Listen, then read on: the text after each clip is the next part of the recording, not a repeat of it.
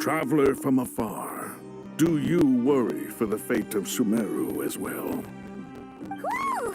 It's Sobek the Crocodile King! Greetings, Crocodile King. Please be at ease. I'm just here to chat with you about Lesser Lord Kusanali.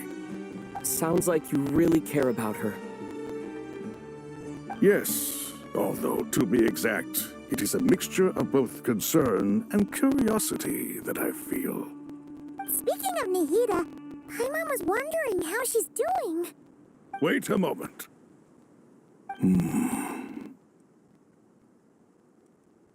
What is it? I tried calling out to a pep, but there was no response. This can only mean that she is focusing all her energy on taking care of Lesser Lord Kusanali. All the gods who served King Deshret seemed super surprised to hear that a pep agreed to help Nahida. Guessing she made a bad impression on you or something. Are you aware of the history between her and our king?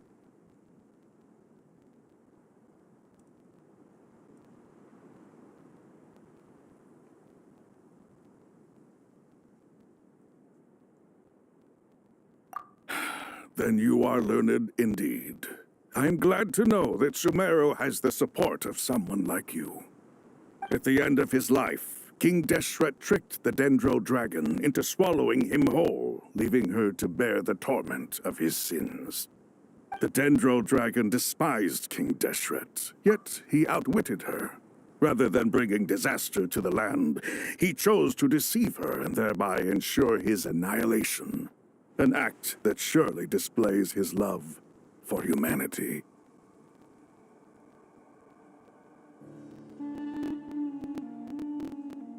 The Dendro Dragon stands for the glory of a bygone era. She hated Al-Akhmar and what he represented. All the gods, all the power they wielded. And so, her willingness to help the Dendro Archon through this crisis comes as a great surprise indeed. It makes one wonder whether, perhaps, the Dendro Archon assisted her in the past. Yep, Nahida did her a huge favor.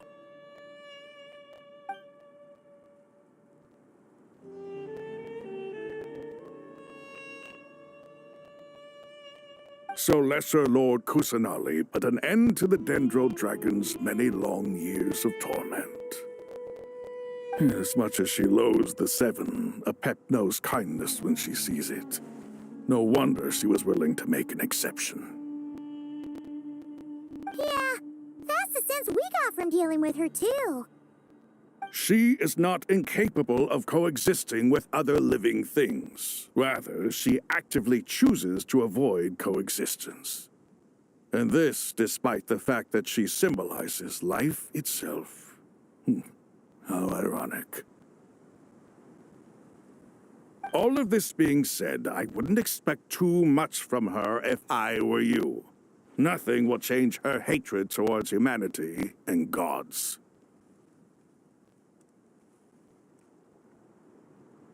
We'll keep that in mind. Anyway, how much longer do you think Nahida needs to stay with the pep? For all we know, the Fatui might still be in the desert. Just to be on the safe side, why don't we grab anyone who isn't busy right now and go look for her? I'm alright, Paimon. Huh? Was that Nahida's voice? It seems the treatment was effective. Since when do my deeds require your evaluation?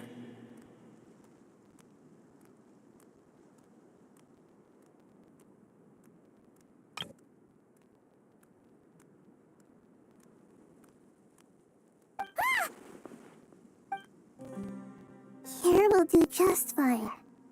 I had no intention of taking you any further. One ought not expect greater generosity than they have earned. You always hide your kindness away like an oasis within a sandstorm. Only those who make it through the swirling winds can know just how beautiful that oasis is. You dare appraise my being? No, I'm expressing my gratitude. I wanted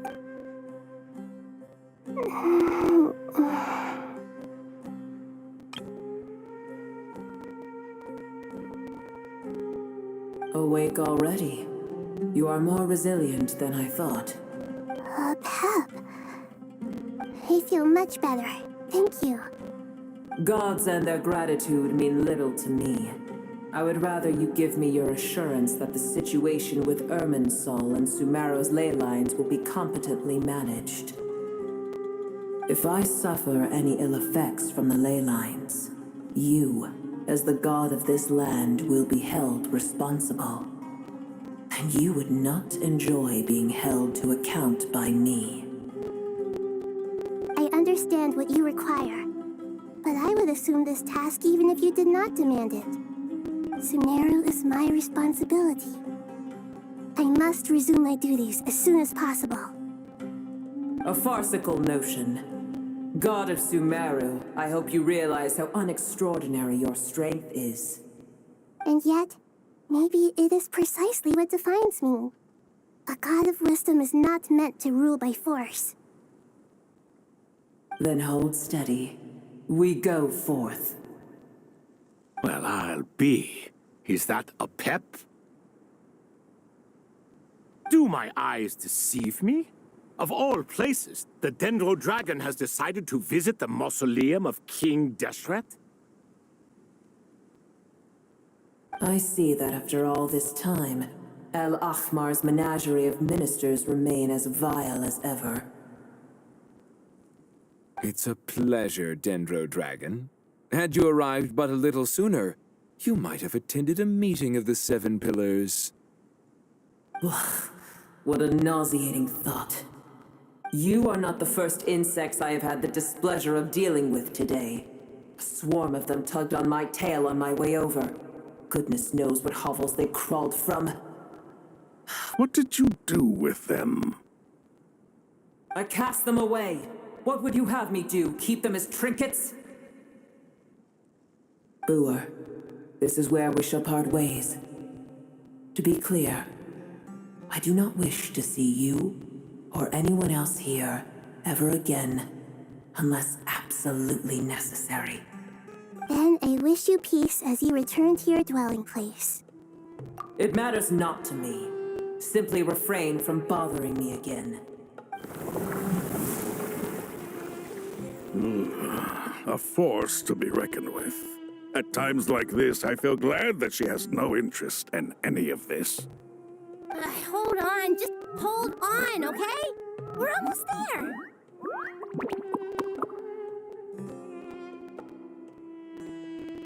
We made it! Huh? Wait, that voice! It's... Uh-oh, I'm gonna fall!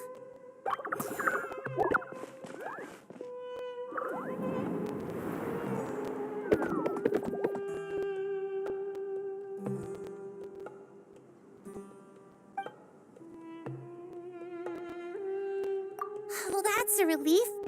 A pair of safe hands indeed. The Dendro Archon's familiars. They are the last thing I expected to see here. Huh? Wait, what are the R&R doing here? Don't you guys hate the desert? Obviously I was worried about the Dendro Archon. I've been supporting them with my Pari powers the whole way here. Oh, you seem pretty nervous. Is it because there are too many people around? Not just people. It's all these non-human beings, too. It's hard on them.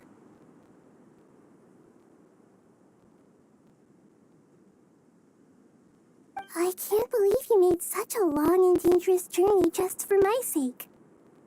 I appreciate your support so much. Thank you all.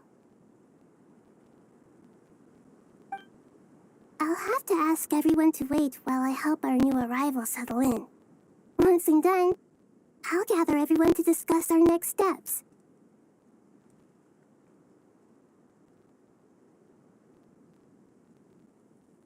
Traveler, Paimon, shall we find a place for our friends to stay?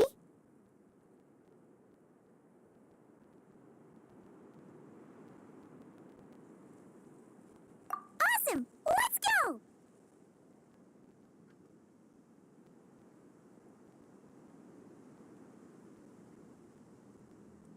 Well, first I have some questions.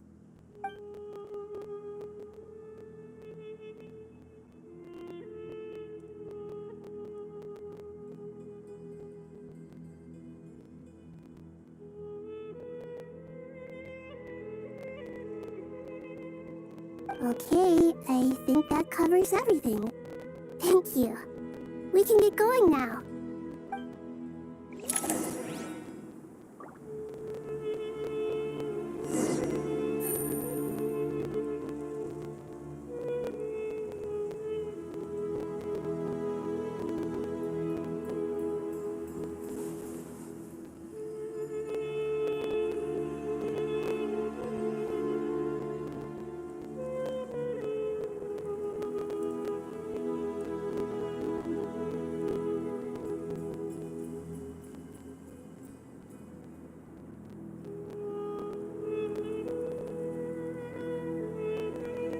Navigating the world is a whole lot easier with a few different identities to choose from. Need me to come up with some for you?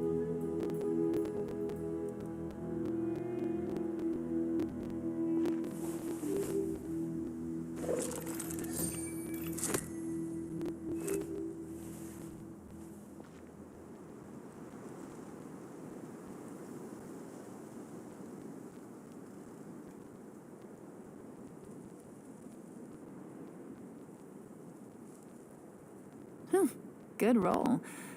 All right, maybe I'll take one more day off and knock out the rest of the work once I'm feeling up to it.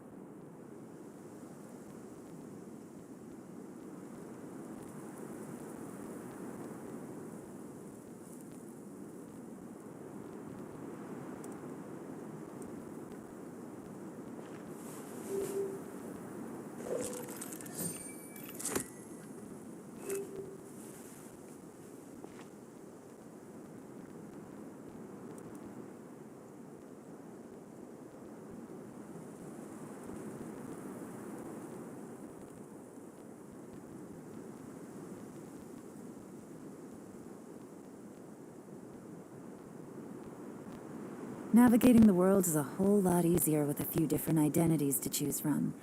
Need me to come up with some for you?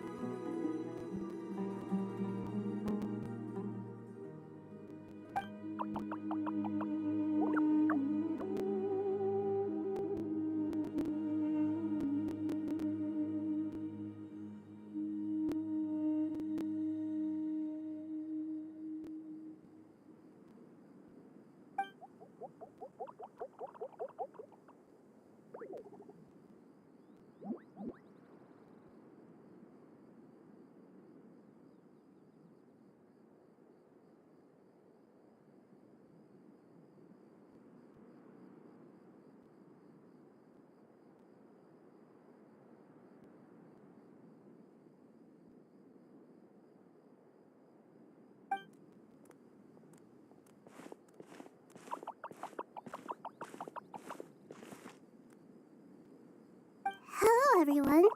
It's only us.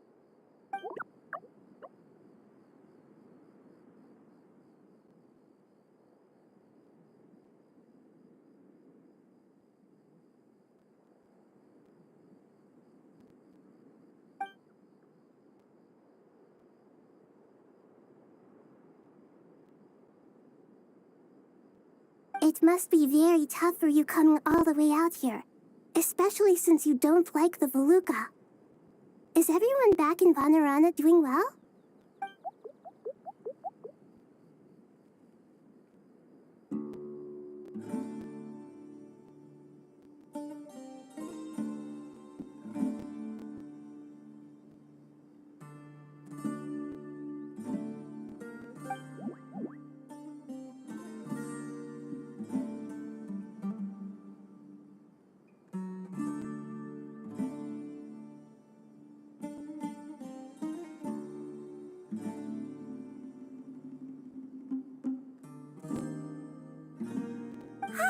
Everyone's here.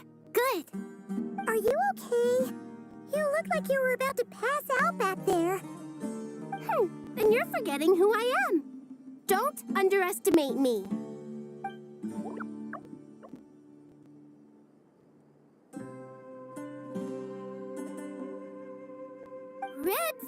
Oh, excuse me! Are you comparing me to Paimon?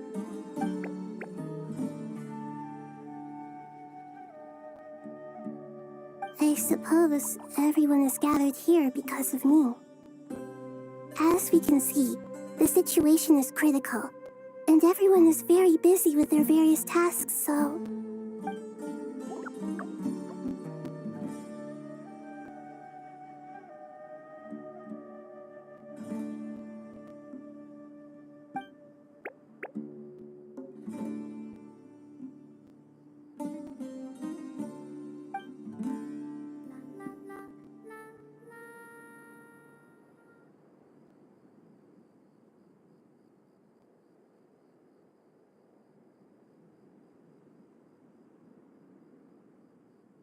I can't thank you enough.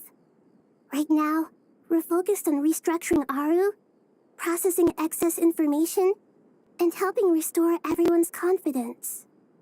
I'm sure you'll find it all very straightforward. I can help too. Just let me know where I'm needed.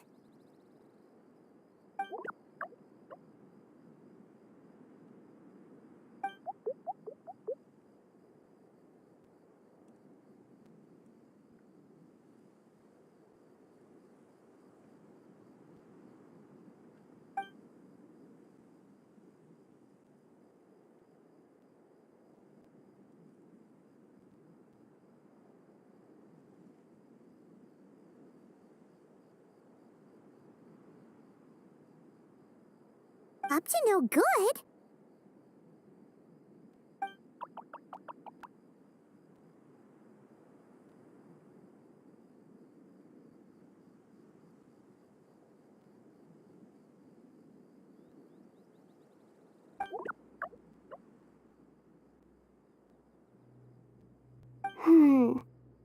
That definitely sounds suspicious.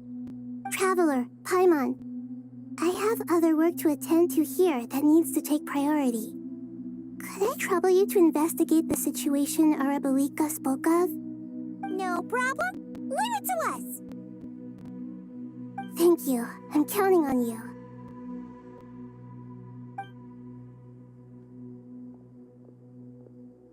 There's one other thing. If you are to work alongside the people of Sumeru, you will need to make yourselves visible to them. Is that acceptable to everyone?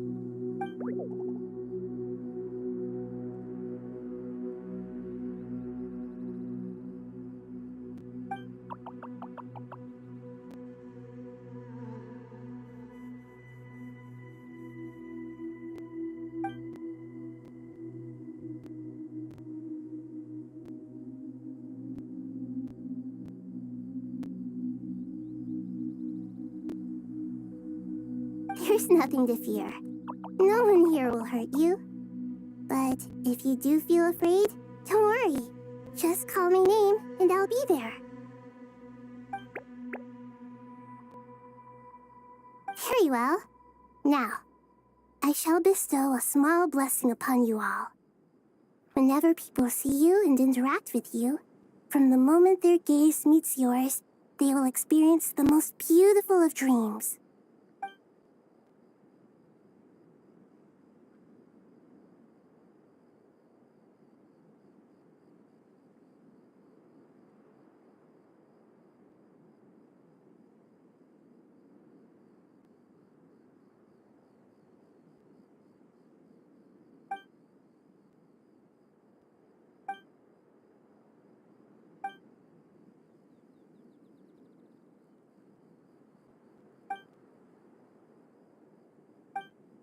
not fear. We will face it together.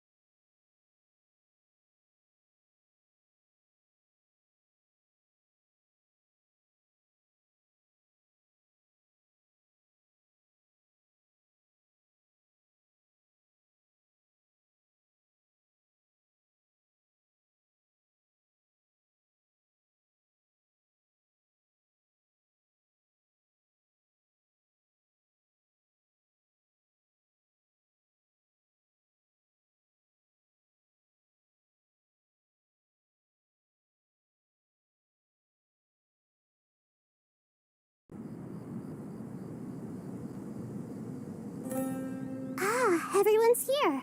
Wonderful. Dendro Archon, you're back. Are you recovering all right? You mustn't push yourself too hard. I'm doing very well. Thank you for your concern.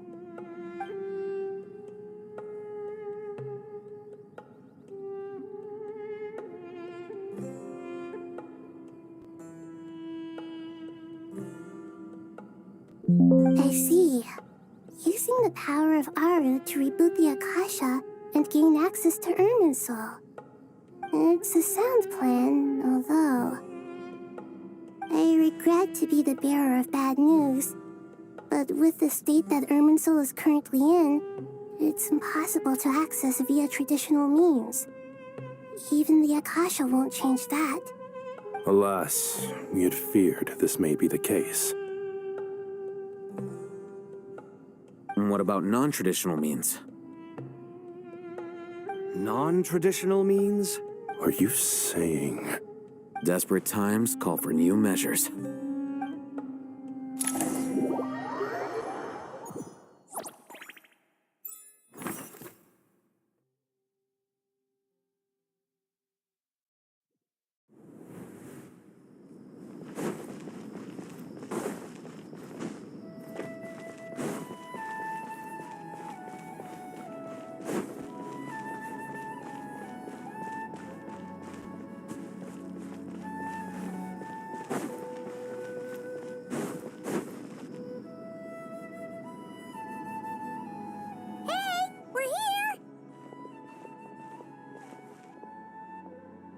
Ah, it's you.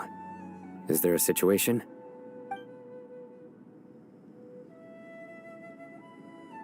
The Aranara have good intuition when it comes to people. In other words, there may well be a traitor among us. Given everything that's going on, I'd be more surprised if there wasn't. Miss Nefer, as a professional intelligence broker, I trust you have a solution? Not one that I'm willing to volunteer. What's in it for me? Let's say I'll treat this as a pilot project aimed at expanding your intelligence operations. Whatever business you're in, an avenue to demonstrate your abilities could never hurt. I like the sound of that. Glad we're on the same page. Given that you rarely set foot in Sumeru, practically no one at Caravan Rebot knows who you are. I take it you've read the files on everyone in the area? Yes. I also skimmed the list of evacuees, and am more or less up to date on where everyone stands. Any initial suspects? Limiting the scopes to males whose recent activity could be viewed as suspicious. I've identified 3 names. The Aranara saw 2 people talking, but currently we only have 1 suspect. The other person was probably just a messenger, and in all likelihood has already left Caravan Rebot.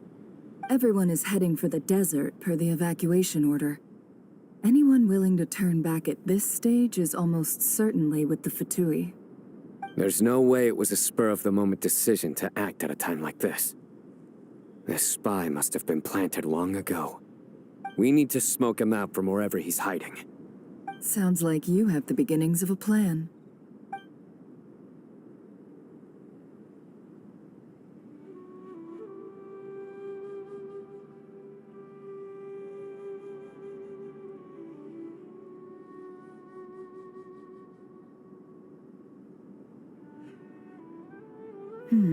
I see. Your suspicions are well-founded. I'd be watching him too if I were you. So far, we still lack solid evidence that he's been bribed. He hasn't made any recent purchases that would indicate he came into some cash. Then let's get closer to him to confirm before we make our move. I can handle it.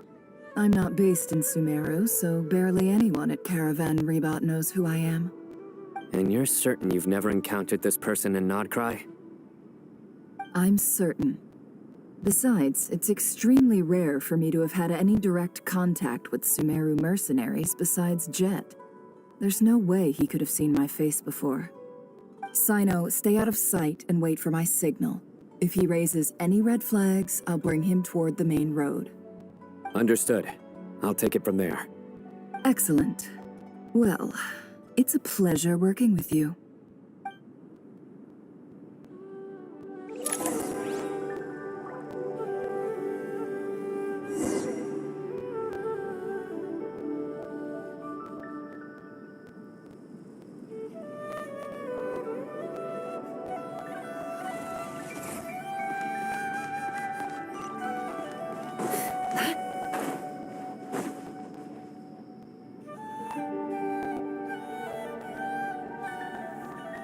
darker skin, scars, frequents the desert, and has ample combat experience.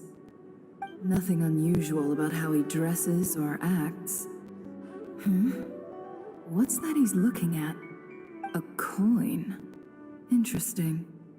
Could that be how his contact paid him? Conveniently discreet for someone trying to hide any unexplained income. And yet it could be highly valuable. Sorry to bother you. Has everyone here already left? I don't suppose you happen to see a lady wearing a hat?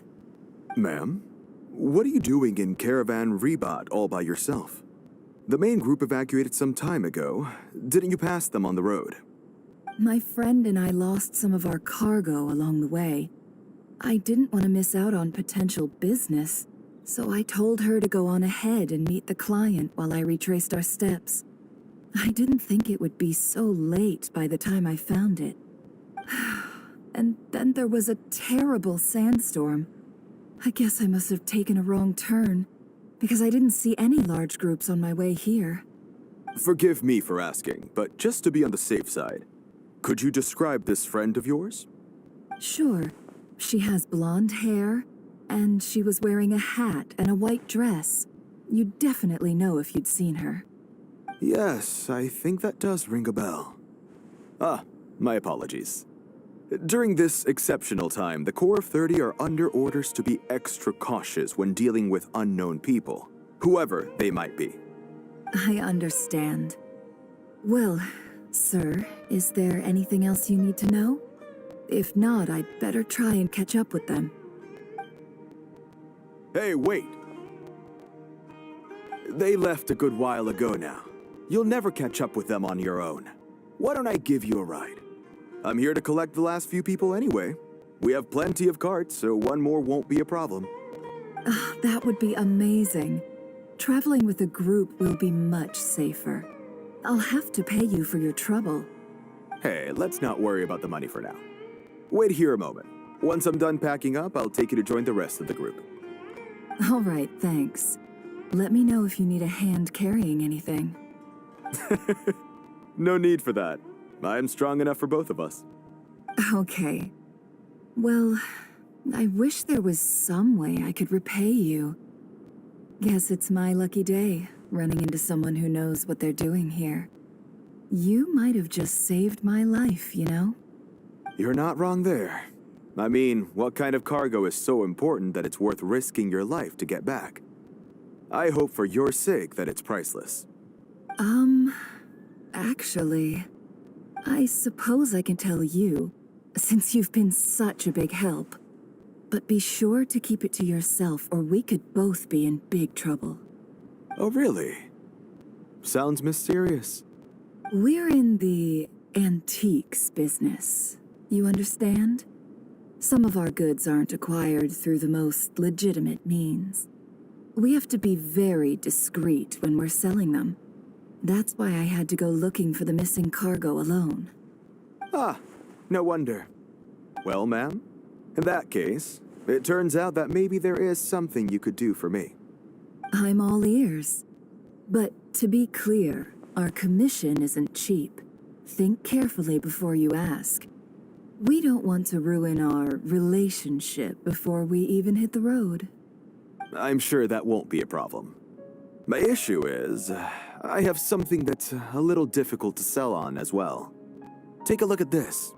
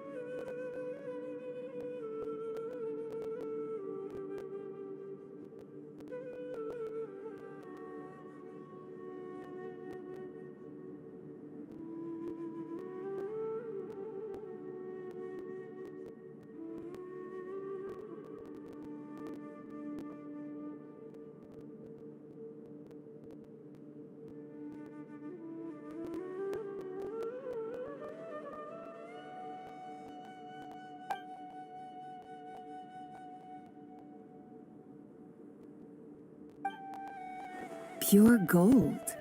That's quite something. How'd you come across it? Dig it out of some ancient tomb? If you look hard enough, there are many treasures to be found in the mausoleum of King Deshret. It has no distinct Snezhnayan markings. That'll be why he's going with that story. And he clearly doesn't want to arouse suspicion, so he's on the lookout for an opportunity to make a quiet trade. Surely you have an existing business partner. Won't they take it off your hands? I hope I won't be attracting the wrath of my competitors by helping you sell this. The shop I used to work with is having cash flow issues at the moment after losing some money. I'm under enough pressure as it is without having to deal with them. On the off chance anything went wrong, I'd never get my money back. I understand. Gold is the last thing that traders with cash flow problems want to see. Well, in that case, I think we can work something out. As it happens, I'm just about done packing. Shall we make a move? Sure. Let's walk and talk. This evacuation was a huge operation. They needed a few people to stay behind and tie up loose ends. And I ended up being one of them. You're lucky you ran into us in time. I certainly am. I don't know how this happened. One thing led to another, and look how it ended up. I just hope our client doesn't get spooked and cancel their order. Fingers crossed. But either way, life goes on, and we all have to make a living somehow.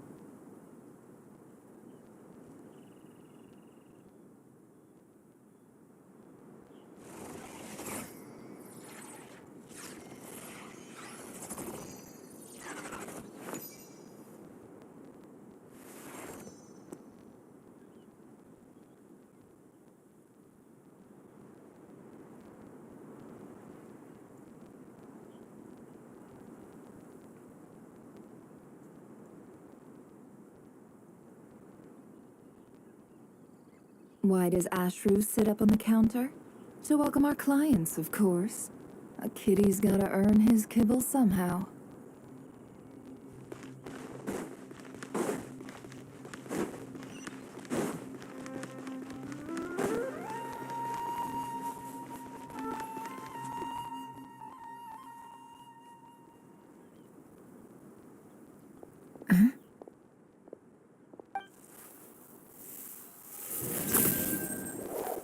Hands where I can see them. General Mahamatra! No, wait! What are you doing?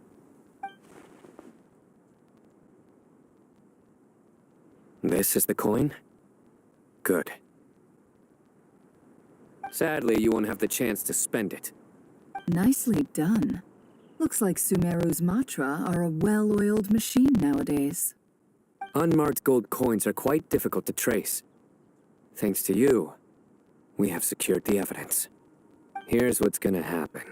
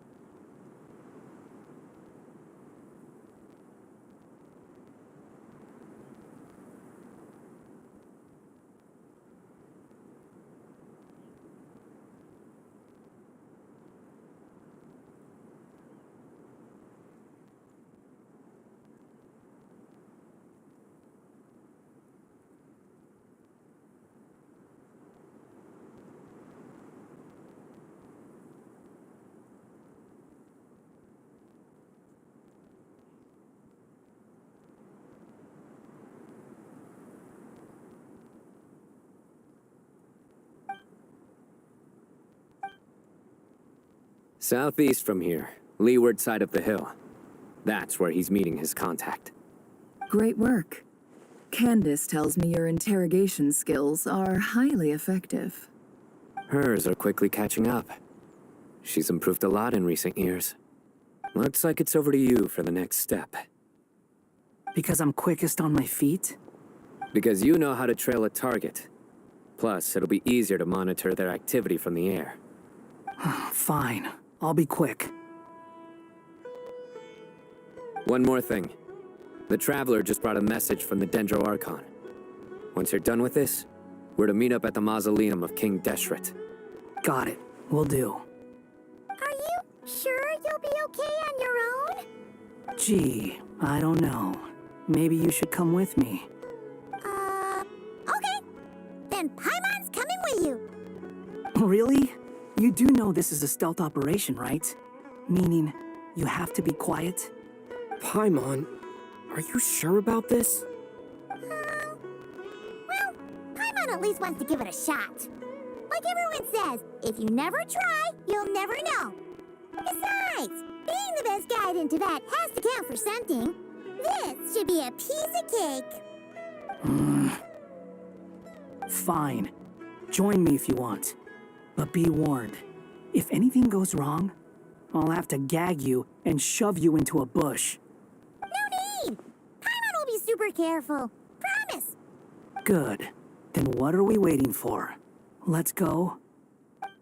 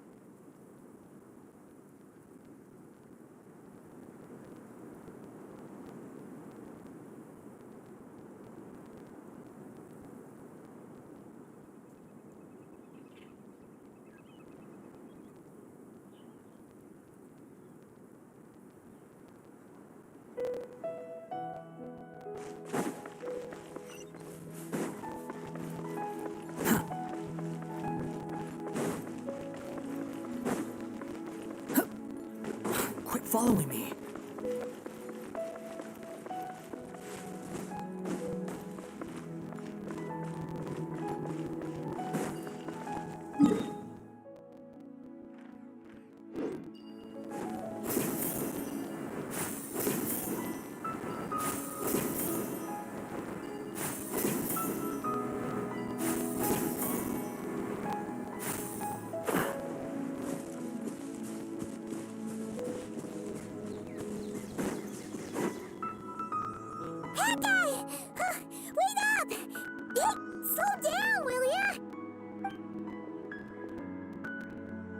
We're here.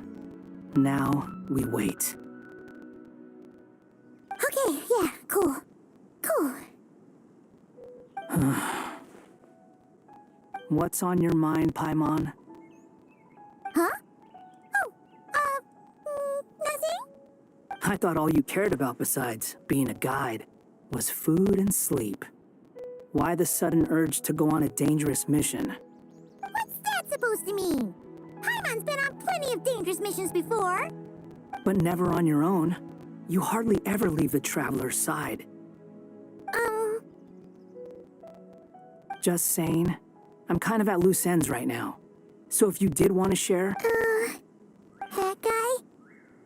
Do you think Paimon is useless? What?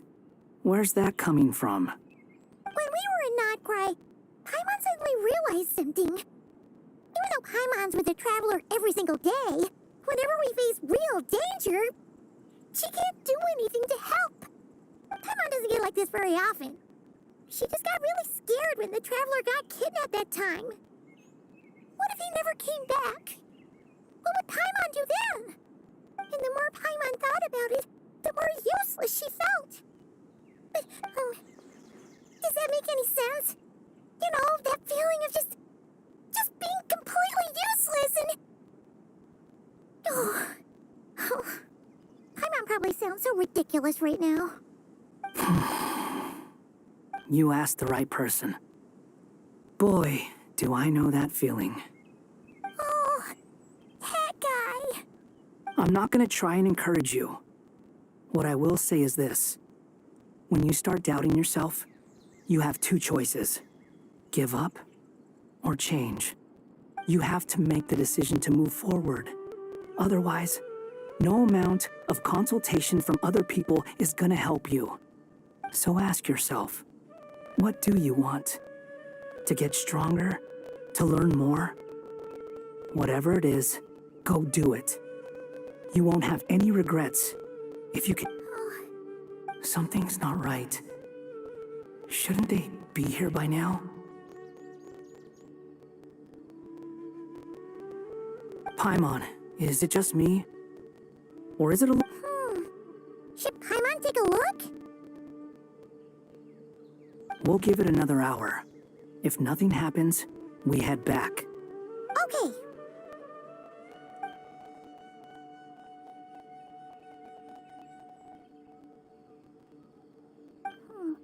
How strange.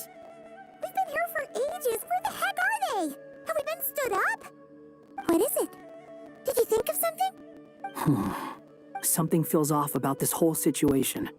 We know for sure that the guy Sinocot had something set up. Yet somehow his contact is a no-show. So, either the handler got caught, or, more likely, they decided to cut our guy loose. But how would they know to do that? Wouldn't they at least send someone here to check things out? That's the problem. They couldn't possibly know what's happening here. Unless... This feels all too familiar. Come on, let's head back.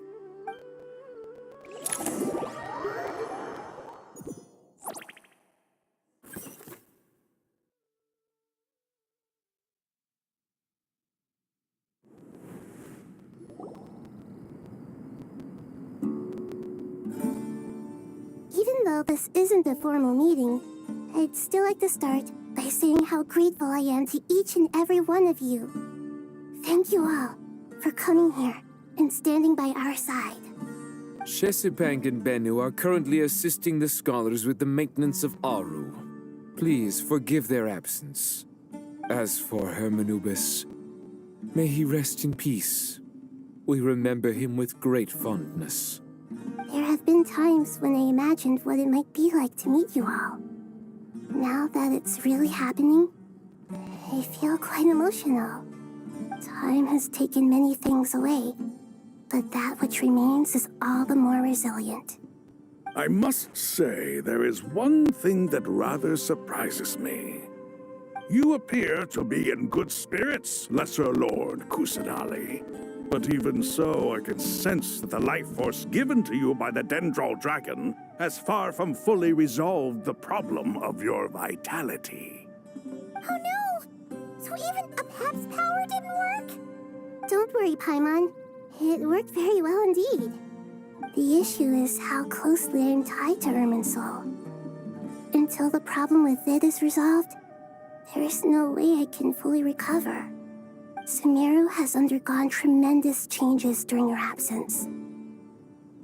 When gods pass away, inevitably, people's faith in them grows weaker. You must have sensed it already. Your power is not what it once was. Regrettably, this is true. I too have grown weaker due to the effects of Irminsul. Right now, we're all in quite a sorry state. Then what do you suggest? We take all the help we can get. Sumeru is our shared home. You and I, gods and humans alike. We must unite all our strength in this moment. Though Al-Ahmar is no longer with us, the alliance between the three gods remains in force. Regardless, as subjects of our king, we have a responsibility to support Sumeru through this catastrophe. Not to mention that it was the people of Sumeru who released us from this prison of Aru. Times have changed, and the people of today possess greater wisdom than those of the past. You really know how to give a rousing speech, Goti. Now then, let us learn more about your plan. The brightest minds of the Sumeru Academia are busy opening and renovating Aru. They claim it has something to do with Irminsul? Correct. Irminsul has existed in Teyvat since the very beginning. But during the Age of the Dragons, it did not possess the significance it holds today. After the heavenly principles arrived, the power of the Light Realm was divided into elemental energy, and Irminsul was refashioned as a device that records and preserves all information.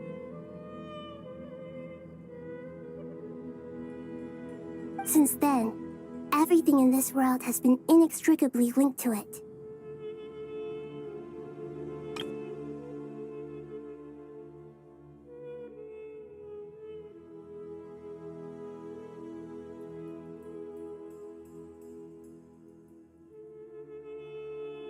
As the Dendro Archon, I have a duty to protect Irminsul. To Sumeru, it is both a national treasure and undeniably a major threat. Teyvat has seen many upheavals in the last few years.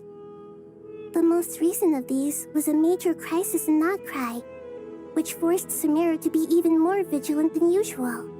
I made sure to monitor all the pathways through which an outsider could potentially transmit themselves into Irminsul. But I still believe that someone has actively invaded Irminsul.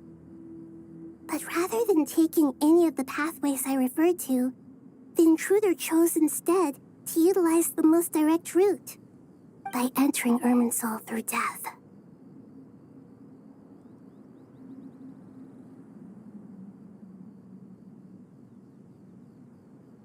I see what you mean.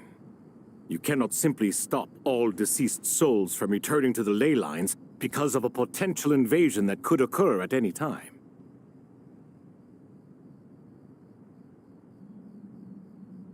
That's right.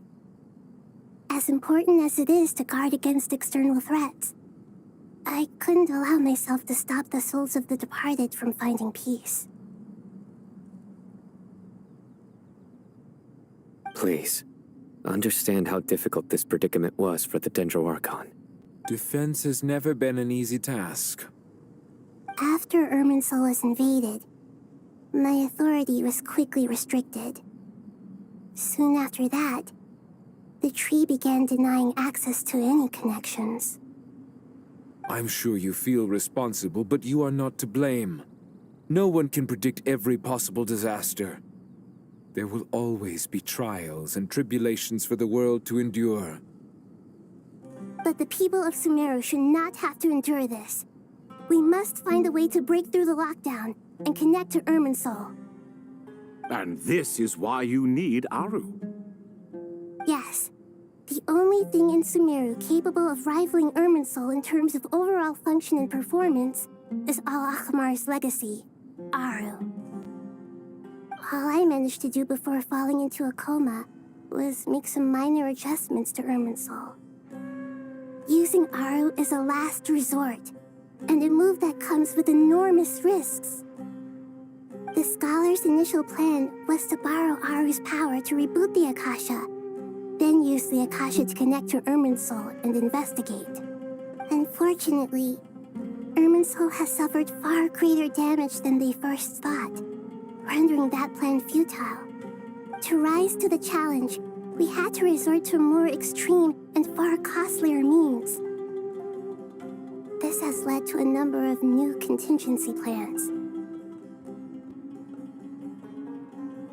To reclaim Irminsul, her brightest scholars have made further modifications to Aru with multiple goals in mind.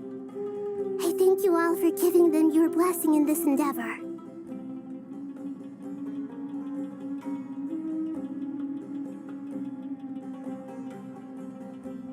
Human wisdom has clearly improved over the millennia. You have not only our support, but that of the Jinn, the Aranara, and the Pari. Together, we will do everything in our power to save Irminsul. By the way, when you spoke earlier of an intruder, it almost sounded as if you knew who you were dealing with and what they were capable of. Well, since you ask.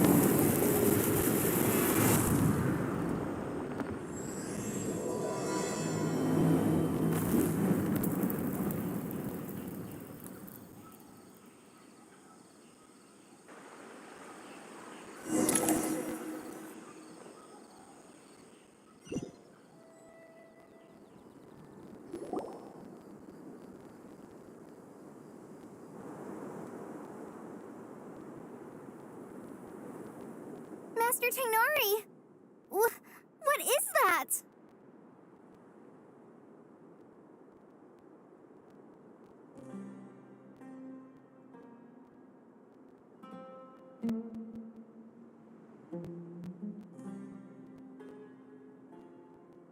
Is this Irminsul? How did this happen? What's going on inside? Luckily, we managed to evacuate everyone.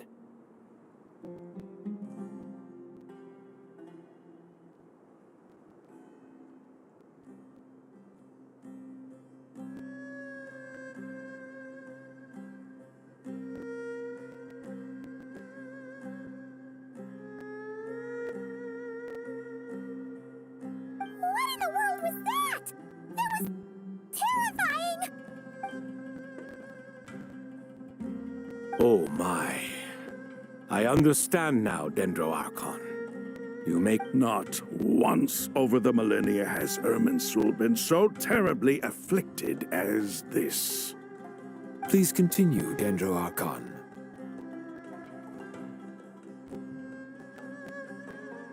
Irminsul's root system is what comprises the ley lines. In the past, it has always been hidden away, going unseen by the general populace. But now, an evil intruder is making it reveal itself.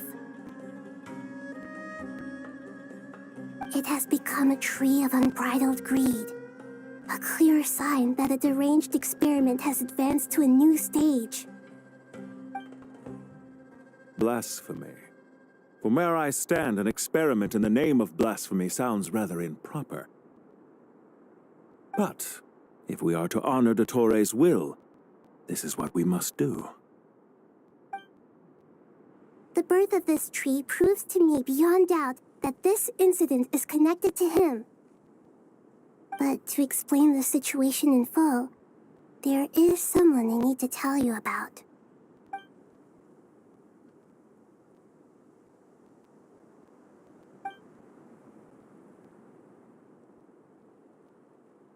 Zandik. So it was him. I saw him in the desert once. A man of supreme arrogance. So this is where it has taken him.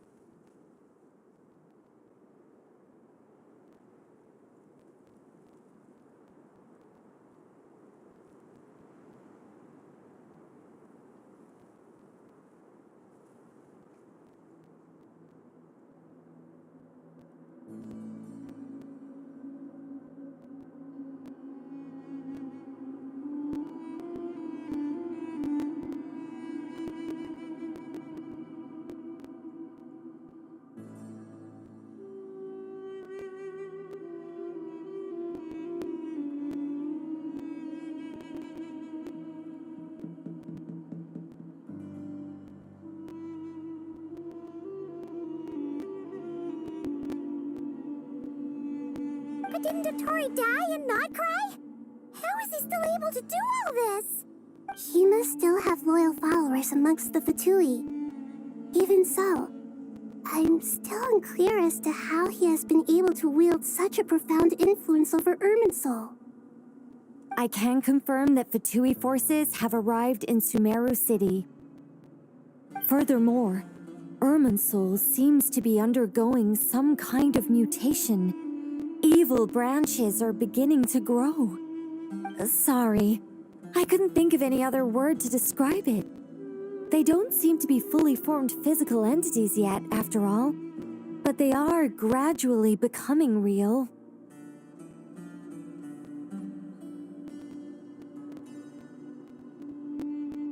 A baleful tree climbing up into the heavens.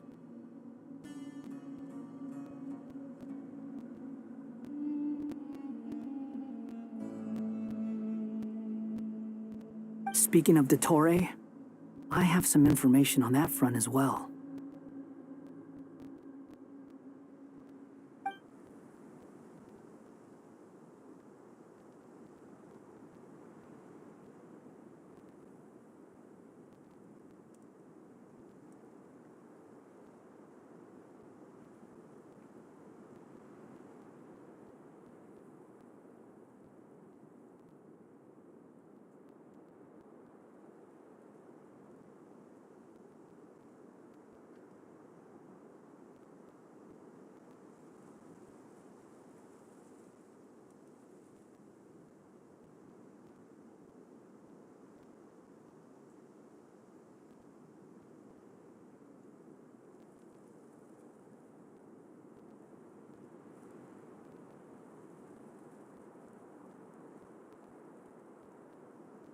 I didn't think it was wise to state this out in the open. But my theory is, the mole wasn't cut off after he was caught. They wrote him off from the beginning. You mean the Fatui never intended to follow through with him? Then why plant a mole at all? It's hardly a conventional strategy, and the rationale behind it is pretty twisted. But as it happens, I know someone who works exactly this way. And when it comes down to it, his goals are very simple. He's been a collaborator of Dottore's from the outset. That fact alone confirms that Dottore is involved with this somehow.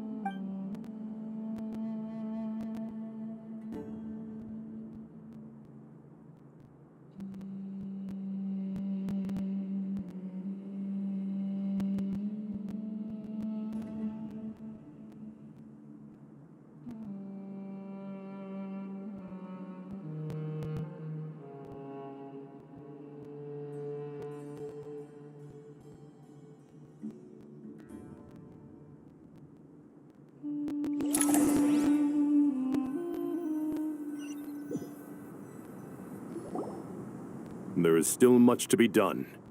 Everyone, please remember our core strategy.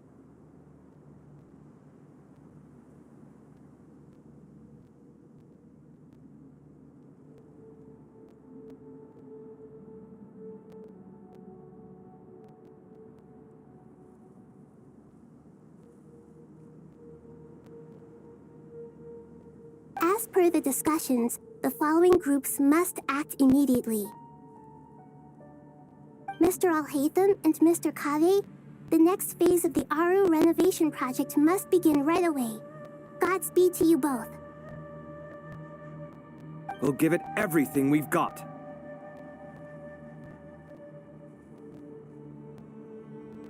The plan looks feasible, but the implementation will require certain resources.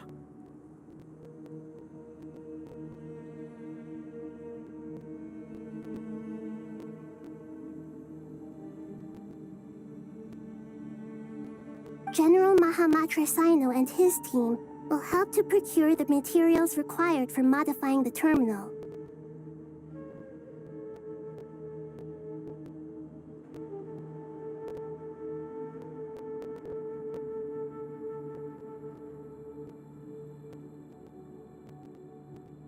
No problem. I've already spoken with Sethos and Hat Guy, and they've agreed to assist me.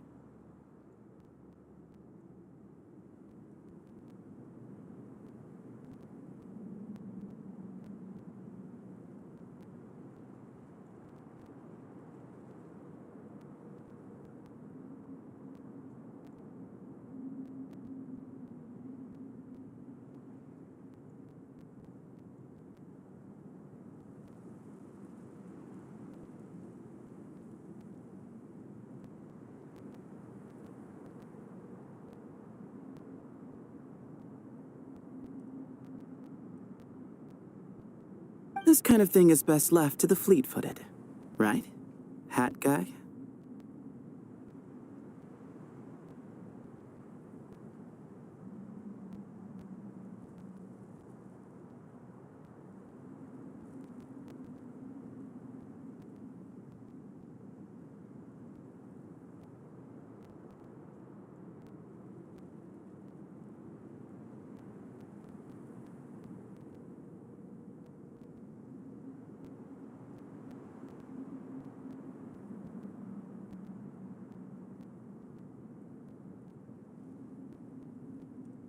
If it's efficiency you're after, we're the right people for the job.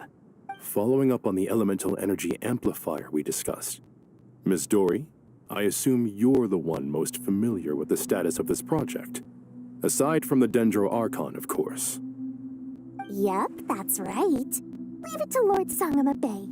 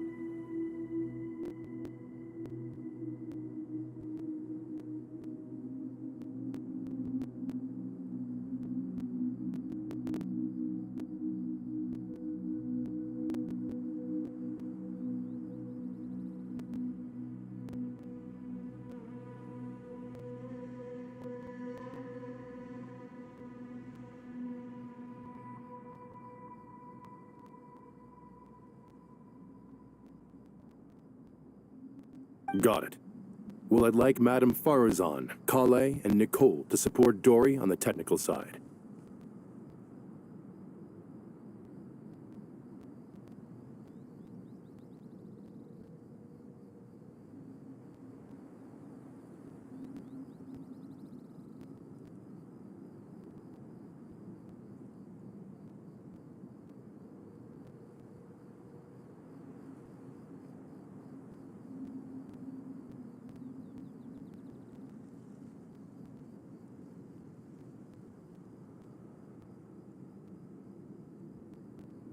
You can count on us. Will do.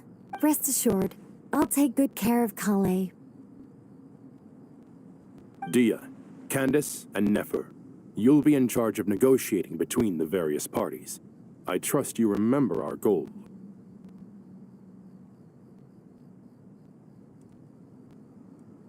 You bet. We can handle it.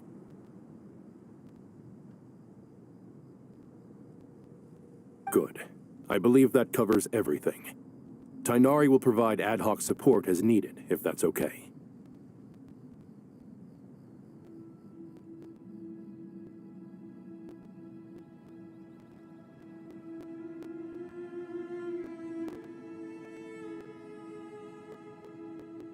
Poor Tainari. Must be tough being Nephis' student. Getting bossed around all day, every day.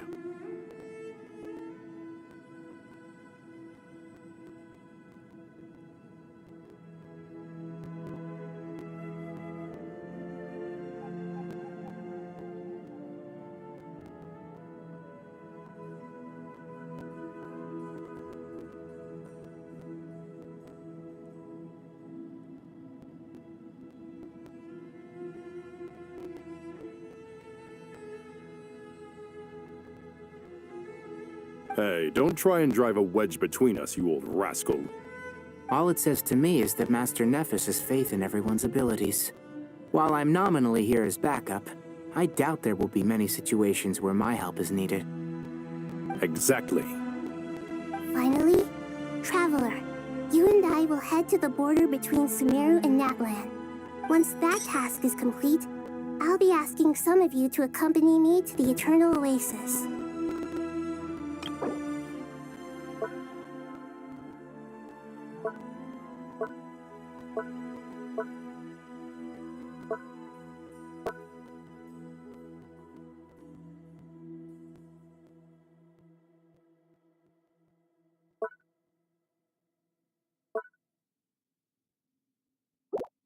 The Eternal Oasis? I thought that was just a legend. Regarding your trip to Natlan, under normal circumstances, a meeting between our two nations would be a far more formal affair. Unfortunately, Sumeru is all but completely cut off from the outside world at present.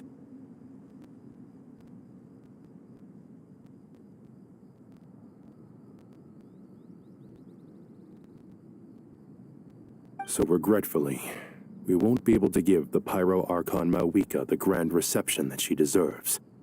My apologies for the inconvenience. No point putting too much pressure on yourselves. That goes for everyone. Right. Especially you, Dendro Archon. I'm sure you're still feeling quite weak.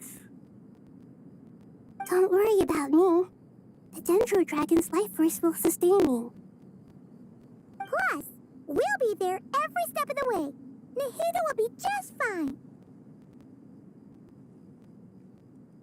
Yes, I believe in myself, and I believe in every one of you. Well, time to get going.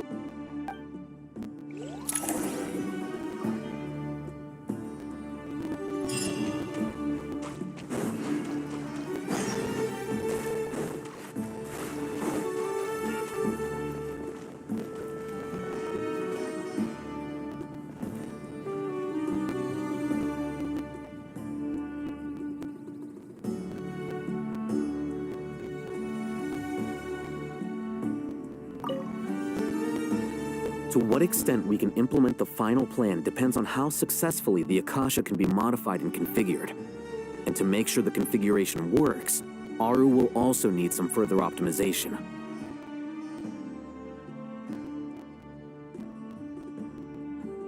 Yeah, no surprises there.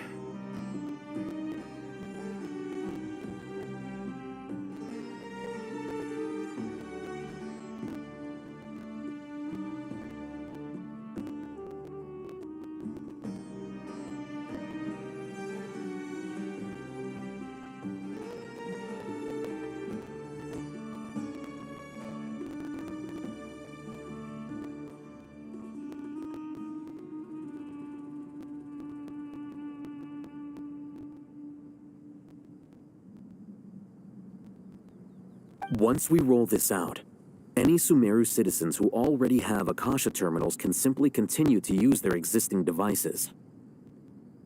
This still leaves us with a significant equipment shortage, though. Many groups of people were never issued Akasha terminals, including mercenaries, the desert folk, and many others. We'll need a supply of rare materials for the renovation of Aru and the production of new terminals. Right now, the best place to source these locally is from the primal constructs within King Deshret's mausoleum. Time is not on our side here. It's gonna be a race against the clock. The Aru merge and renovation project will have to be carried out by you two. Everything's riding on this, so failure is not an option. Best of luck to you both. As discussed, General Mahamatra Sino and Mr. Hatguy will source the required materials. Mr. Sethos is quite familiar with the layout of King Deshret's mausoleum. With him accompanying them, things should go quite smoothly. I have every confidence. In the meantime, we may as well take a breather.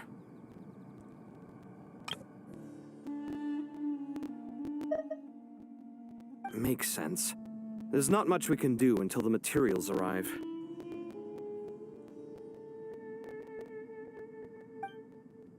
Get information and stay close. What is this, boot camp? Knock it off. It's just Sino being Sino. You know what he's like. Everyone clear on our mission objective. Look at the excess primal constructs, dismantle them, and extract the required materials. And King Deshret's 7 pillars agreed to this? If they're just sitting there doing nothing, we might as well put them to use. Thoth's words, not mine.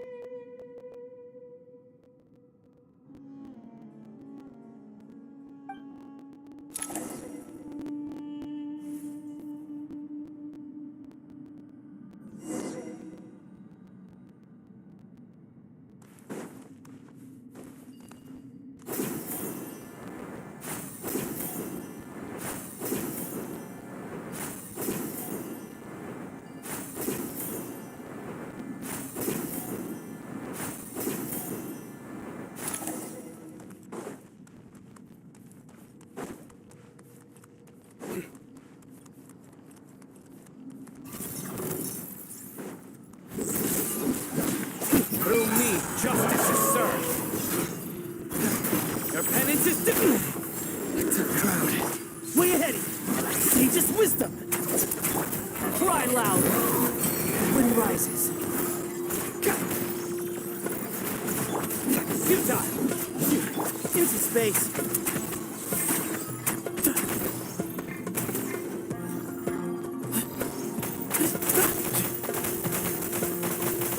Way ahead! Surrender! Behold!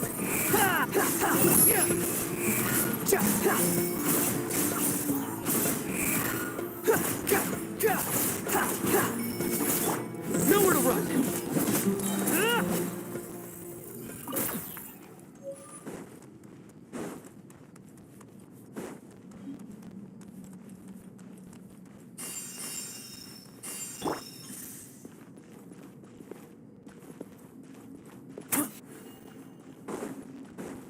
Excuse me?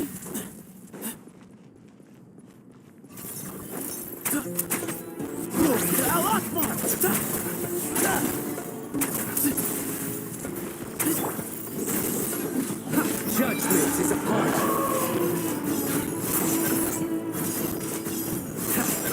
Guilty.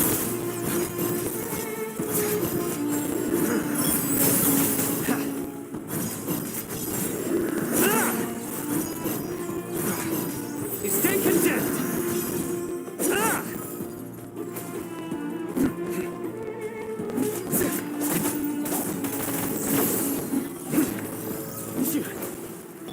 The wind rises. You dare to gaze upon me?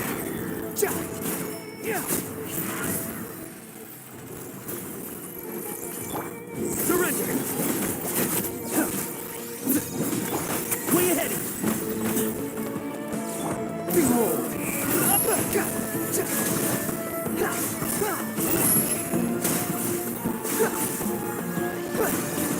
Through me, justice is served.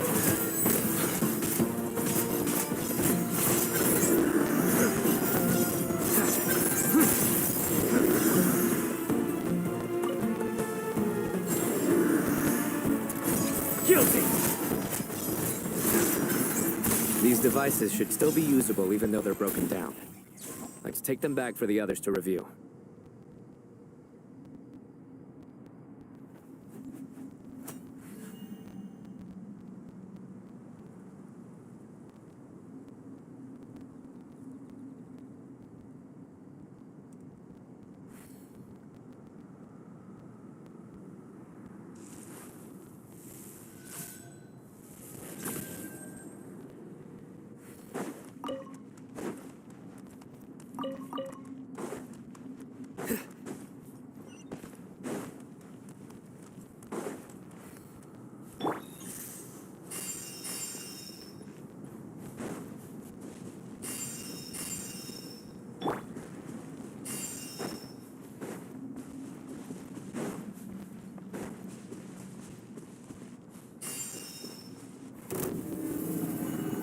Swarm Fury. Unsightly insects. Excuse me? Move or be moved.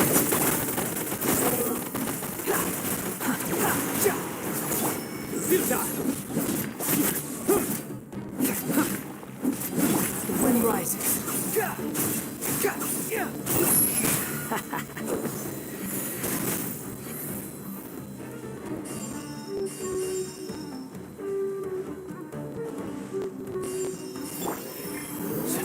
Nowhere to run!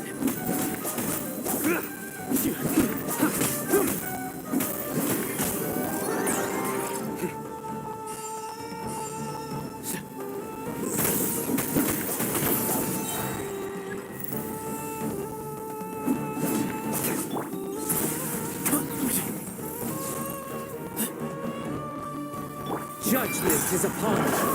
Her penance is due!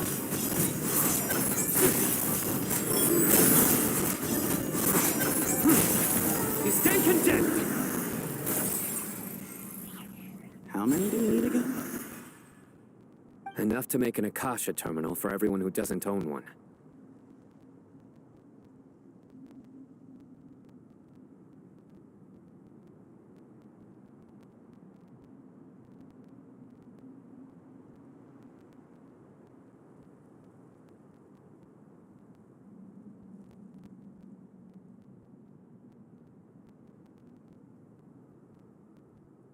I remember you telling me how revolutionary these Akasha terminals were. You've used one before, right?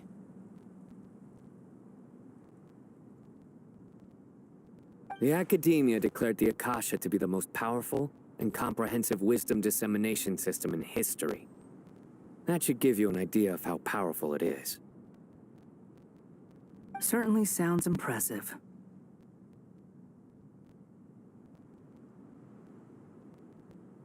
Neither Hat Guy nor I have ever had an Akasha terminal.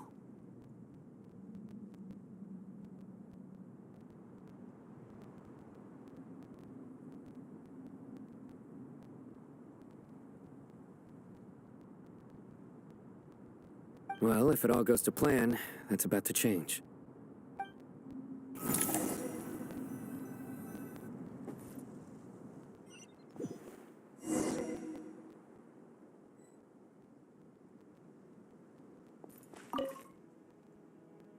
Oh, goody! Thank you so much for handling the delivery. What a long way it was. You've really outdone yourselves.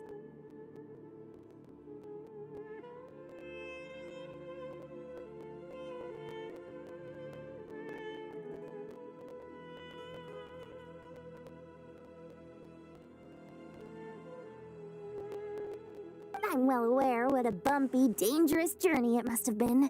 Now, I would have loved to oversee the process myself, but of course, those of us who know the plan can't leave the mausoleum.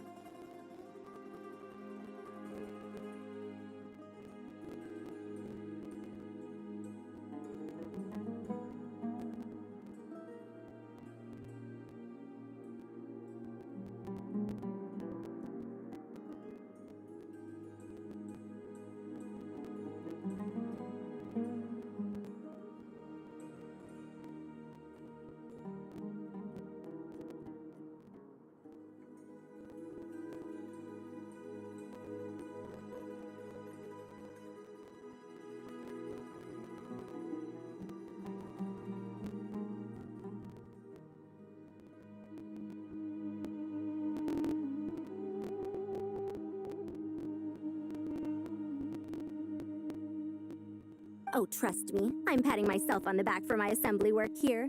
Simply flawless work.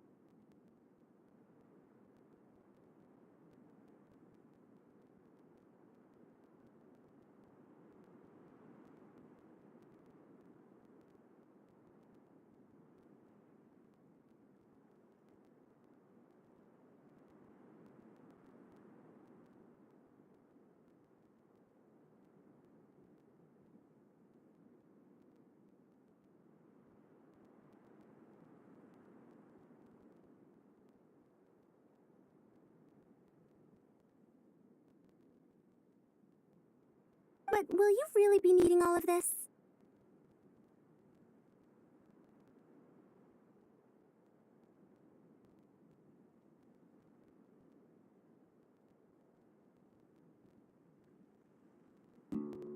According to our plan, yes, this is the quantity required.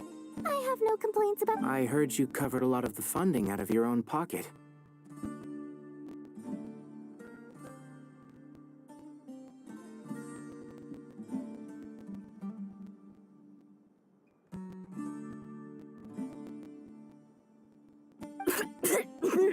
Oh, that's an exaggeration. The academia provided most of the funds. I just offered a small token. Of course, the real tragedy is how little profit I'm making on this. You know, it's a serious crisis when you can't even make money out of it. It's really quite a beautiful design. And I'm intrigued by how such a diminutive device is able to output the power of the light realm.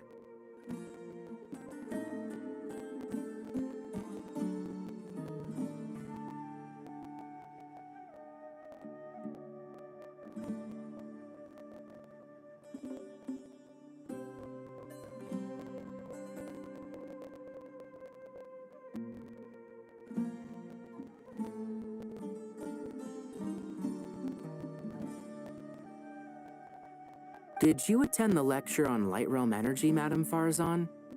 I don't believe I saw you there. Of course I attended. I was just a little late, so I had to listen to the whole thing from outside the back door. Ahem.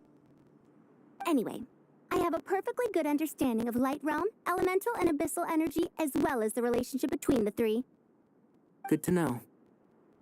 Master told me in private that the conversion process between Light Realm energy and Elemental energy involves highly classified knowledge that shouldn't be disseminated too widely. But even so, the scholars still shared said information.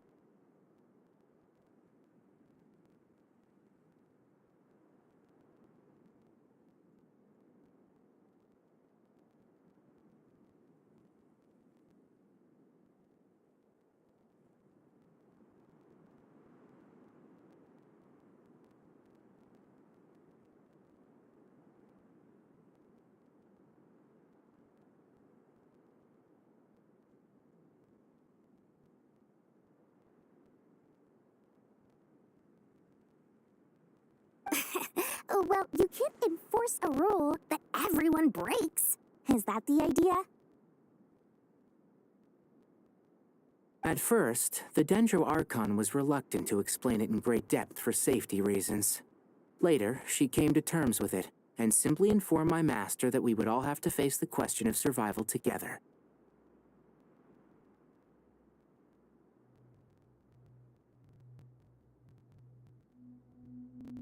To protect someone from such dangers means keeping them in the dark. But for someone to know and embody the wisdom within, they must understand its very essence.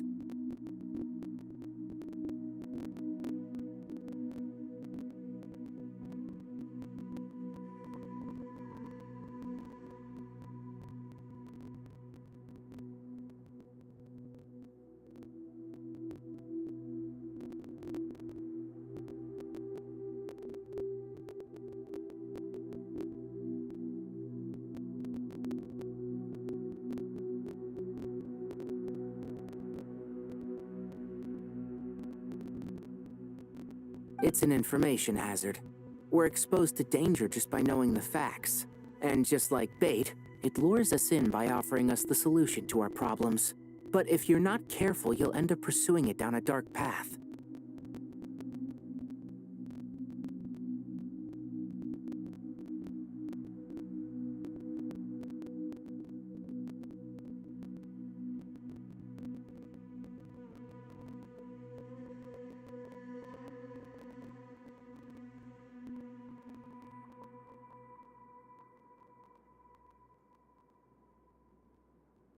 A tricky problem. But today, this big problem has been broken down into many smaller, more trivial ones.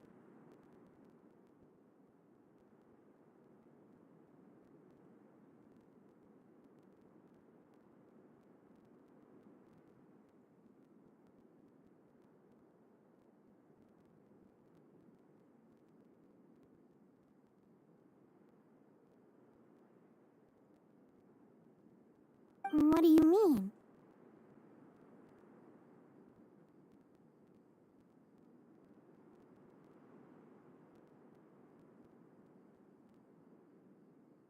I get it. For instance, you and I share secret knowledge, while she and I take on the risks of life, death, and fate. Something like that?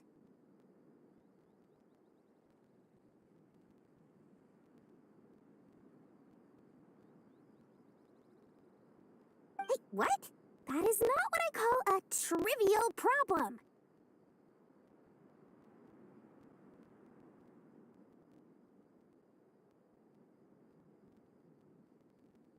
Well, as they often say in Vahumana, an event that is monumental to the individual is negligible in the grand scheme of history. Generally, the fate of the individual is an insignificant affair. Being from Amorta, where the subject of our research tends to be a lot more personal, I have to disagree. It's hard to dismiss the individual as insignificant.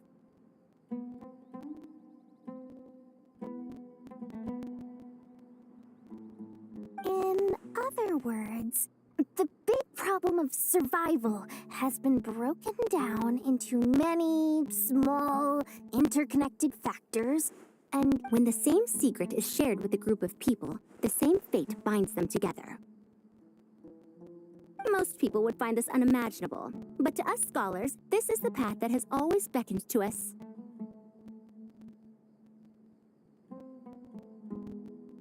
Sharing knowledge is a good way to fight against fate. I will always believe in that.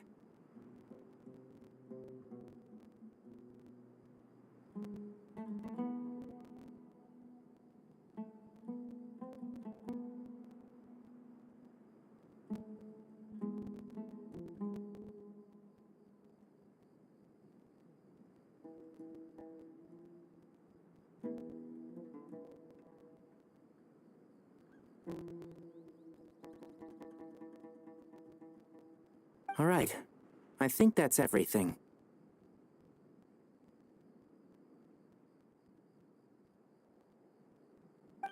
Thanks a lot. But don't go anywhere just yet. I'll still be needing you to calibrate the equipment.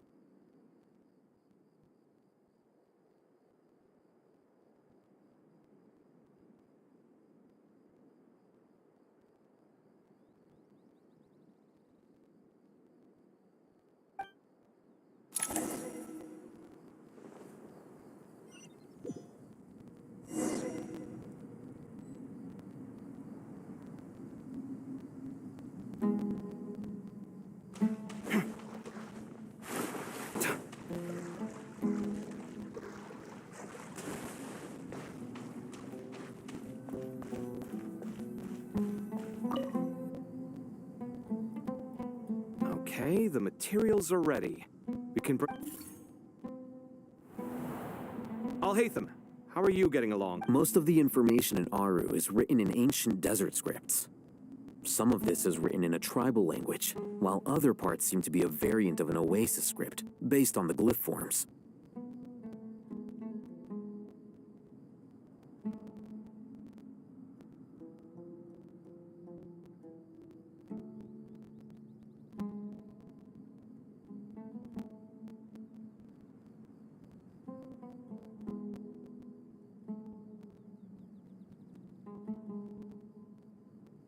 Oh, not lost to history, I hope.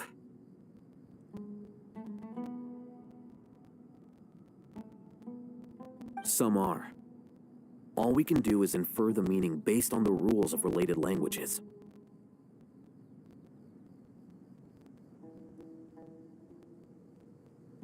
Although, this section actually fills in some of the missing historical record.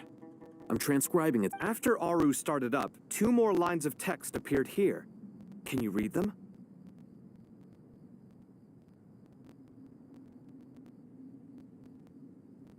Humans may not read what is written by the gods, except by not reading.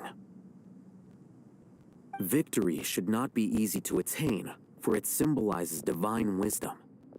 Knowledge must not waver, for it has external borders.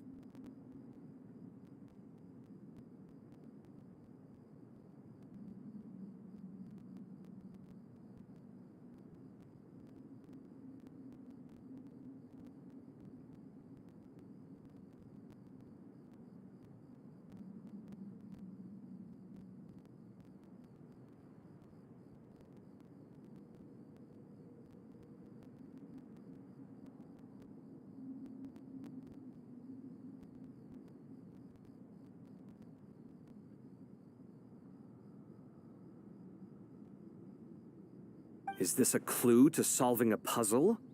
Or is it being symbolic? You can't read it unless you don't read it. Victory is wisdom. Knowledge is confined by borders.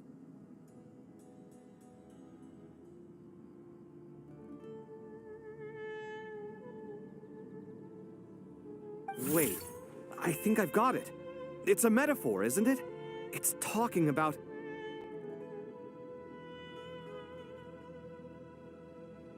A chessboard.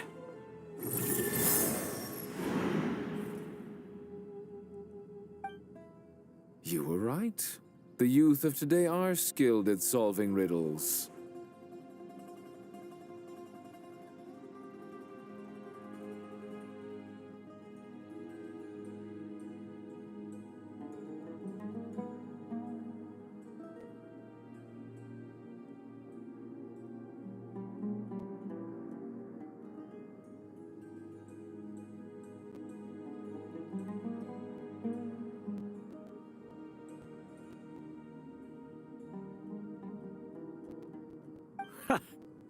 Have the secrets buried in the desert not been unearthed over the years all the same?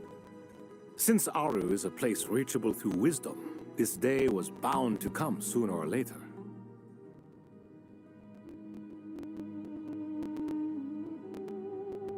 Oh, I've always been against overly cryptic sentences. Don't you get tired of reading and writing all that?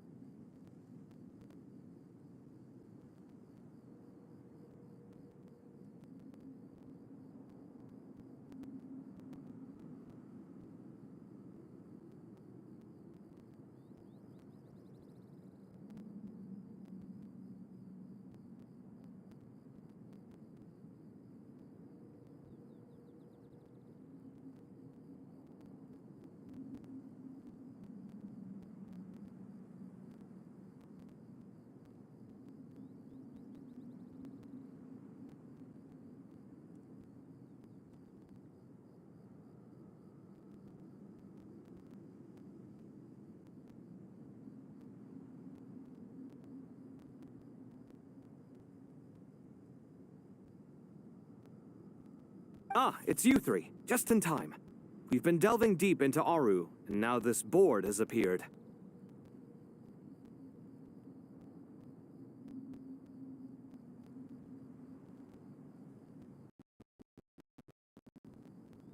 I've heard this was how you'd while away your free hours. You must be quite the experts by now in that case.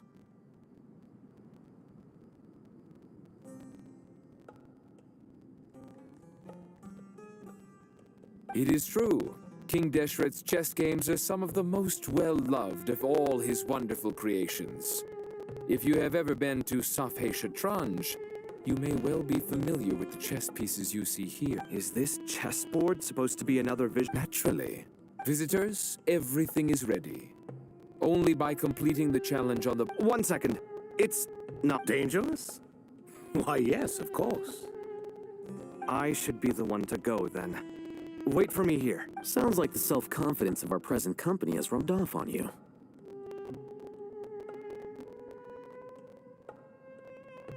Don't be ridiculous. I'm your upperclassman, and that means I have to look out for you. I appreciate the sentiment, but a game of chess typically requires 2 players. Besides, I'm sure they won't let things get out of hand. Keeping things relatively safe is in your best interest too, isn't it?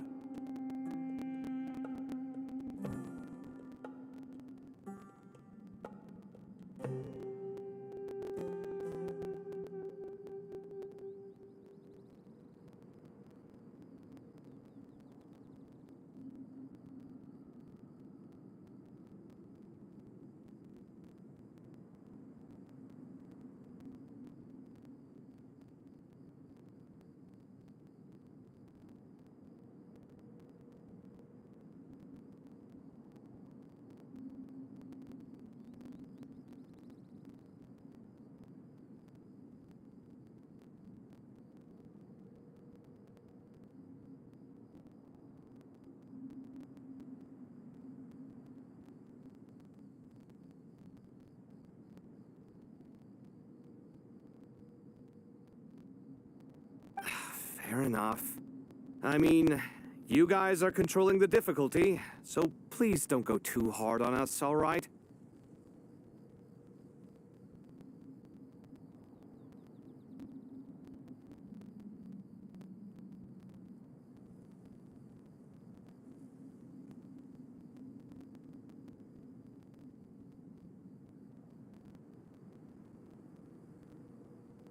Ah, but Bennu said he wanted to put some respect into these whippersnappers. All right, all right. Thank you. Obviously, we'll still try to be careful. This doesn't seem like ordinary chess. Is the goal to defeat the opponent? No, you must enter the board and pass the trials we have placed there.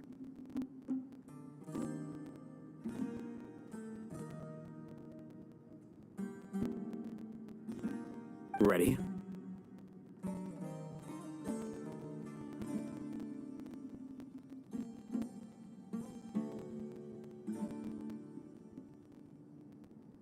Let's do it.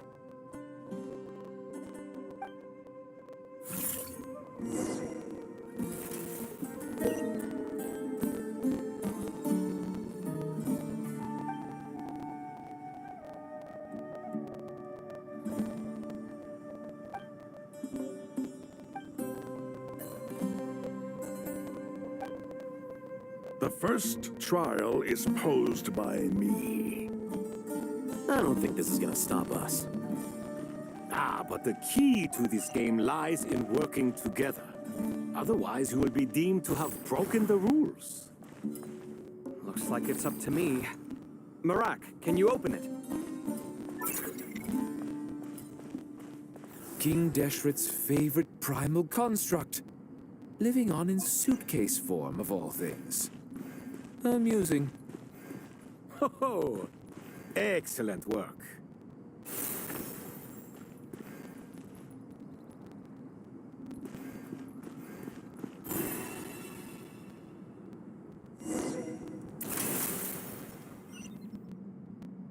Now is the time for my trial. Now, don't be nervous. I'll make it nice and easy for you.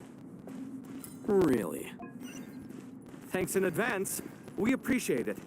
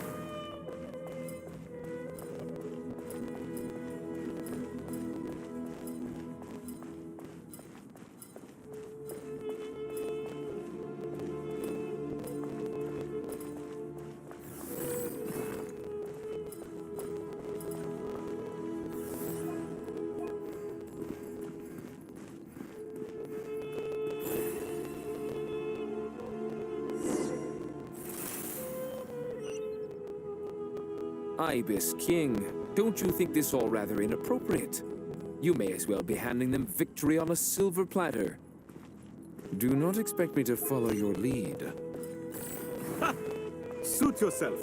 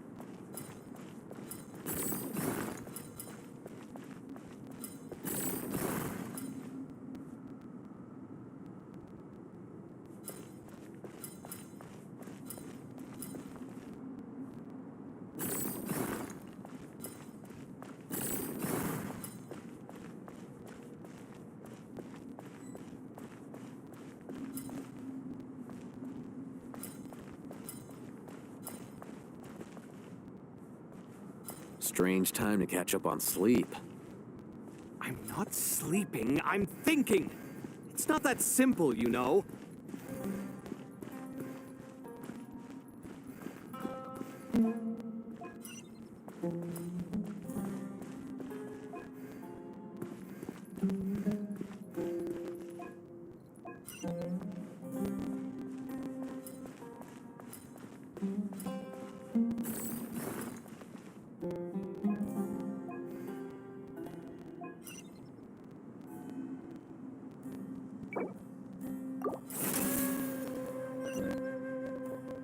Ibis King, don't you think this all rather inappropriate? You may as well be handing them victory on a silver platter. Do not expect me to follow your lead. Ha! Suit yourself.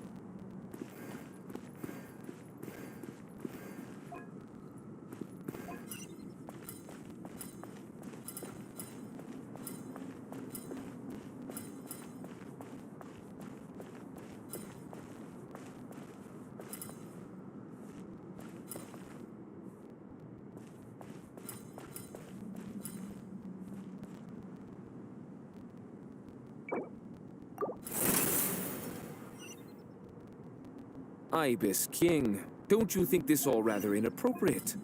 You may as well be handing them victory on a silver platter. Do not expect me to follow your lead. Ha! Suit yourself.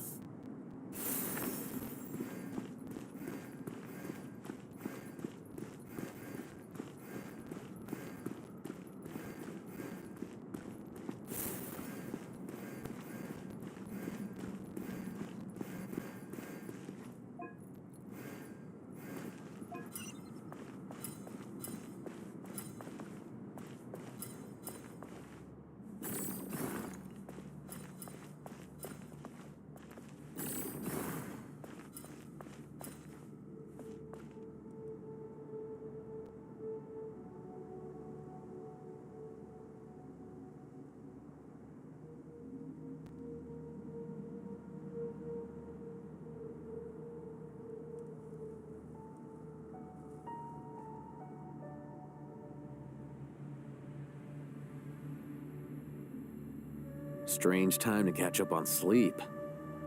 I'm not sleeping, I'm thinking. It's not that simple, you know.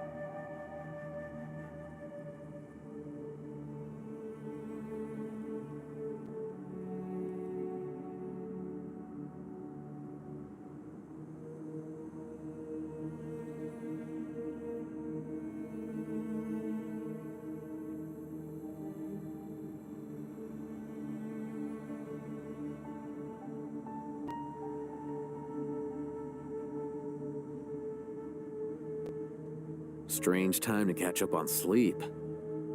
I'm not sleeping, I'm thinking. It's not that simple, you know.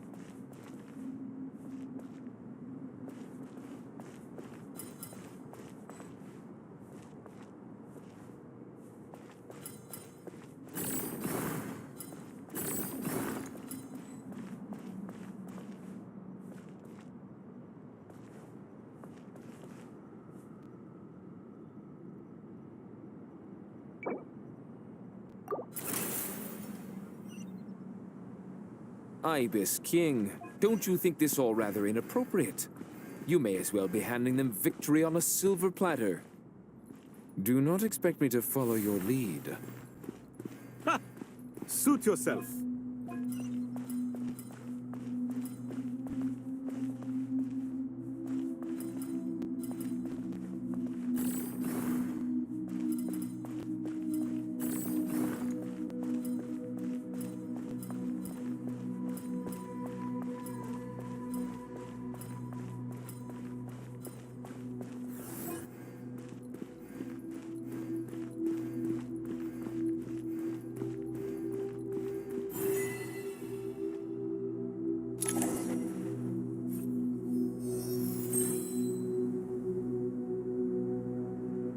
Done.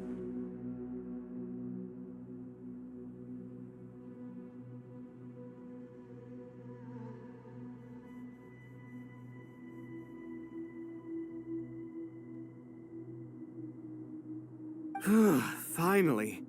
But seriously, that was incredible. Standing on the chessboard felt completely different from standing on solid ground. And also... Oh, sorry. I'll save my thoughts for later. Thanks to the three of you for helping us out. We made but a humble contribution.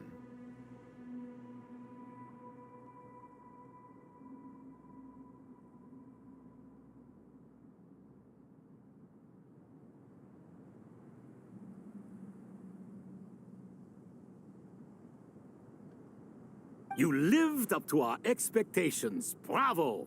Our aid was not given for naught.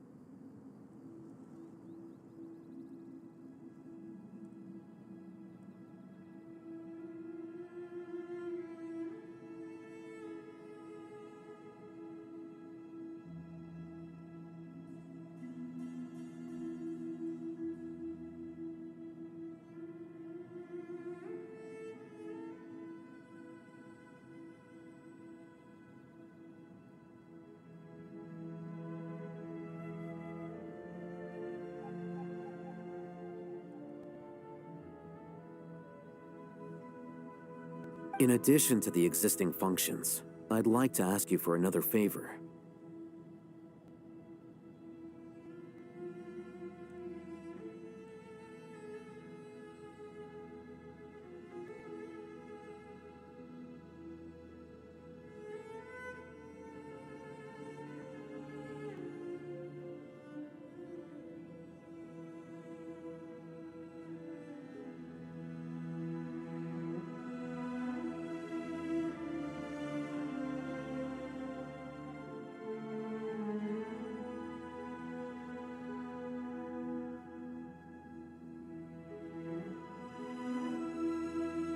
Since Aru's interference shield can cover the entirety of the mausoleum, it should be possible to extend its range even further.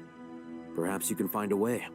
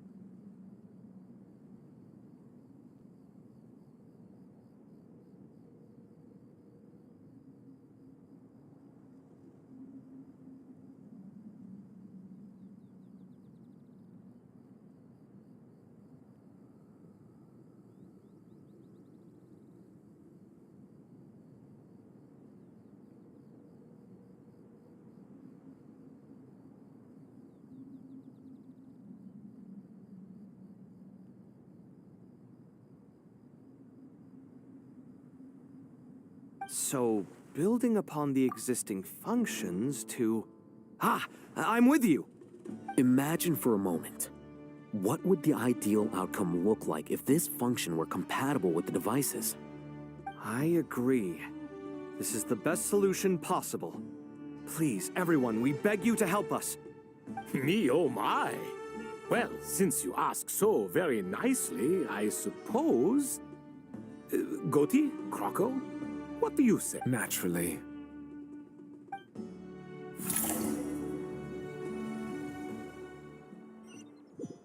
Time to go! Let's go find Nahida!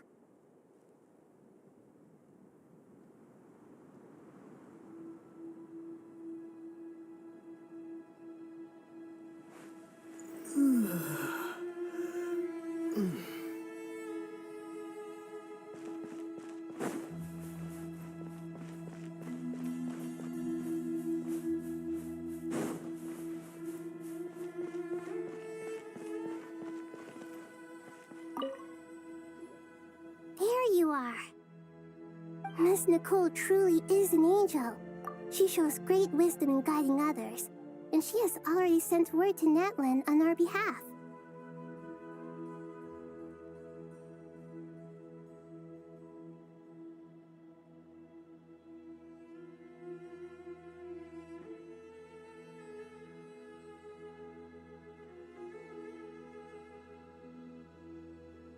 She said that while the other members of the Hexen Circle are busy with important work, she is quite free, and she is more than willing to accompany the people of Sumeru for the entire journey.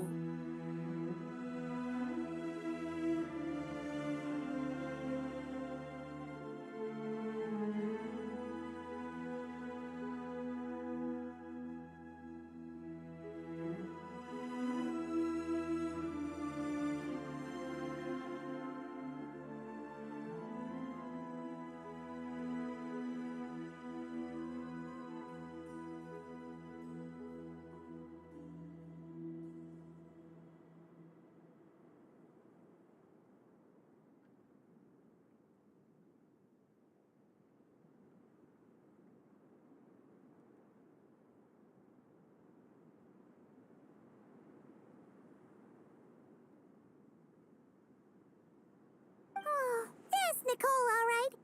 Always super patient and loves to help everyone out. She's the best.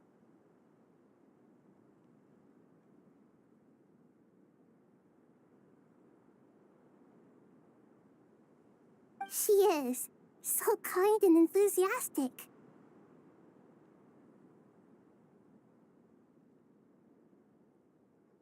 Well, time for us to get going. Let's head out.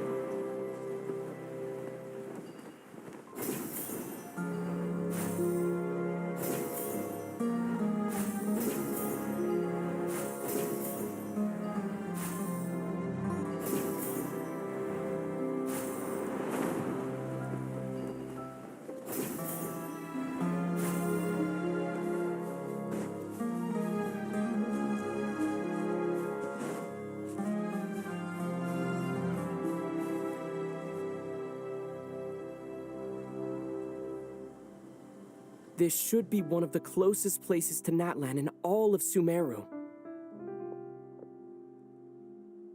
There's the barrier Nicole and Nefer mentioned.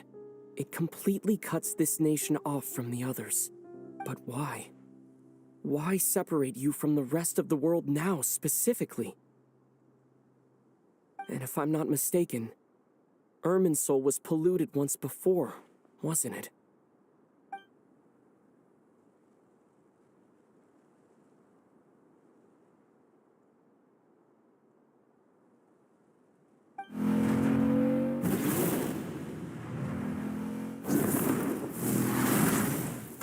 Good question. I'm wondering the same thing myself. That voice. Mawika! You got here pretty quickly.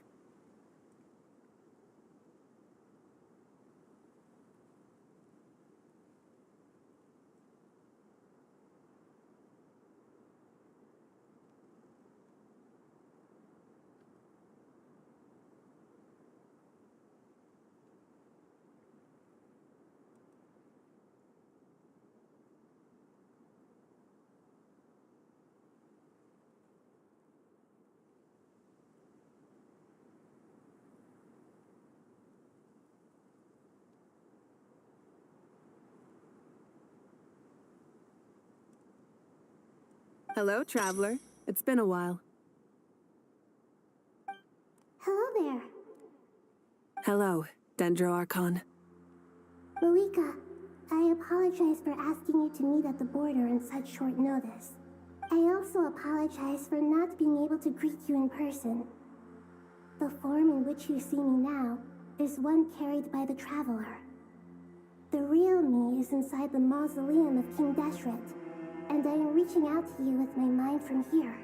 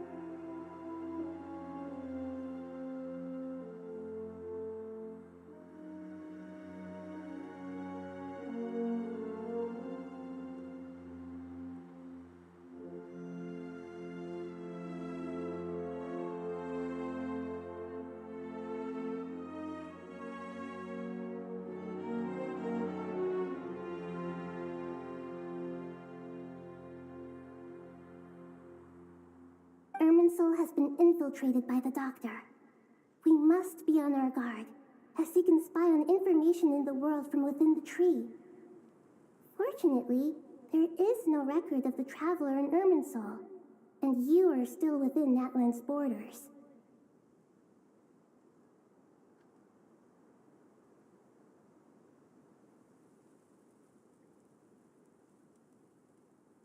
My records will be preserved in the Night Kingdom, rather than the ley lines.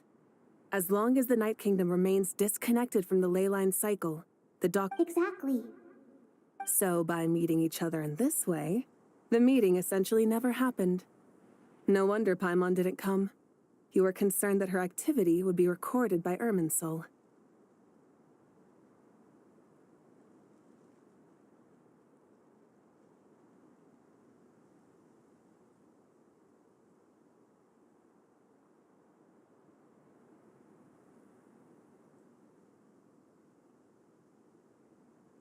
The Natlanese have heard about the situation in Sumeru.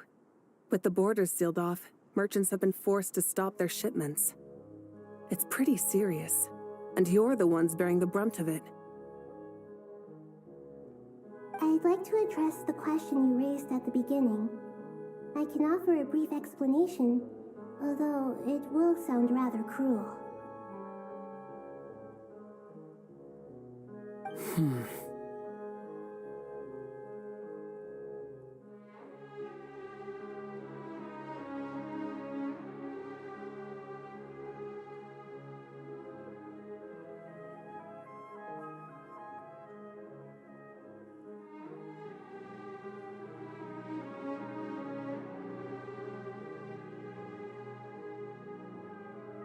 I don't reach this conclusion gladly, but Irminsul predates the heavenly principles. It existed long ago, when the dragons of Natlan were at the... So even when the people of Sumeru became ill because of pollution, it was not a critical... But this time, the Doctor's invasion has directly affected the tree. That is what caused the barrier to deploy.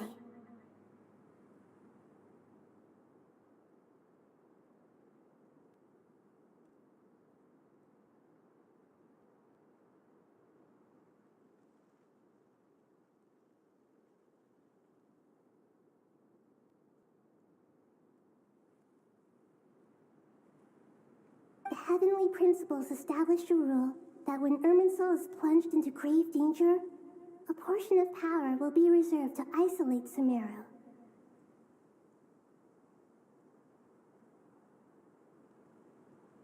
That way, even if Sumeru is destroyed, the outside world at least has some time to catch its breath.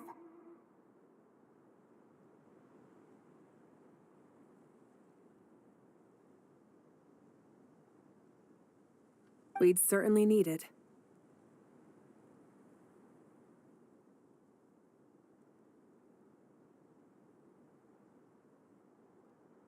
The heavenly principles created almost everything that exists in Teyvat today. To them, preserving the existence of the world and its inhabitants takes priority over protecting Sumeru. Meaning, protecting Sumeru now falls to you.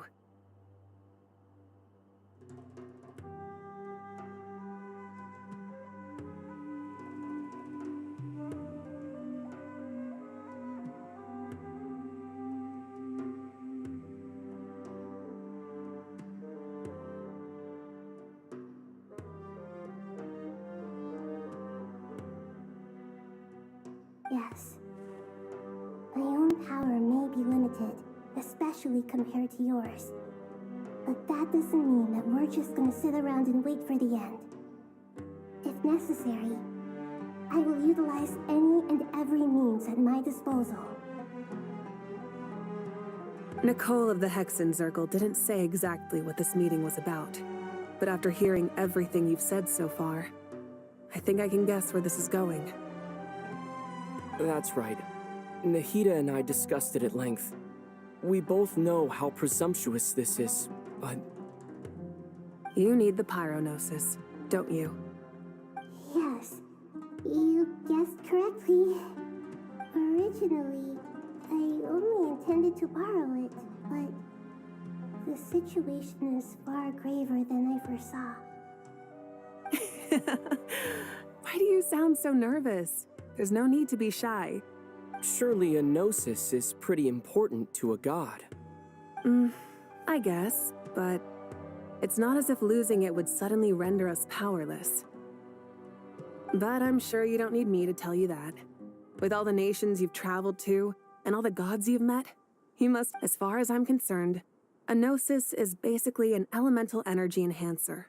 But I don't usually use it. You know me. I like to think I'm pretty strong without it. Yeah, not about to dispute that.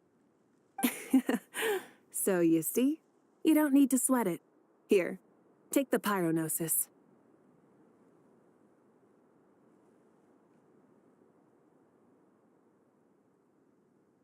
Huh?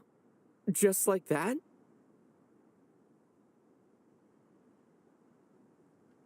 Uh-huh, just like that. To tell the truth, I've always toyed with the idea of giving it to someone who needs it more than I do.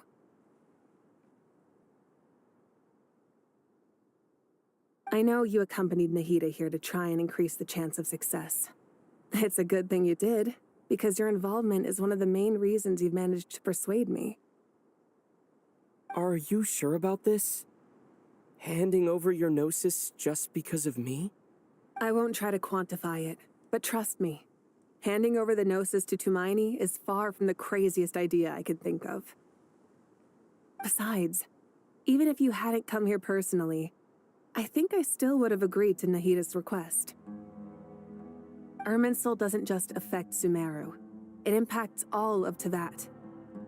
I know all too well how difficult it can be to protect the things you care about. So logically, morally, or however you want to cut it, you don't need to tell me the specifics of your plan. Where the Gnosis is involved, the tighter the secrecy, the higher your chances of success. Malika, my heartfelt thanks go to you and the people of Naplan. Don't mention it. But now for the hard part. How do I actually give it to you? The Irminsul barrier is right in the way. I have an idea.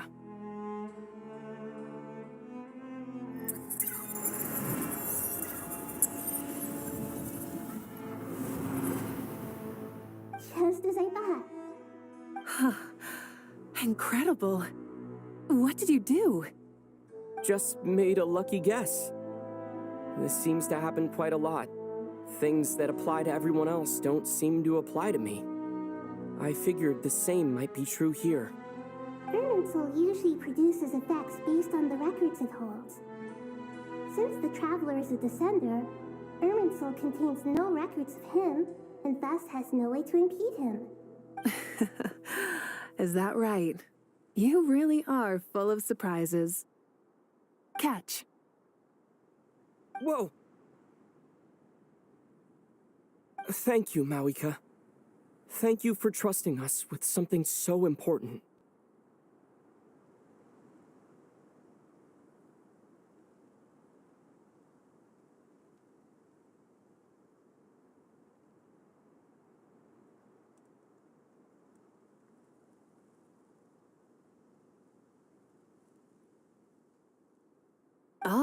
All right. No need to get so formal. It's not like we're strangers.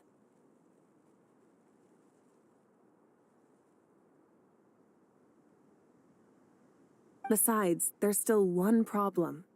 You might be able to pass through the barrier, but I don't know about the Gnosis. Any other surprises for us, Traveler?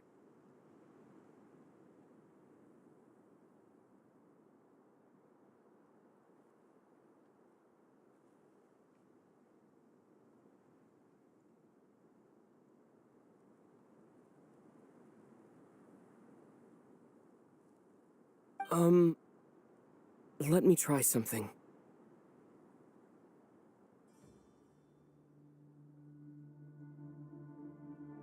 I have the Pyrognosis in my hand. It feels strangely ordinary, not particularly heavy, and yet this tiny thing symbolizes the mighty authority of a god. I need to think hard about my memories of Pyro. My memories of journeying through Natlan. All those important experiences I've had. The Gnosis disappeared. Traveler, are you alright? I'm fine. The Pyrognosis disappeared into my body. Just like phlogiston. Maybe it resonates with you because you've mastered the power of phlogiston. You might not be recorded in the ley lines, but you're still our Tumini.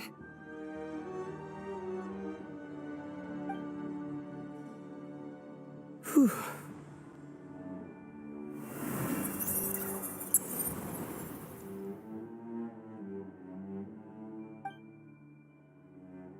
Please allow me to express my gratitude once again, Malika.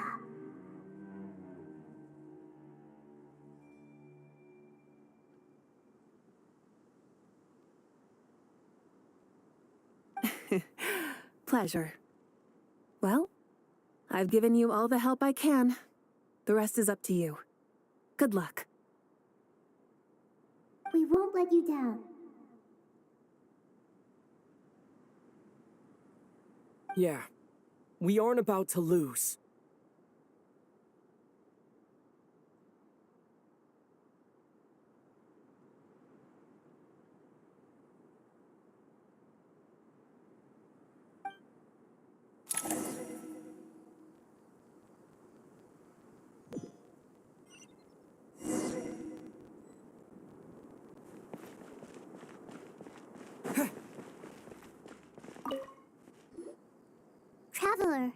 Paimon. How are you feeling? Paimon's a teensy bit nervous, but only a teeny tiny bit. Of course. After all the adventures you've had with the Traveler, I'm sure you've gained a lot of experience and grown as a person. I'm doing all right. What about you, Nahida? How are you holding up?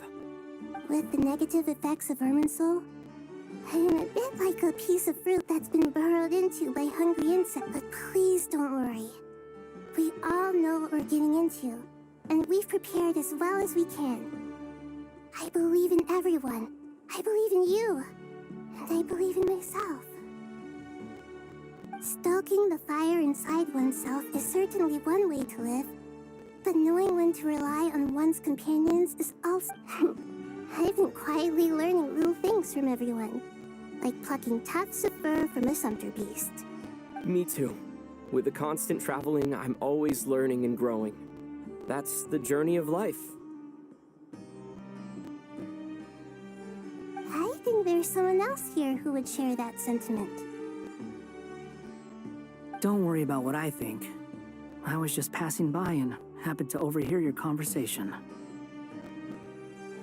What are you talking about, Hat Guy? This is the top floor. No one passes by the top floor.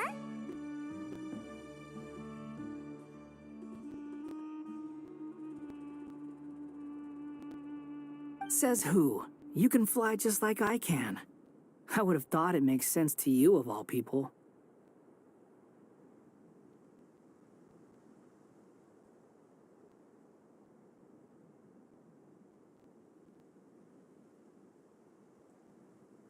I don't know why, but I feel a little more relaxed now.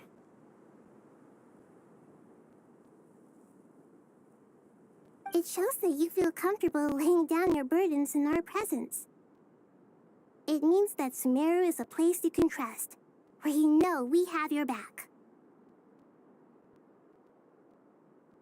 And we feel exactly the same way around you. That's what it means to be friends.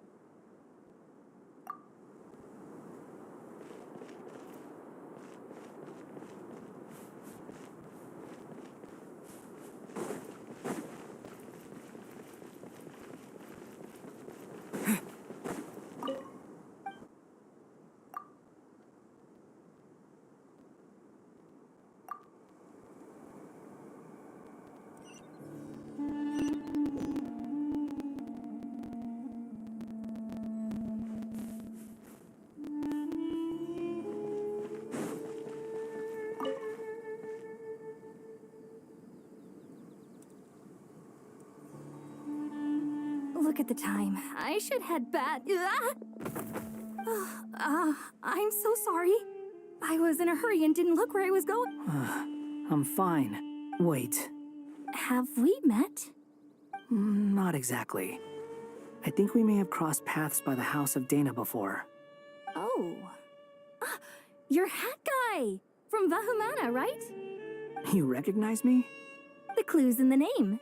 Mr. Hat Guy. Fair point. It's getting pretty late. What's keeping you up?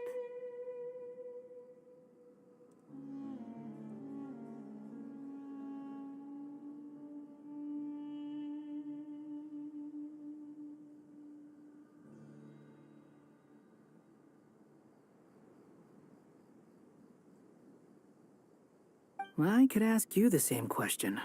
If I'm not mistaken, all the workload for the Ratawa Histarshan wrapped up a good while ago.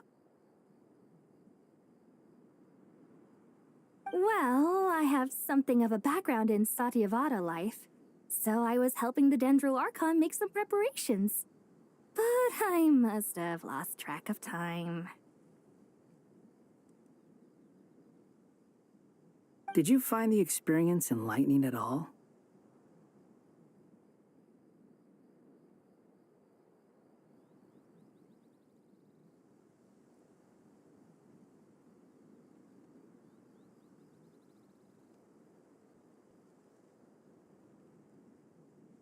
Honestly, it was tedious and uneventful at first. But eventually, I think I did sense some profound truths. But they also brought a lot of suffering with them.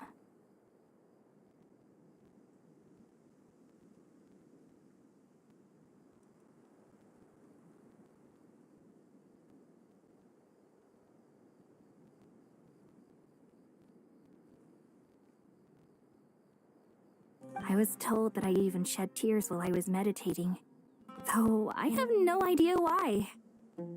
Sorry. I hope I'm not scaring you.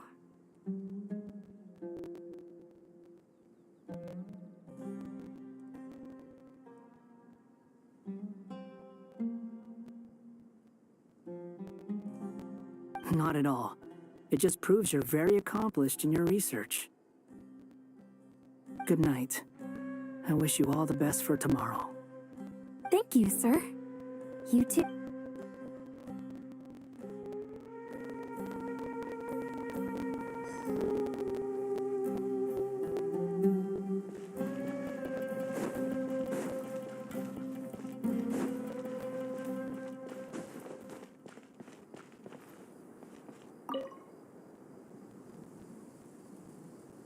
Too bad we've got a fight tomorrow. I could really do with a stiff drink. Let us pray instead. Prayer. How nostalgic. Lord Sangama Bay. Came to get some fresh air too, did ya? That's right. Actually, I was hoping I might run into you, Dia. I wanted to let you know that I've stocked up on that perfume you said you were so fond of. No, really? I'll take 2. Any chance of a friends and family discount? I knew you'd ask that. And I'm afraid to say that... Surprise! It's free of charge. That's very generous of you, Lord Sangama Bay. Does this mean you've made a fortune in Not Cry? Nope. Turns out it's not that easy to turn a profit there. I even ran some assorted losses. But anyway, that has nothing to do with why I wanted to give you and Dia a small gift. Remember that merchant caravan you two rescued in the desert last month? That was transporting my goods! No way! I had no idea that was your shipment. Explains the, eclectic mix of goods, though. Lord Sangama Bay's investment in the desert and generous stockpiling of goods has helped many people over the years. The shelters you funded especially have made life a little easier for the children and the elderly. Wait, how did you know about that? Oh, I see. Nefer told you, didn't she? That pesky lady. Aren't intel brokers at least supposed to charge for divulging people's secrets? She and Candace go way back. It's normal for close friends to share things you wouldn't tell to everyone else. Sure, but why did they have to be things about me? That's how Nefer shows that she cares. She wishes for all of us to know what a generous person you truly are. It must be hard trying to make a living far away from home. Just because we can tell what kind of person you are doesn't mean everyone else can. Well, maybe her intentions were partly good, but I don't think that's the full story. I'm sure she enjoyed knowing how much it would annoy me. I'm telling you, Nefer's got a mean streak. Definitely with you on that. Does praying help you stay calm? Defending one's home is a just cause. My heart is filled with a mix of anger and hope. Anger. You know, being able to get angry is a good thing. It shows that you're in touch with the real world, and that you have the passion to pursue something you believe in. Oh, my lady? What are you doing out here? Just taking a walk to clear my head. And look where I ended up. Were you praying just now? Yes, Miss Dunyarzad. Would you like to join us?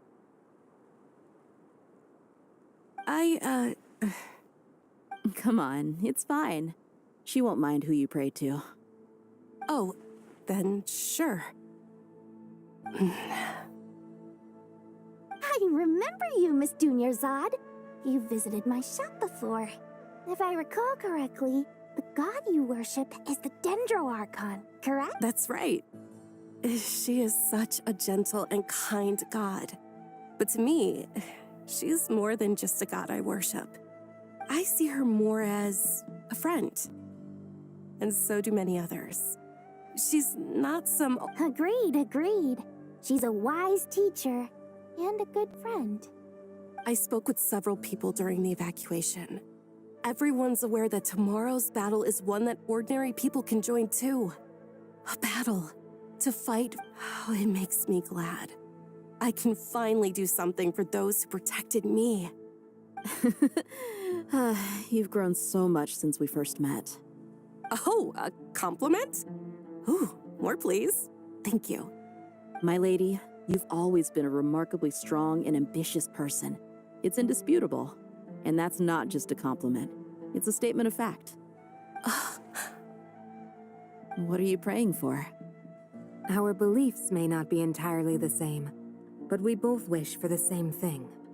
I pray that everyone will rise to the challenges ahead and return safe and sound. I pray for the safe return of all my companions.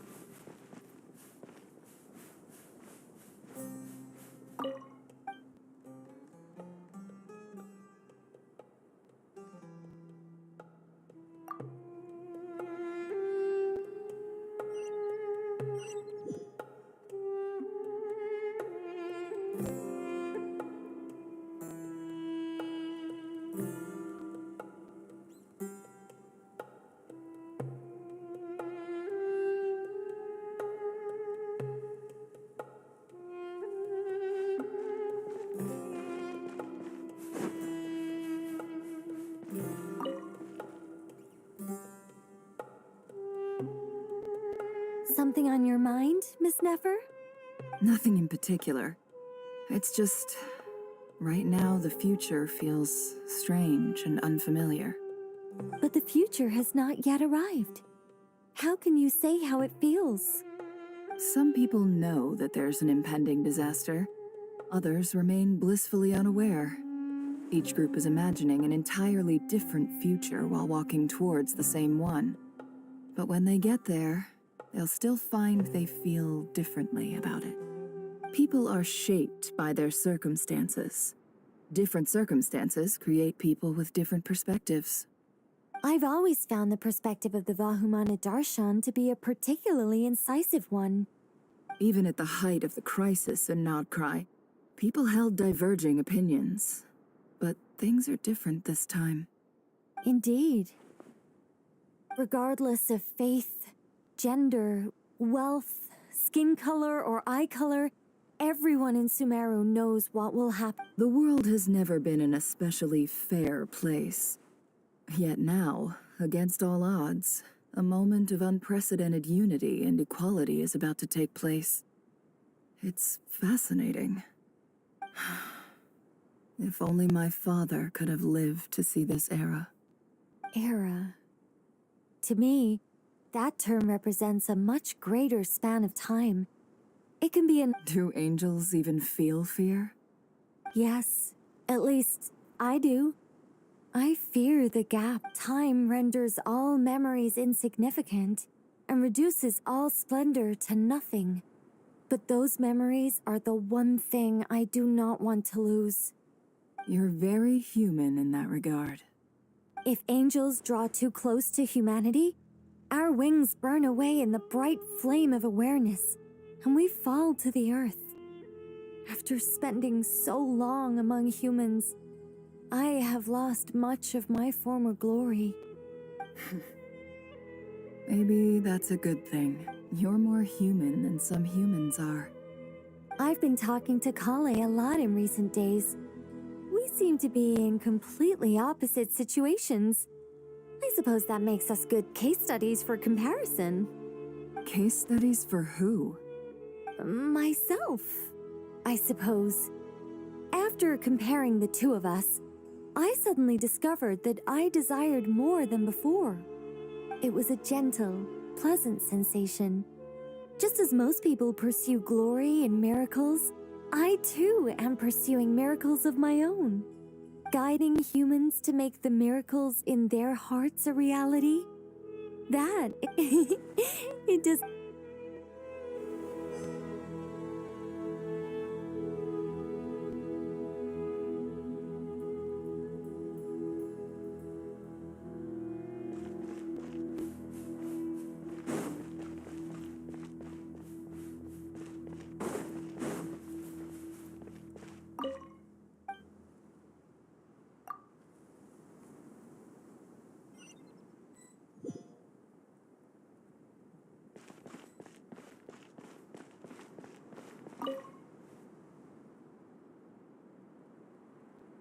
We'll make our move after sunrise tomorrow.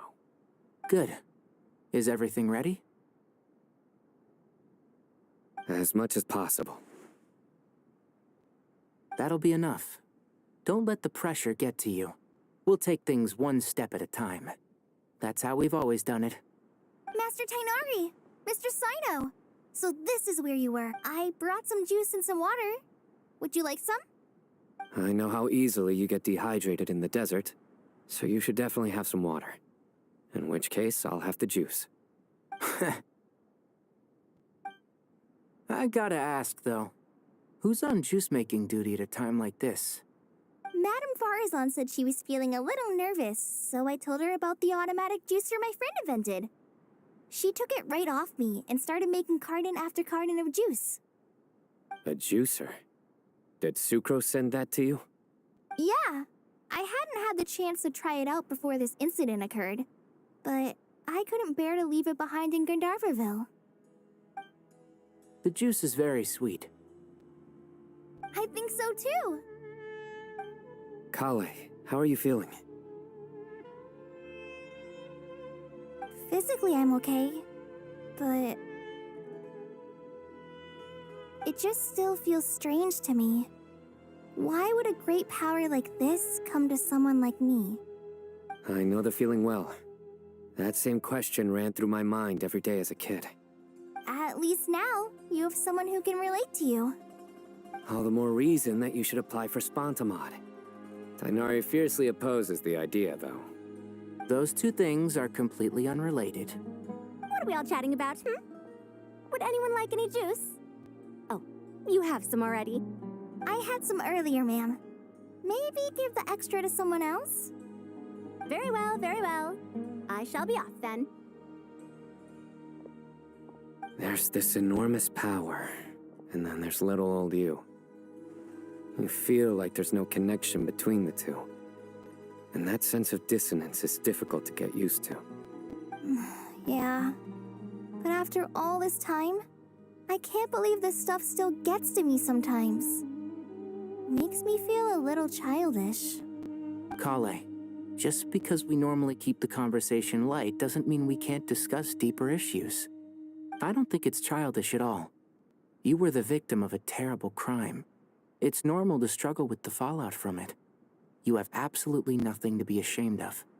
My professor once told me that no incident can be considered truly resolved until the victim says it's over. Your rage and your pain are completely justified. Thanks. Miss Nicole said that the same god remains which were once used to inflict so much pain upon me have now become a weapon with which I can protect everyone. It's like my own personal kind of evolution. Every innocent person who's been hurt needs time to realize that it wasn't their fault. I was the same. But it's all about to be over. Tomorrow, it ends for good. I don't know if you've noticed, but you rarely stumble over your words anymore, and your outlook has become much more positive. It's a big change from how you used to be. And since this isn't over, you can settle the matter on your own terms. It's time you seized back control. I believe in you. Yeah. Sumeru is my home. And it's so important to me. I have to protect it. No. I will protect it. And once you're done, how about you come back and apply for Spantamod? Stop it with the sales pitch, would you? Hey, excuse me. There are still 3 unclaimed cups of juice here. Why don't you take one each? Ugh, my arms are getting sore from carrying them around everywhere. Thank you, Madame Farzan. Drink up and enjoy my handiwork. I think I'm going to make something else now instead. Please, try to relax, Madame Farzan. Your nerves are starting to get the better of you. I know.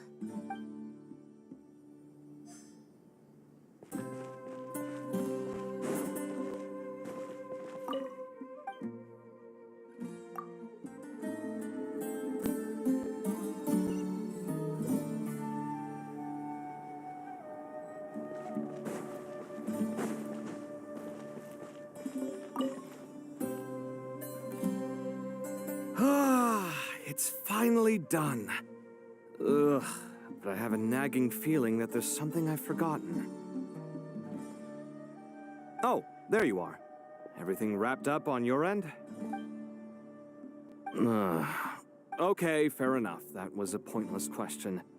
We were working in tandem, after all. You must really be exhausted. Well, it's been a busy day for both of us. When work ends, you clock out. No. Yeah, we're definitely due a break. Probably a little late to start drinking now, though. Here, this one's for you. Thanks. You want a bite to eat? I can grab us something. Or wait, I think there's a stove nearby. Let me take a look. Are you nervous? A little, yeah. Unlike you, it seems. How are you not feeling at all nervous? Because everything that happens next is beyond my individual control. I don't worry about things I cannot influence. What do you mean, cannot influence? You're the one who came up with half of the strategies we ended up using. There's only so much I can do. I was only doing my duty. Was it like this last time, too? You mean with Azar and his accomplices? Yes and no. The situation back then was easier to control, but we weren't as prepared as we are this time. So the enemy is stronger, but so are we. I still vividly remember the way you interrogated me in the library after the fact. Where were you when Sumeru needed you most? If your memory is so vivid, you might also recall that it was you who came looking for an argument. You're often the one who initiates these things, you know. I came for a conversation. I didn't know it was gonna turn into an argument. Anyway, at least I showed up this time. So, what do you think? What do I think? I think we're certainly better off for it.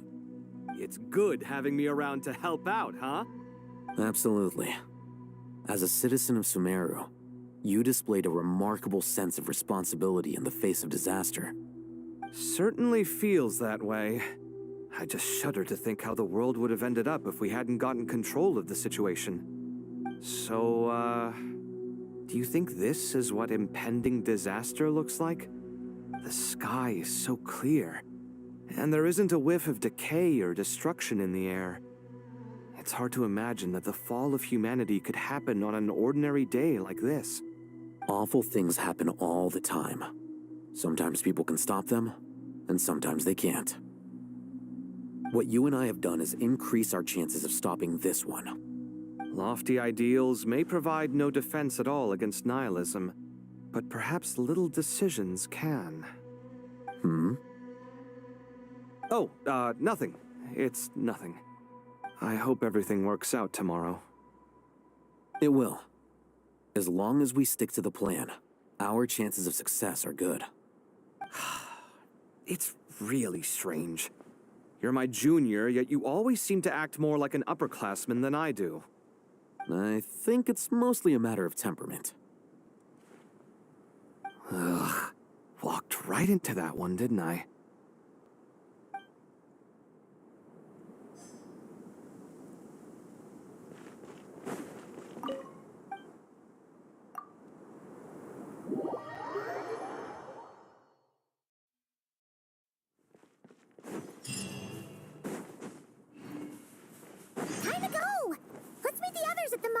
of King Deshret!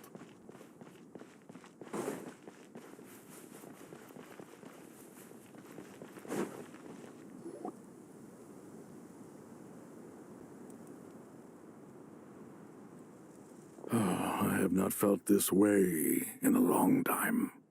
Standing up high, gazing out at the rolling dunes. One cannot know what freedom truly means without first losing it. The golden slumber truly lives up to its name as a dreamland. Though desert sands exist there too, no mirage, no matter how glorious, can compare to true beauty. Dendro Archon, what is on your mind? I was wondering whose counsel I should seek on the questions in my heart. What kind of questions? So many. More than can be put into words.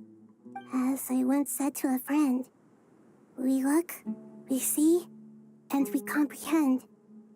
But the question still troubles us. What are the many disasters that this world faces but the sum of all irresolvable questions? The biggest question you should be asking is how to seize victory. Yes. Although, I would express it differently. I must not fail. And so the question I am most curious about now is whether the path to victory will be an arduous one. What we declare to be a young sapling, we may, in fact, find to be a towering tree, if we would only cast aside our ignorance and look beyond the veil of time to see her true form. Nahida! We're here! Just in time. My preparations are almost complete. Ready when you are. We're here too. Miss Nicole! Miss Nicole! You run so fast! I thought I'd get a lot of exercise as a forest ranger, but I can barely keep up with you. Sorry, I got a little carried away. Lesser Lord Kusanali, the equipment is ready, and the modifications to Aru are all complete. As discussed during our meeting, Accessing Irminsul via the Akasha is no longer feasible at this stage. There are other options, it's just... they're a little more extreme, and more... Maybe you should take it from here. The architecture and functionality of the Akasha terminals overlap considerably with Aru. There is reasonable evidence to suggest that one was developed based on the other, or that they both utilize technology of the same origin.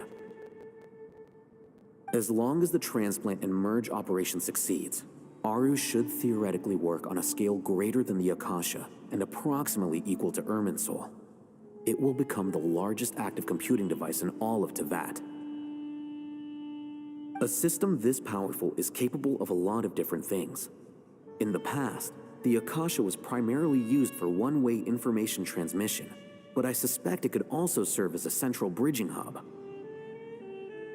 In the pursuit of greater knowledge, some scholars have attempted to connect their consciousness to Irminsul through the use of terminals, incense, and meditation.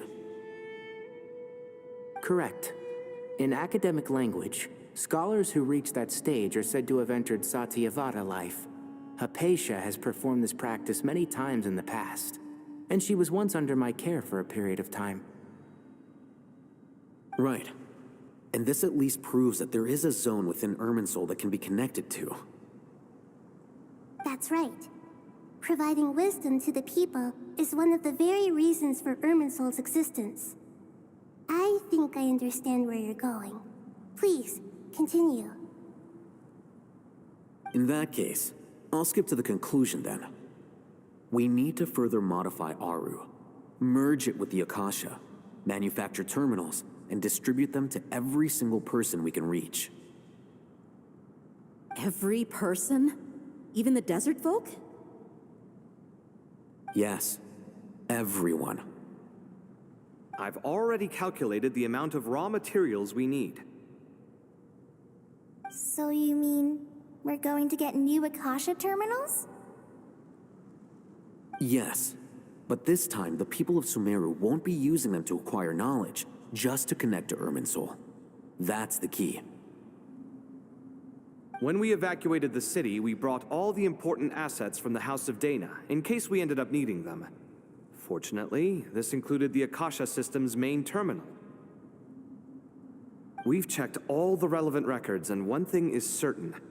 Nothing like this has ever been done on this scale before, so... Everyone in Sumeru is part of the plan. Whoever controls the people controls the situation. Since this function of Irminsul was introduced, it has only ever been made available to scholars, who don't constitute a particularly large group of people. But by expanding the scale to include all the people of Sumeru, all the individual connections will stack up to create a significant load on the system. Under normal circumstances, Irminsul would be able to cope with the additional load. But with it already being under strain from other activities, its remaining capacity is limited. Thus, it might be possible to shut it down completely by overloading it.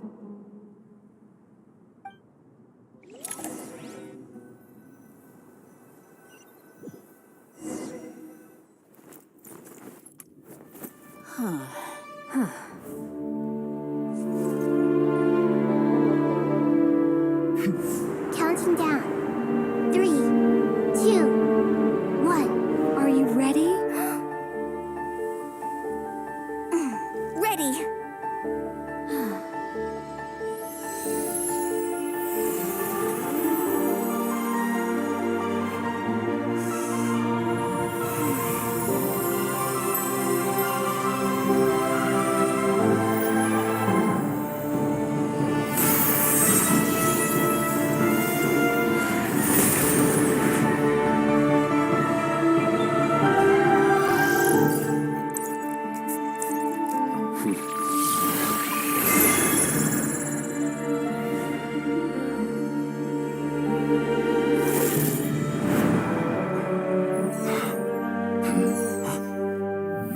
In the past, when people sought knowledge, they turned to the Tree of Wisdom.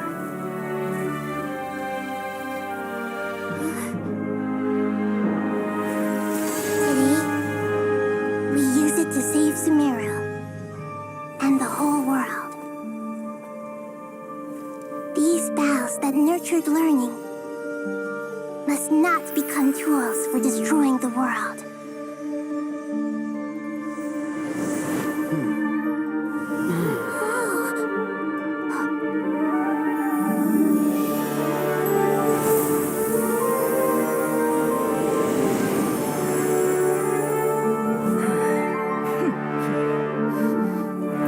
Stop. Please stop. End this transformation.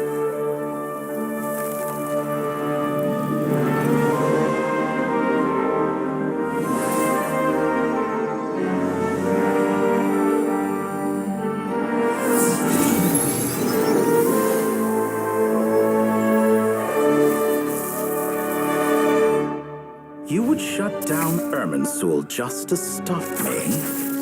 You fools. I have all the time in the world.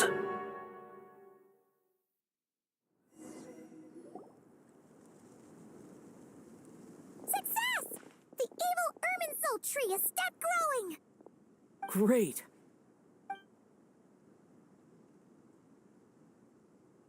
What a display of true courage. The courage to think and the courage to act. I never thought I would witness the shutdown of Irminsul with my own eyes. Indeed, only humans could do such a thing. Gods are few and far between. What was once created for spreading knowledge is now used for another purpose. A rather ingenious plan. I am grateful to you three for your help. Only thanks to you were we able to extend Aru's interference capabilities to cover all terminals. Now, nobody who wears a terminal will have their activity accurately tracked by Irminsul. No matter how many eyes Dottore possesses, he will not be able to see us clearly. Now for the next step. I will need the help of your supreme powers once again. How might we be of service, Lord of Dendro? I need to reach the Eternal Oasis immediately. Right now? In that case, Ibis King, would you agree that this is a fine opportunity to dust off our old tricks? Never. I assume you have that chess set with you? You mean the one you gave to me as a gift? How could I? You misjudge me. I just wanted to show you another way you can use it. Connect to Safei Shatranj.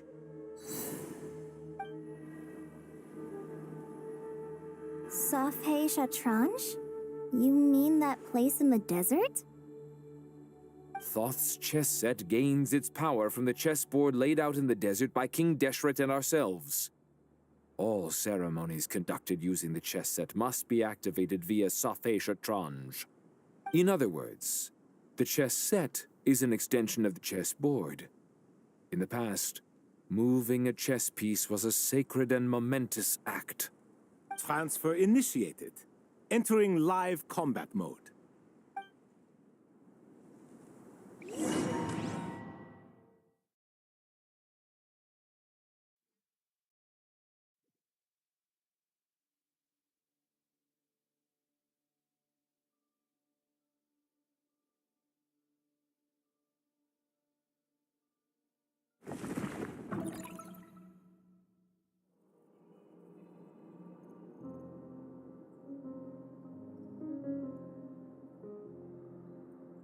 We haven't heard a single word from our spy in the desert.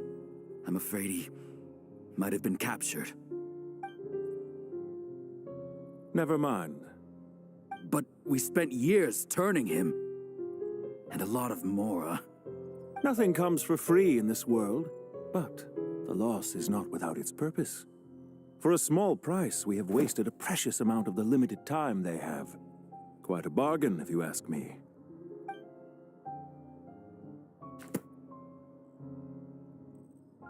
Understood. Weighing profit against loss is a necessary part of life. But to tell the truth, I have been operating at a loss since this all began. Since many centuries ago, in fact. For instance, why would a banker act as the executor of a will? If you hadn't deposited your personal belongings at Northland Bank, I would have no reason to be here right now.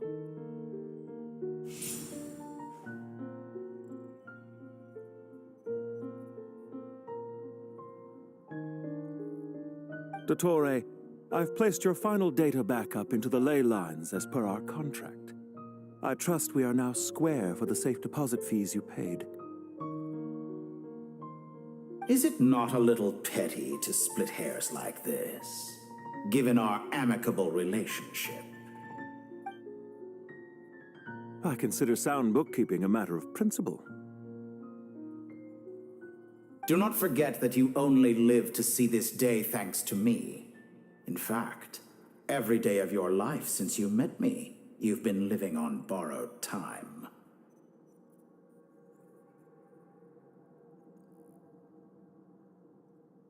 Why, that's hardly a fair assessment.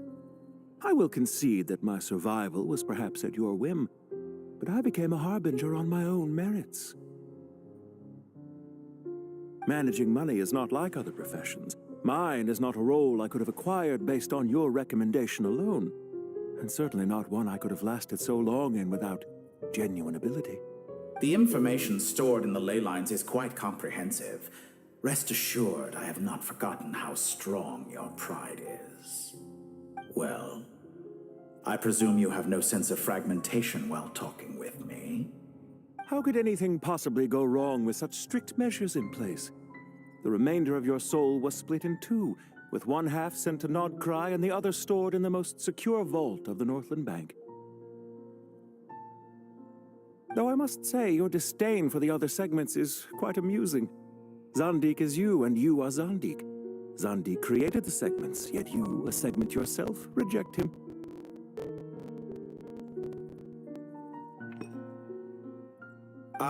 That is, Zandik, created segments of various ages in his later years.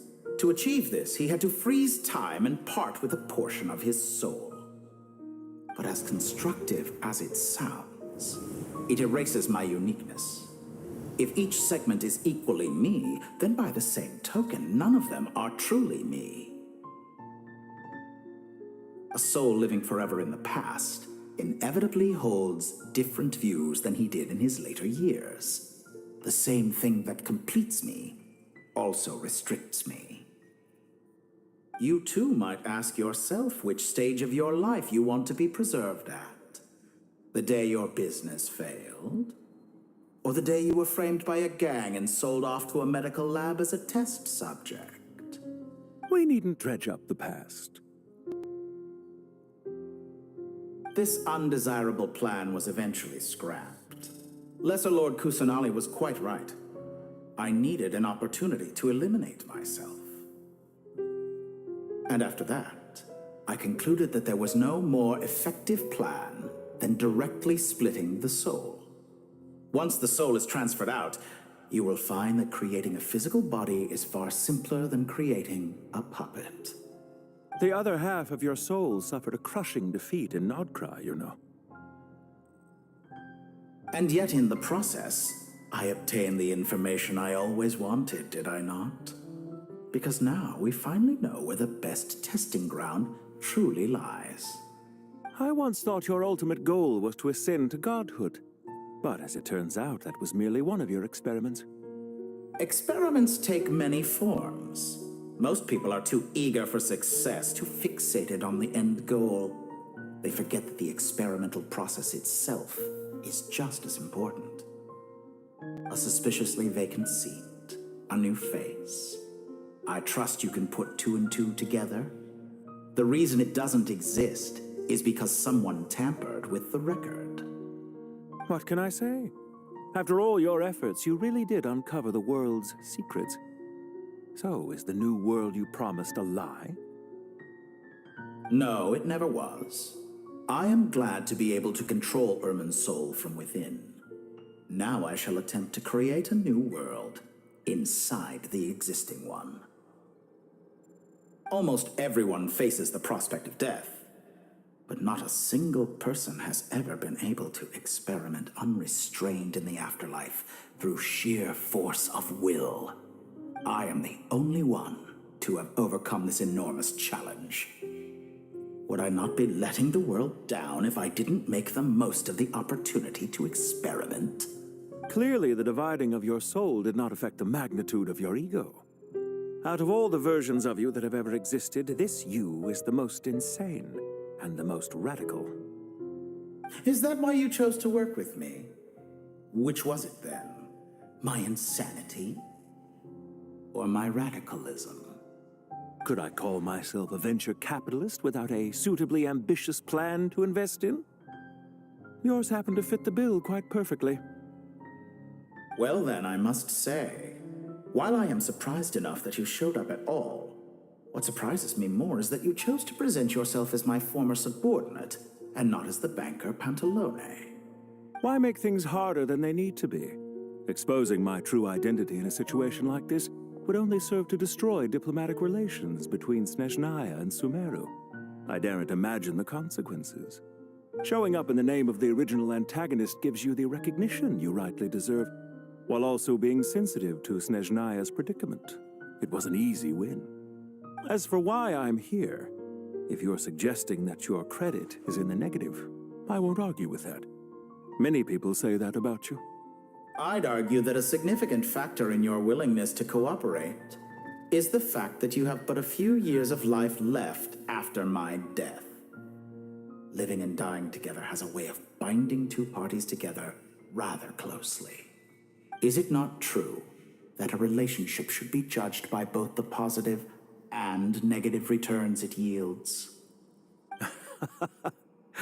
So some of what I said actually made it into your head after all. It's true that I hope you don't die too soon, but don't you find that a strange thing for me to say? After all, you've already had quite a long life, especially for a human being. Let's not pretend that you're any more innocent than I am. Are we not the same in this regard? We both despise the existing laws of this world. and neither of us enjoy being under anyone else's control. Is it really so greedy to want the world to operate by a new set of rules? Of course not, my dear friend. And as I've said before, mutual interest is the foundation for the most reliable of relationships. I just hope there never comes a day when I have to work too hard to prove that.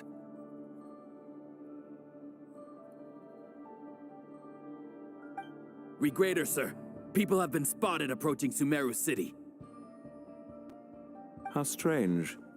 Despite your access to Irminsol's data, it appears the soldiers noticed before you did. They must have found a workaround. Well, Dottore, I trust you know what this means. The fact they're coming. They'll breach the city gates any moment now. But even so, I would say Irminsol is a wonderfully convenient thing on the whole. If you do manage to create a new world, perhaps you could plant one outside my office, too. I'll consider it. What do you need me to do? Stall them? The experiment will take time. Stall them for as long as possible. Very well. But you're really asking for the moon here. Have you heard this story? There was once a guilty man, kneeling in the center of a church while an angry mob outside waited to bring him to justice. He pleaded with the gods, begging them to grant him one final request, the chance to finish confessing his sins before he was sentenced.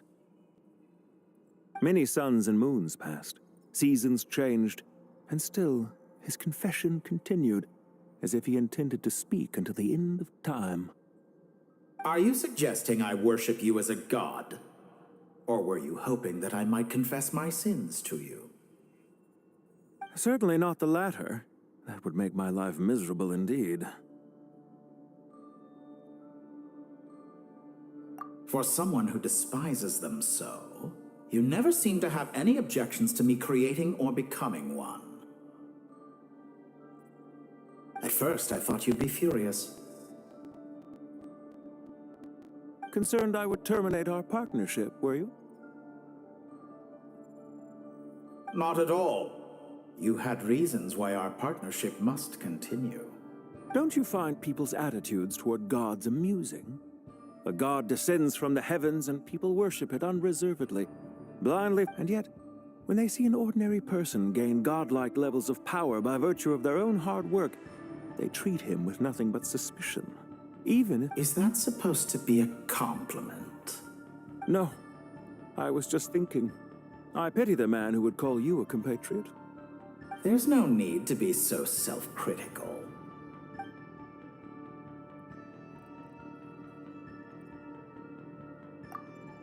Isn't it a little too early to be saying goodbye? Not that I wish to keep you from your business, of course. Very well. Let's leave the conversation there for now.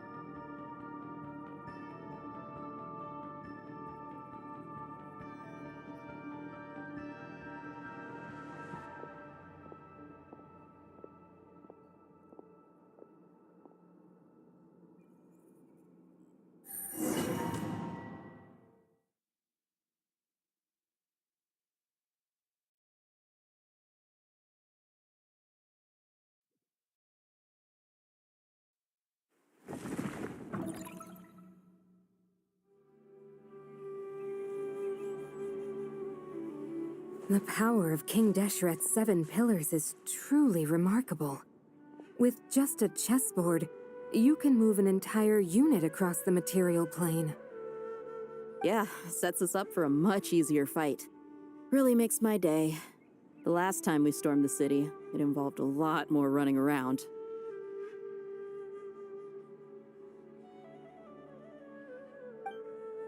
I wonder how many people can say they stormed a city twice in their lifetime.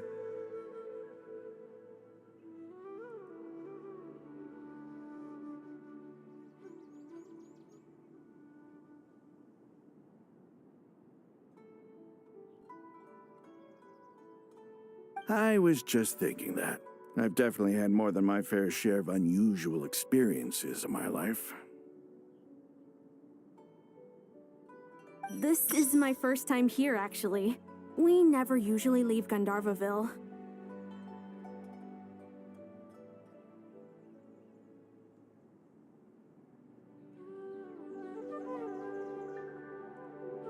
I hope this will be my last time.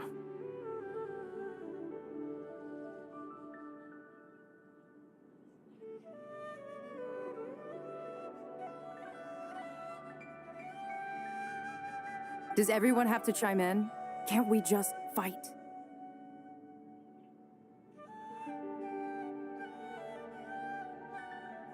What an amusing comment, my dear lady. Yet humans often alleviate tension via small talk, do they not?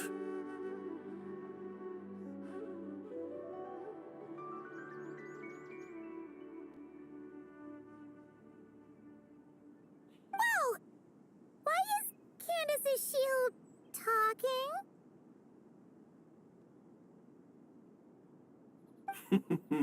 Because the image on her shield is one of me. And I, of course, can appear wherever I wish to.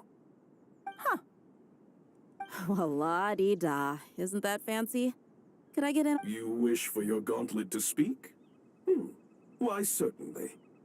Ahem. I think you'll find that it is I whose image is carved hereupon. Thanks. Definitely feel stronger now.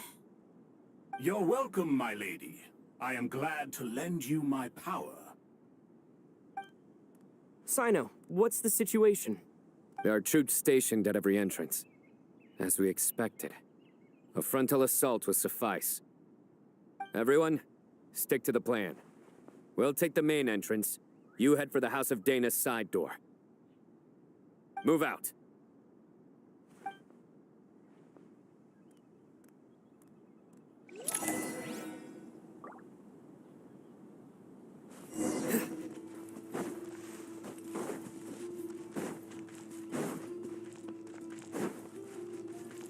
Out of my way! Take this! Watch out! Get lost! Thank you, Jet. You gotta be more careful. If you're not ready to put your life on the line, you can't be certain of defeating your opponent. She's right. Keep your wits about you, Rana.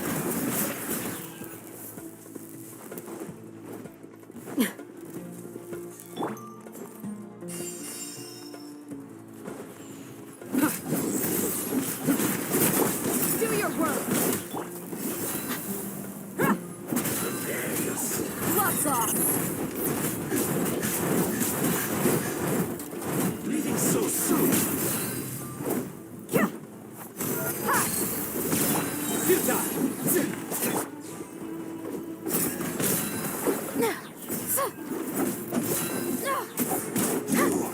Can't run from death.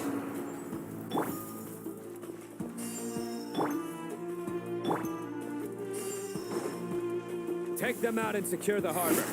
Reinforcements will arrive by water. Consider it done. Show no mercy! Penance is due! Guilty! Penance is due! Through me! Stand condemned! Too easy! You need to hurry up. We shall prevail! Goodness. Through.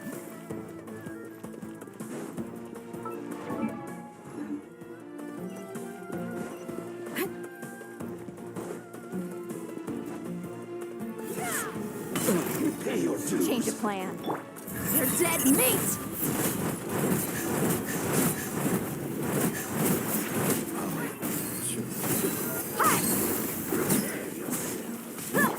Nowhere to run! Do your work! No escape. Can't run from Use the force off. We're in for a tough fight. Let's get it on! Your sins weigh upon your soul. It's jammed. I'm used to it.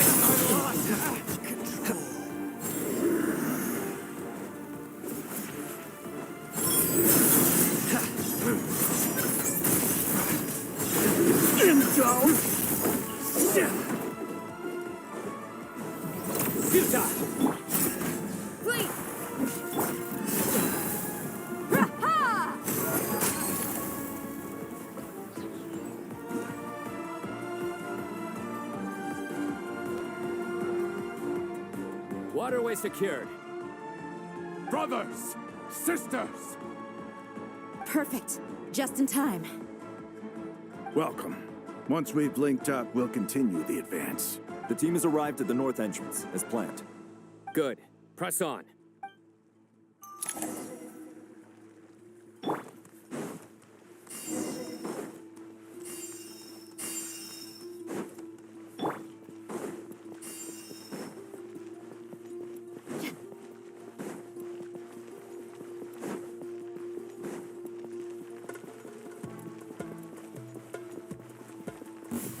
There you are, eavesdropper. The more, the merrier.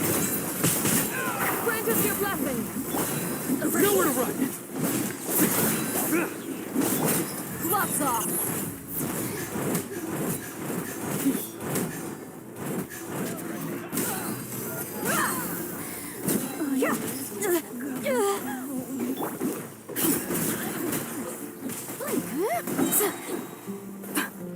Peace out prevails! Yield! Oh, now you've got me worked up. Through me, justice is served.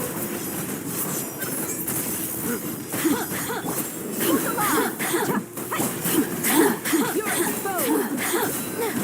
The systems shine.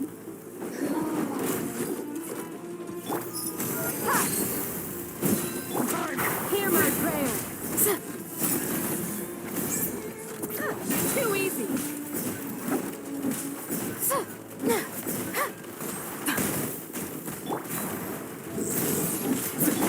Wait! Still can. There's nowhere to hide. Let's get it on! Hi! You're dead meat!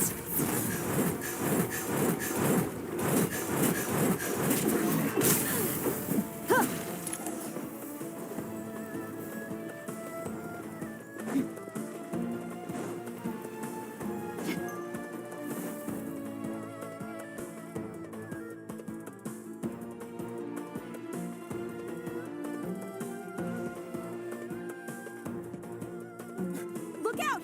It's an ambush! Finally. We need to hurry. Take the middle road now. Mahamacha Sino, area clear. Don't relax just yet. More Fatui approaching from the right.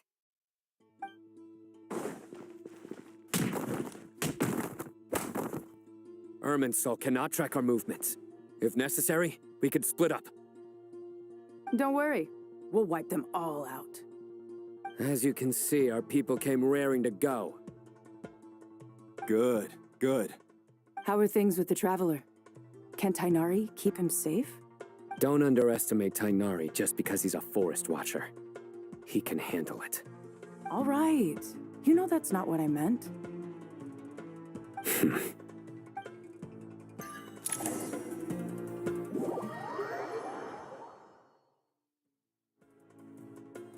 Sino and the reinforcements have drawn the Fatui's fire away. It's our turn. By using a cluster leaf of cultivation, we can pass through certain terrain silently. Good luck with that. We'll just fly up there. Huh? Oh, yeah. Paimon forgot she could fly. Ready? Ready.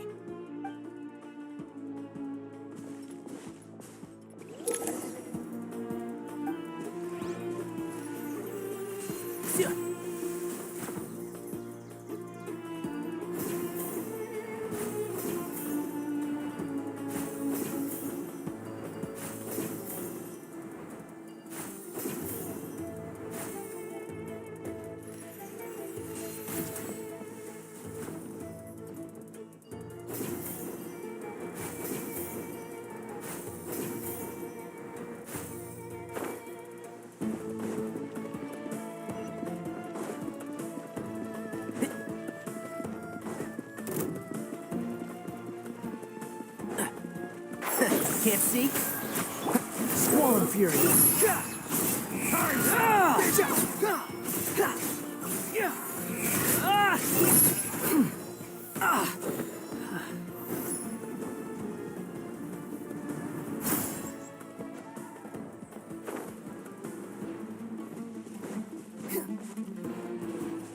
Quit following me.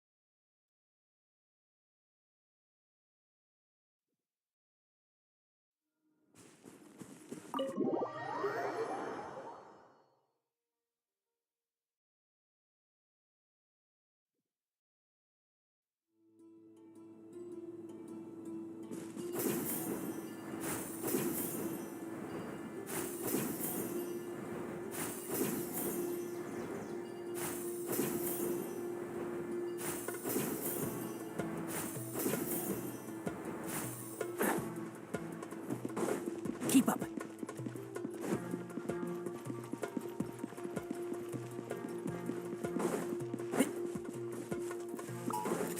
One with the force. I'll uproot you! Behold!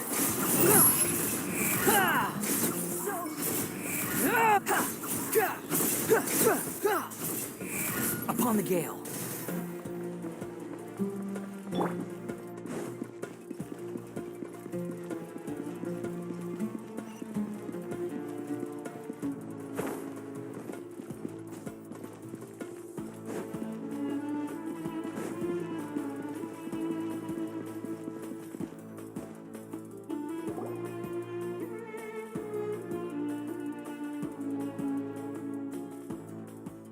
Fatui soldiers up ahead.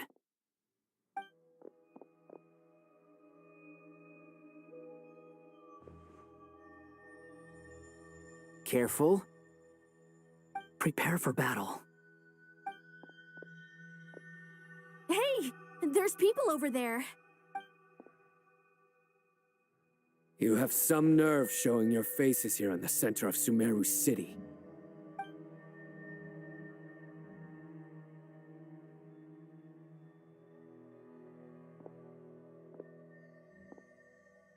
You're right on schedule. Well, this guy sure as heck isn't your average Fatui sergeant. They've stationed quite a few people nearby.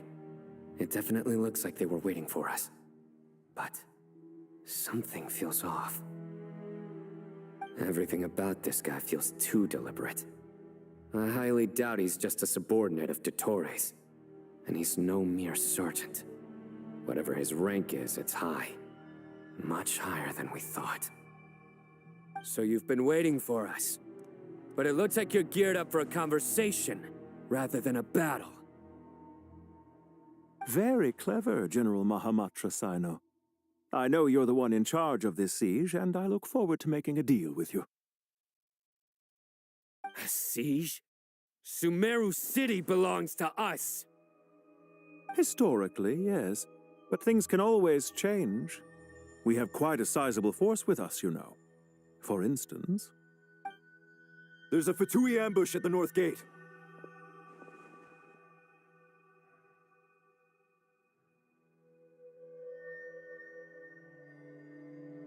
Can you handle him?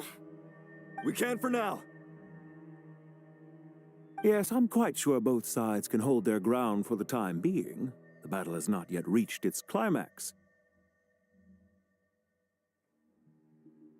But what happens next? Do you enjoy watching bloodshed? Surely some of those here are people you count as friends. Once a war begins, some people must die. I doubt you wish that fate upon anyone you know. Wait a second. It's a trick. He's not even there. Silence!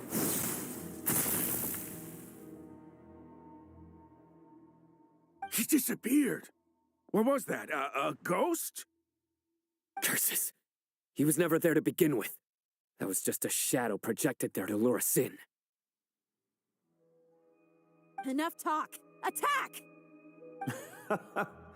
I apologize for being unable to accompany you at this crucial moment, but I am compelled to leave for reasons beyond my control. Please excuse me. Sumeru's General Mahamatra is quite ruthless. It's a good thing I wasn't there in person. Your illusion held them up for a time just fine. But now that they have seen through it, they will realize you were just a decoy. Decoy or not, what matters now is that they will be heading your way imminently. Not imminently. They are already here.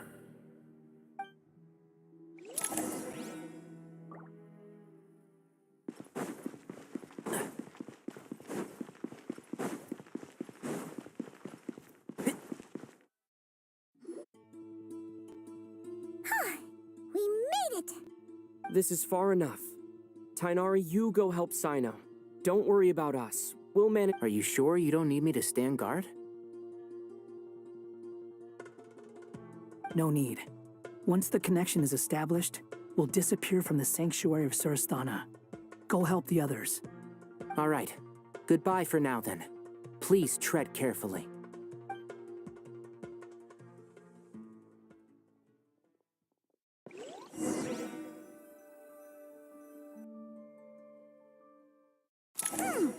Now where's the interface Nahida mentioned? Come on, where's it hiding? Found it. It's over here.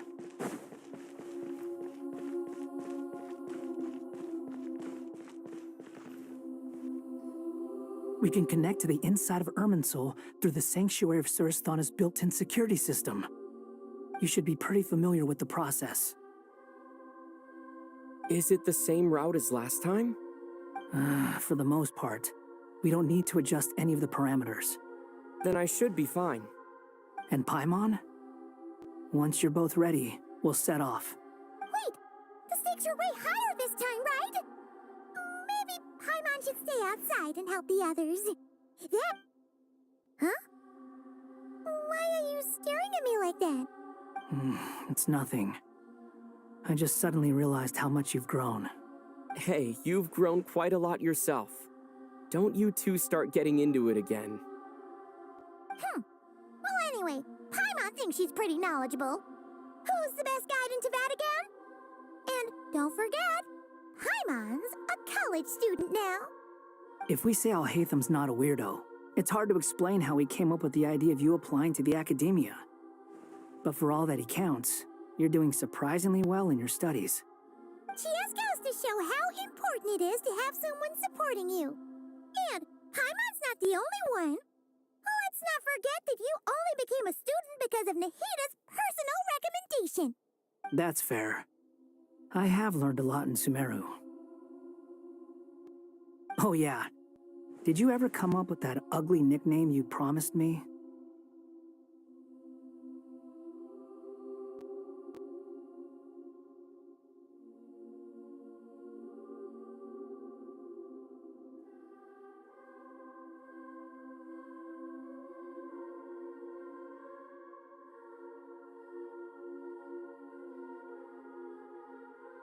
What? No way! We're friends now! Paimon gave up on giving you one ages ago. Fine. Suit yourself. We need to go. Paimon, if you're staying, look after yourself. Will do. Paimon's gonna link up with Tainari and Sino. You guys are the ones who need to be careful.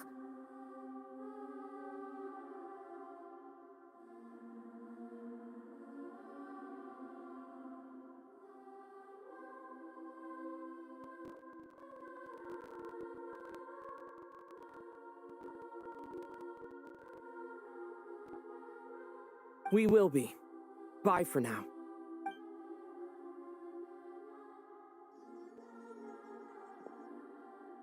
Initiating connection.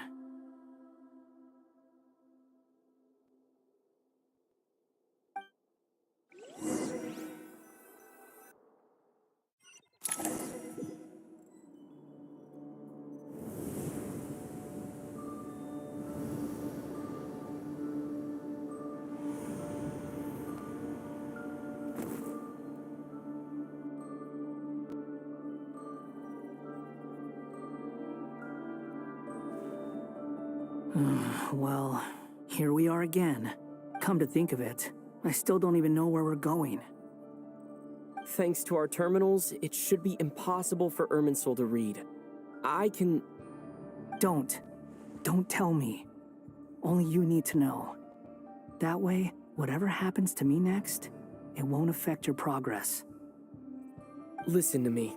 Your safety is just as important as mine. Don't even think about sacrificing yourself for the greater good. We came here together, and we're leaving together. All right, if you insist. I won't argue with you.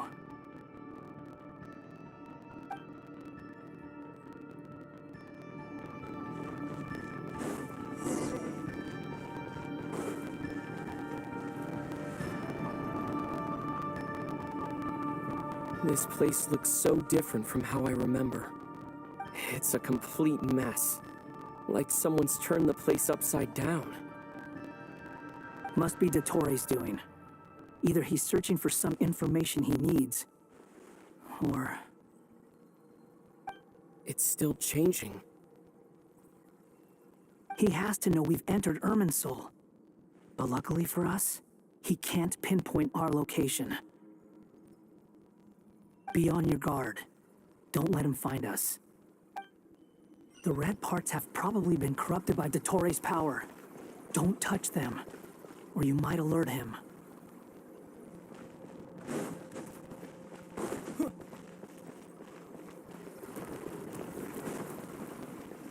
He's looking for us. Tread carefully. That wall could be a problem. Fortunately, it looks breakable. Give it a shot.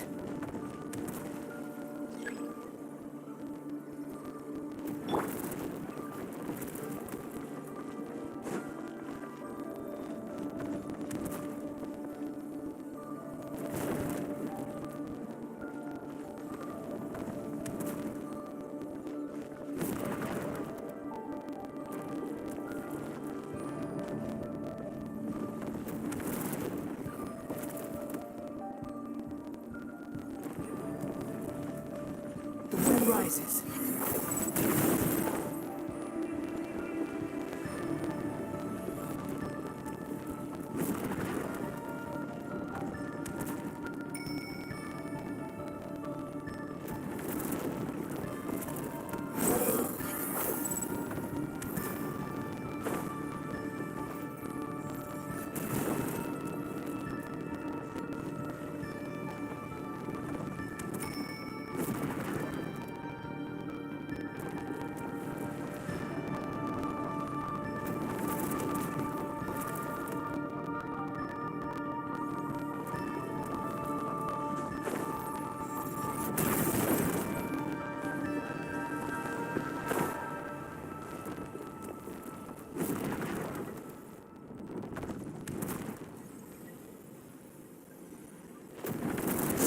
Fury.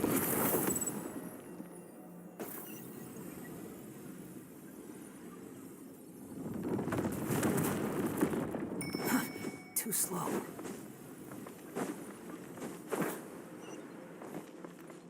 Behold!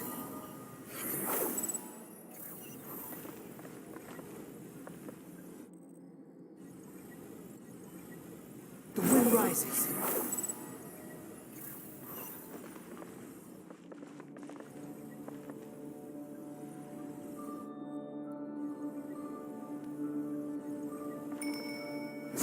Fury.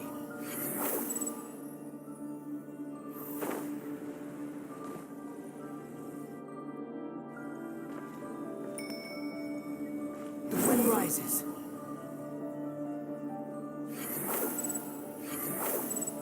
The same old trick again? Are you kidding me? Let's handle it just like we did before. This cheap trick isn't gonna stop us. War Fury!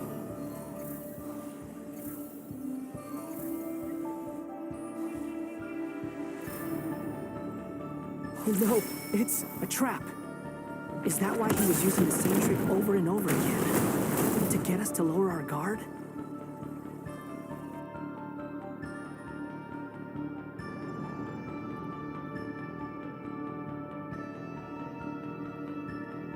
I'm trapped!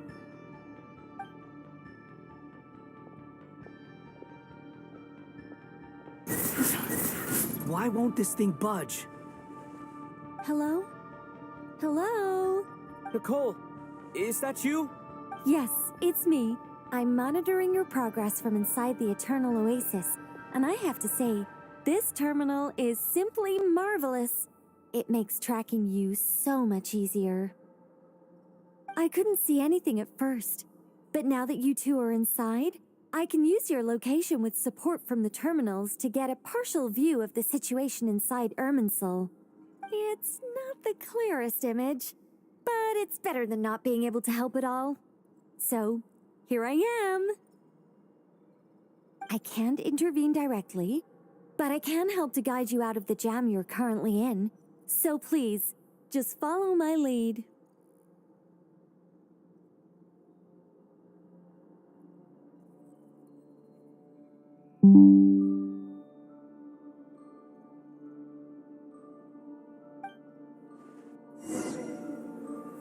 Dottore in his current form is a blight upon both Irminsul and the ley lines. Pay attention to your surroundings. There must be sources of his contamination. Is that one of them? Precisely. Take it out. Good work. But we're not done yet. Stay close, and let's see if we can find any others like it nearby.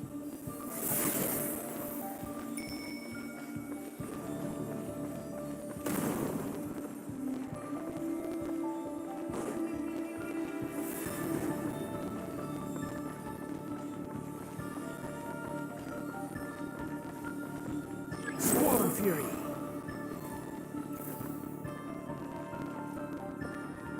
This must be another one. Agreed. Now... Oh, wait! Watch out! It's Dottore. I think he's found us.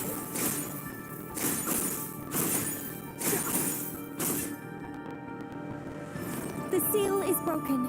Quick! Get out of there!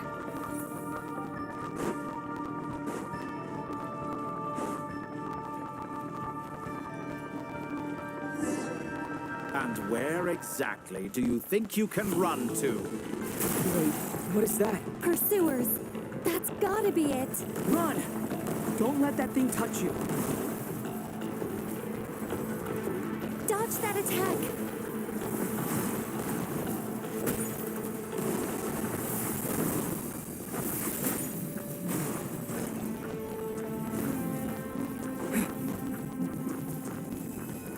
There's more than one path. Which way do we go? To the left. Trust me.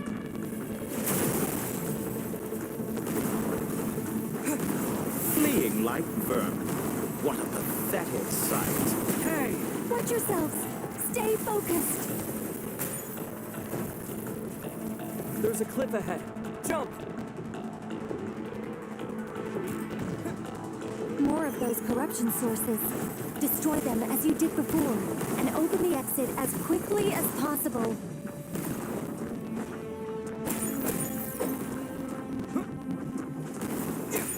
They're relentless. Is he trying to wear us down?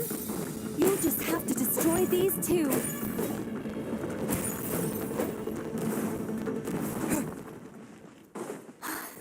I think the pursuit is over. Hard to say. Stay alert.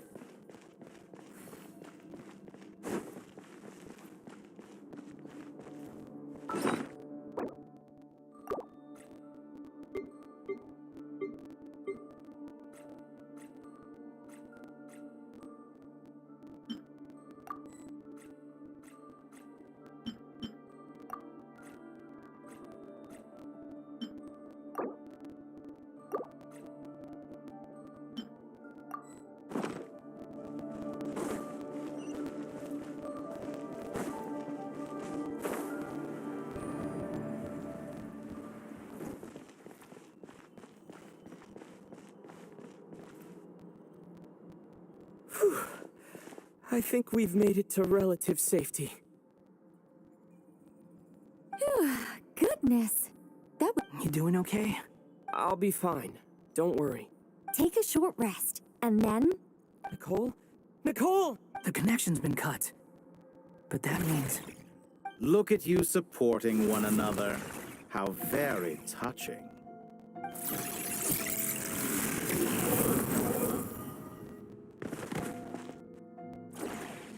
Dottore! Took you long enough to find us. You're more useless than I thought. Oh, really? I think I deserve a little more credit for my methods than that.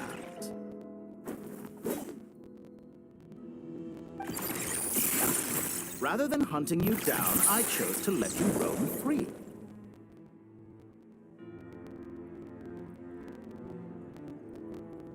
I indulged your presumption that I was unable to track your movements, played along with your clever little plan.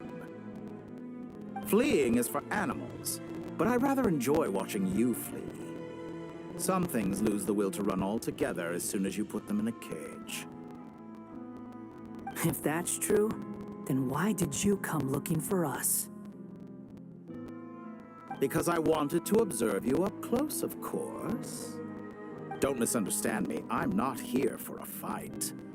Is it so unusual that I wish to greet my old acquaintances in person? After all, it's been a while. Scaramouche.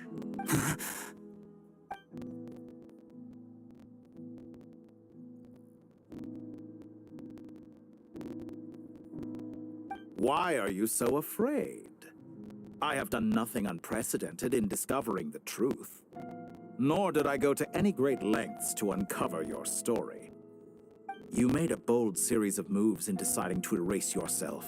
And with the power of this great chronicling device called Ermin's Soul, you were able to achieve something quite remarkable. Once most people form an opinion about someone, it tends to imprison their mind. Yet you managed to erase every trace of your existence. However, this meant that you stood out to me all the more when I saw you in Notcry. I didn't even have to go looking for you. Just the sight of you was enough for me to intuit the truth. For someone in my position, connecting the dots was a trivial affair. It would have been more surprising if I hadn't managed to piece it together. You seem very pleased with yourself for figuring it out. I'm sure you'd even be more delighted to learn the full extent of your crimes. That would hardly be necessary. Besides, isn't there something that concerns you more right now? Something that fills you with dread? Let me put your mind at ease. I have no intention whatsoever of restoring any of the records you deleted. For one thing, it would be exceptionally difficult. But more to the point, I doubt that the prospect of losing your current life is all that frightening to you. Because in your case, the cruelest twist of fate is that you'll never again have the chance to make up for any of your mistakes. Dottore?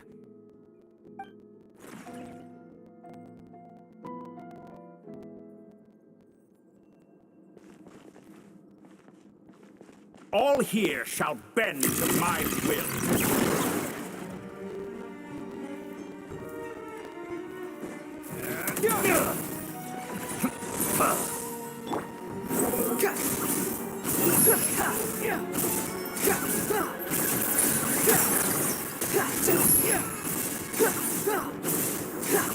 I'm afraid you'll need to do better than that to take me down. I expected you to have grown stronger. Ah, how foolish of me. I forgot that you lack any means to increase your power. You will pay for everything you've done! Oh, will I now?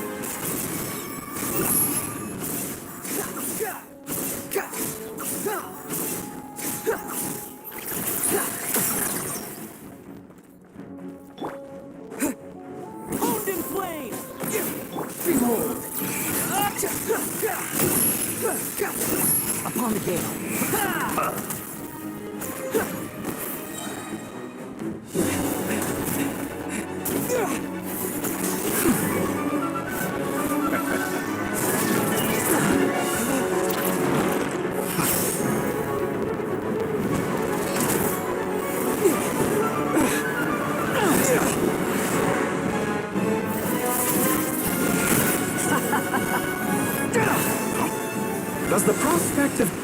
amuse you?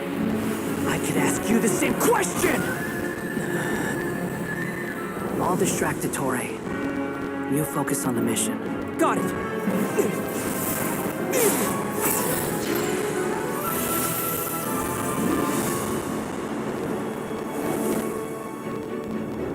For the hopes and dreams of the masses. Open the secret door on this enchanting night. May wisdom's light eradicate ignorance and darkness, and hereby fulfill our ancient vow. Commence Vega extraction.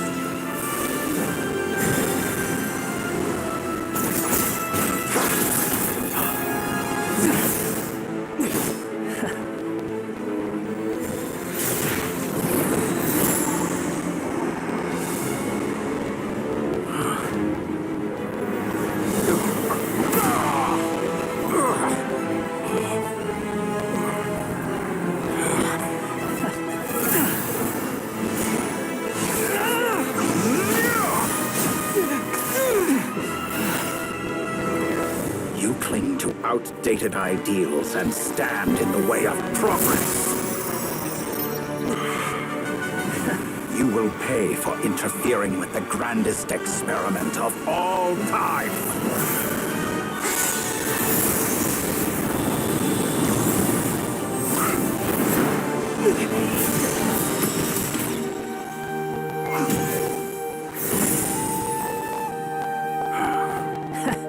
Good timing. Ettore, as clever as you are, you fail to understand wisdom. Wisdom takes many forms, but the path you have chosen eschews them all.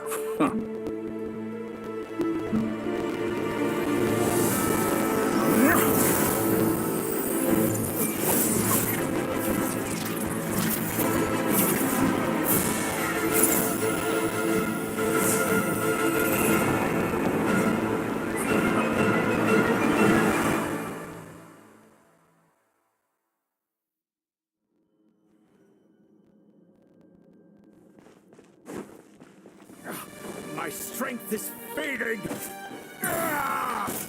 Since you are within Irminsul, it stands to reason that any power you wield comes from it. Extracting the information from Irminsul, just to strip me of my power. I will find his weakness.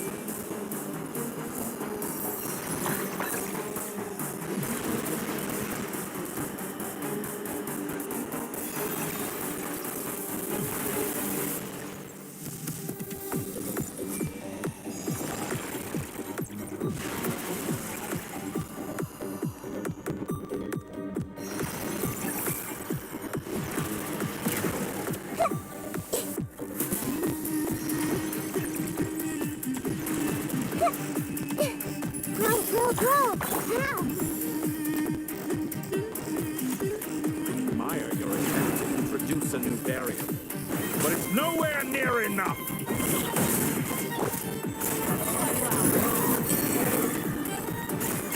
That's far enough.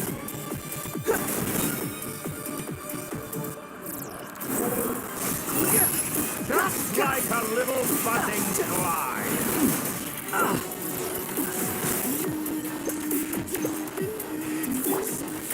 Just like a little buzzing fly! Trick.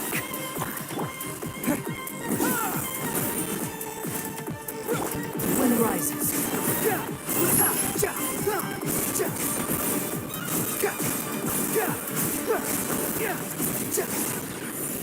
Upon the gale. I see everything. Sharing my knowledge.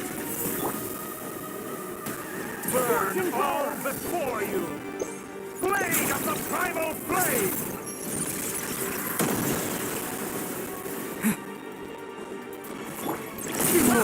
You won't just... They're so close. Just hold on a little longer. I'll hold him up. Traveler, Hat Guy, the rest is up to you. We certainly have a knack for surprising each other, don't we? I'm just getting started. It's time. Say your prayers. So watch your back. Blazing light! Squall and fury!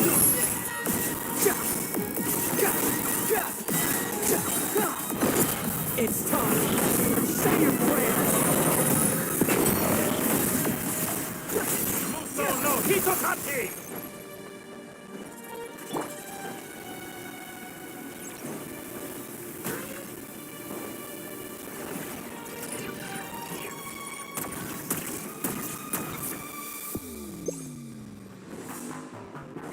Burn all before you!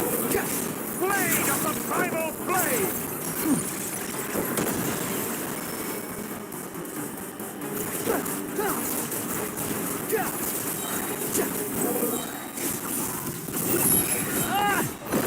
It's time! Say your prayers!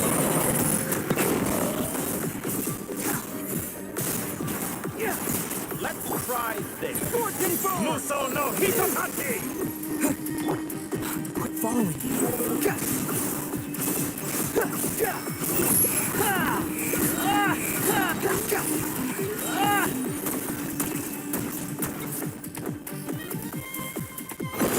It's time. Say your prayers. Finally, time for me to die. Excited? Time for me to die? How could I have reached this place if death were something I feared? The last gasp struggle of a dying man is a pretty pathetic sight. And I know when I see it. We shall see about that. It's time. Say your prayers.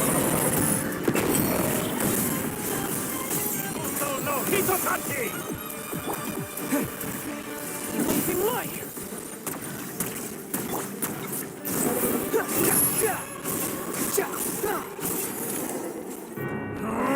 That's enough!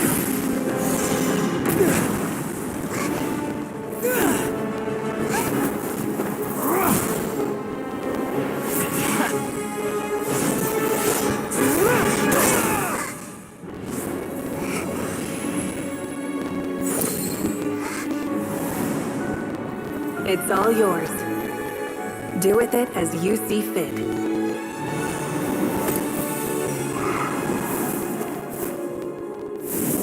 Just as you say, this world is home to some archaic things. And as you suppose, you are a formidable opponent. You have long coveted the secrets of wisdom. So now, I will demonstrate true wisdom in action. I invoke my supreme authority as the keeper of Irminsul. Commend me or condemn me. But give your verdict now!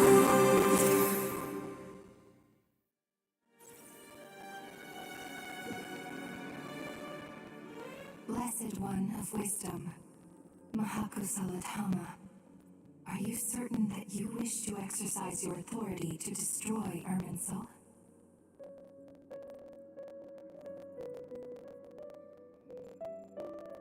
It represents both your roots and your finest accomplishments.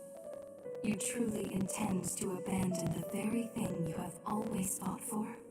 This is my decision. Irminsul has been corrupted beyond redemption. Irminsul is the original tree of Tibet. It is the means by which the heavenly principles maintains fate itself.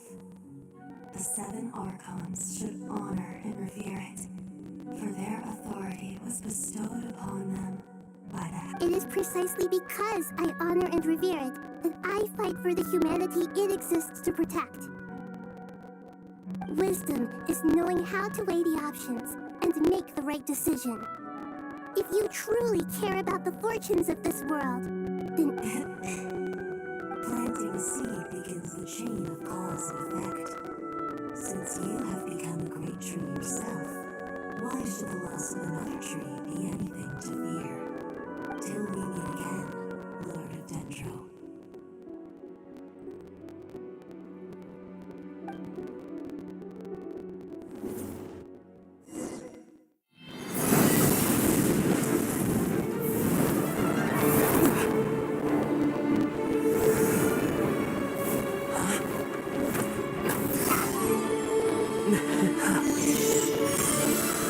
first flame.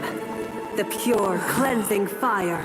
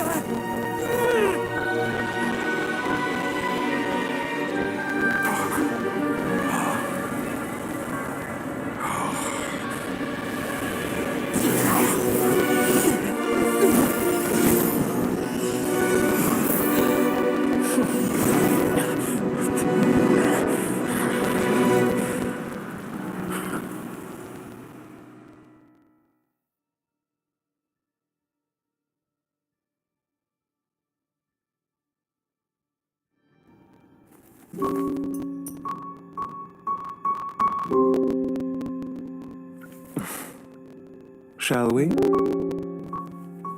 Where were we? I was suggesting that you needn't perform when signing a contract. You're only sitting here because your bank demanded an evaluation of the trustee. So you told a story about a young scholar from a merchant family in Sumeru? I told a compelling tale, didn't I? The post-expulsion story is far more captivating. The human experiments or the elixir of immortality? The part where you die. Ah, yes. My favorite part. The 35-year-old segment thought of himself as Dottore, reserving the name Zondique for the original specimen. Of all the segments, he was the most selfish. After his expulsion, Dottore searched for a new direction. He joined the Fatui, studied Elazar in great depth, secured resources. He was rather fortunate in his career. Zondique turned to Conrian technology and successfully created his segments. But this was not immortality. Even with backup segments, his body would still age. Still, thanks to Snezhnaya, Zondique found the ideal base for his experiments. Then a perfect partnership materialized at a crucial moment. The year that both parties realized they needed more time. Fortunately, Zondique succeeded. In a miraculous turn of events, he gained the extra time he needed. I seem to recall it differently. All right, it's true. No matter how much elixir he took, Zondique remained human and continued to age. Then, on the morning he turned 85... Help me up! Call for help! Surely he would be rescued, Zondique thought. But to his surprise, no one helped him. Zondique was too selfish for that. Don't forget, you're one of us. Yes, and we're all waiting. Waiting for me to die. Pantalone arrived for a meeting and happened to witness what followed. He found it unsettling. I never said that. But the Zondiques were unfazed. It was a rare opportunity for self-dissection.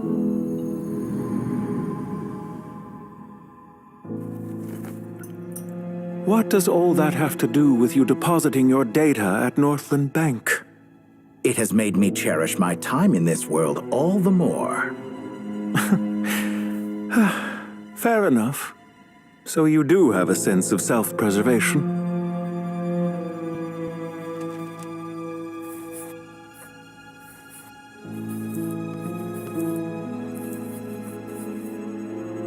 What do you mean? You're hardly normal, and you don't cherish life. You just don't want to admit defeat in the limited time you have. Even so, don't I deserve an interesting ending? I'm counting on it.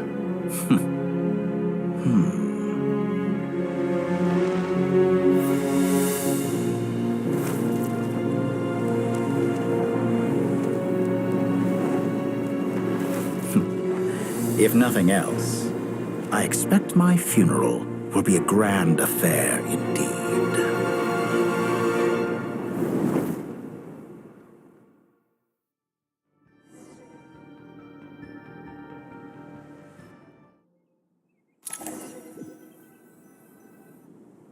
What a magnificent fire.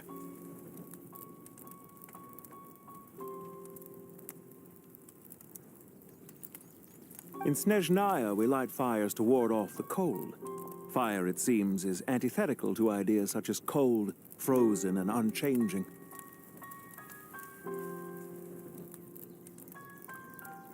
Perhaps it has always been that way. From the beginning, fire has been used to drive away wild beasts and warm the body and mind. You could say it's a form of treatment, one that cures the human heart of mortal fear. Mortal fear? Something you haven't been acquainted with in a long time, by the sounds of it. Whereas you, I'm sure, must know the feeling quite well indeed. I remember when we first discussed the elixir of immortality, you claimed that extending your lifespan was about buying more time. You fear the prospect of dying a wretched end in this world, don't you? Of course I do. I'm only human, after all. And while you may have forgotten it, you cannot deny that you too were once human, Dottore. I do not believe that there is no such fear in your heart.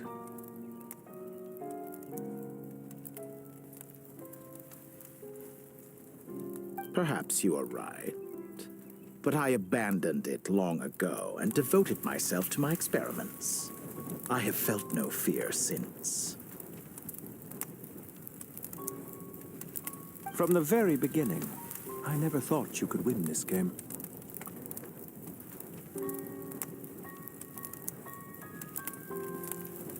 But still you came, contract in hand, to honor our agreement. Because I am a reputable partner. And as we have discussed, experiments are about more than results alone. The process is equally important. I have come here and completed my creation, and I do not regret my decision. I'm afraid your journey ends here. After I die, there will be no one to make the elixir of immortality, and your remaining stock will only last a few more years. How then will you prove that you didn't perish in this incident alongside everyone else?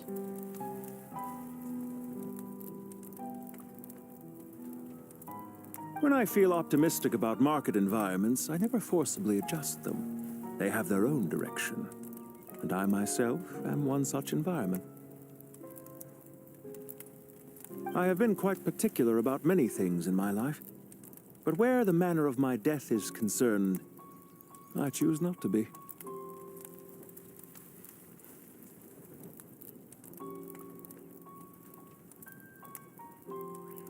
You make yourself sound so magnanimous. Oh, but I am, and I hope you will be too. It may have been a long time since anyone told you this, Dottore, but I recognize that you are a truly rare talent.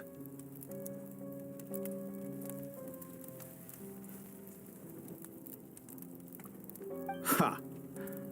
I can see it. The experiment in blasphemy that I've been performing all this time. It has been a long process, and I do not care about the results as much as people might imagine. If the very goal of your experiment was to explore infinite possibilities, then there was never any reason for it to end. Indeed. Yet now, the experiment has officially drawn to a close. What should I call you? Zondik? Or do you prefer Dottore? Suit yourself. Goodbye, Feofan. This time, that's what it truly is.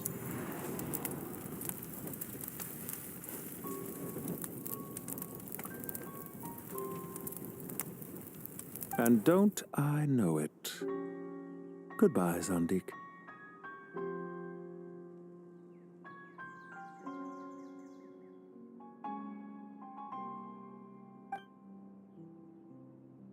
I could have carried out many more experiments, but to me, Lord of Dendro, this outcome is certainly not the worst.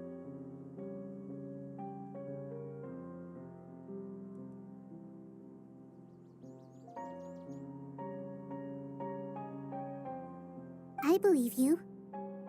But unfortunately, this is where it all ends for you. This experiment does not belong to you, nor do any of the results. Experiment. It sounds like you're trying to outdo me in my own field. Wisdom is conveying information in terms that people can clearly understand. You know exactly what I mean. Indeed. I can see no further outcomes. Ha. You have a formidable mind, and you are braver than I thought. Setting fire to the very thing your survival depends on. Your previous threat was empty, but this time, it is real. When necessary, wisdom can be as fierce as an inferno. Some of the flames that incinerate you come from within yourself. Perhaps you are right. You see what lies at the bottom of the human heart, and that is your wisdom. Here is where your journey comes to an end. All that is yet unknown belongs to those of us who will carry on living. It seems I have unwittingly been your arch-enemy all along. But now, it's all over. I do not deny your intelligence. But what you refer to as experiments, I would never describe in those terms. They are events that take place in the real world, and they are so much more than mere data. Goodbye. We will never meet again.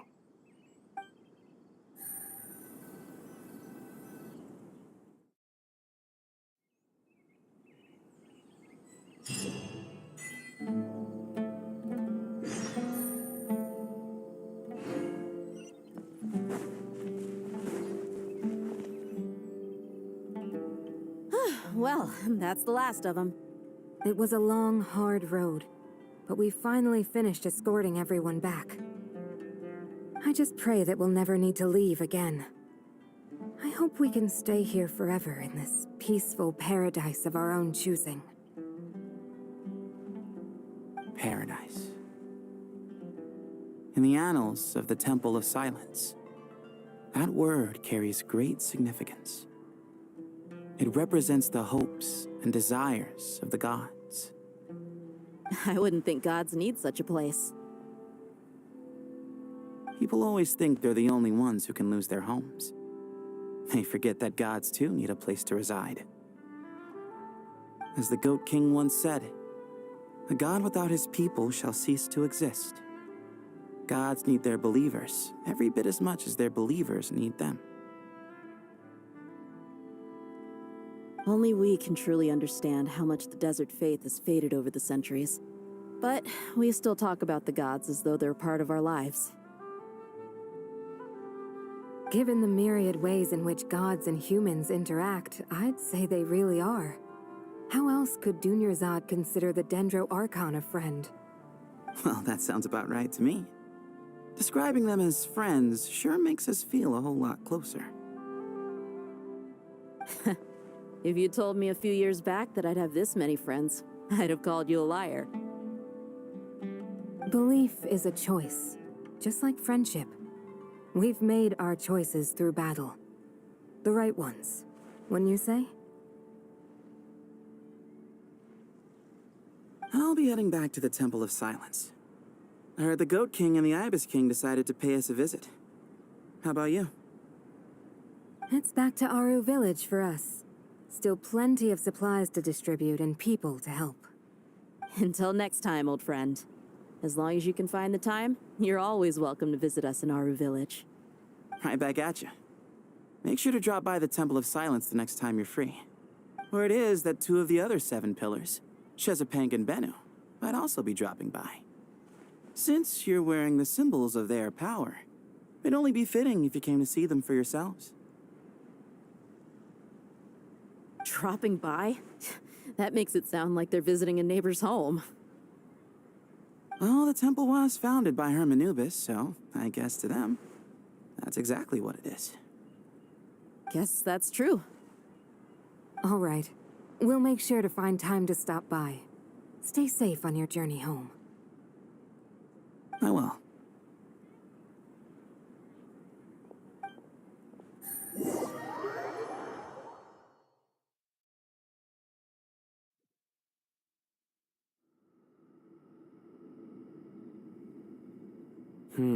You do have a point.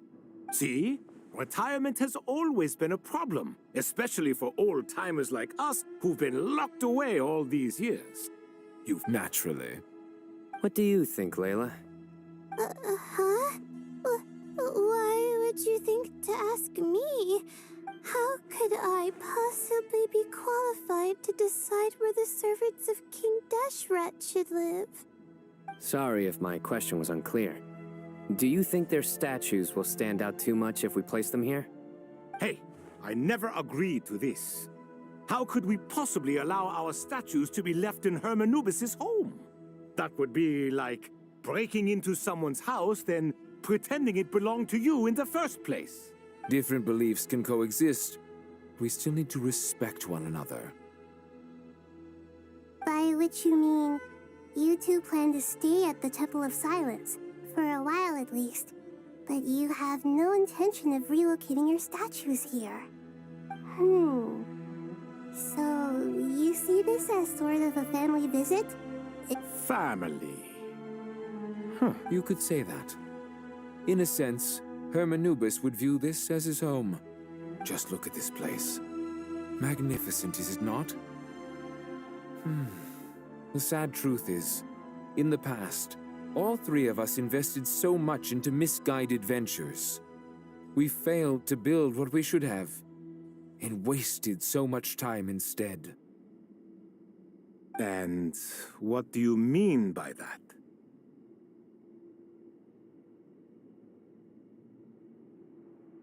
I mean that for the most part, time spent associating with the likes of Sobek, and, let's say, Thoth, might reasonably be considered wasted.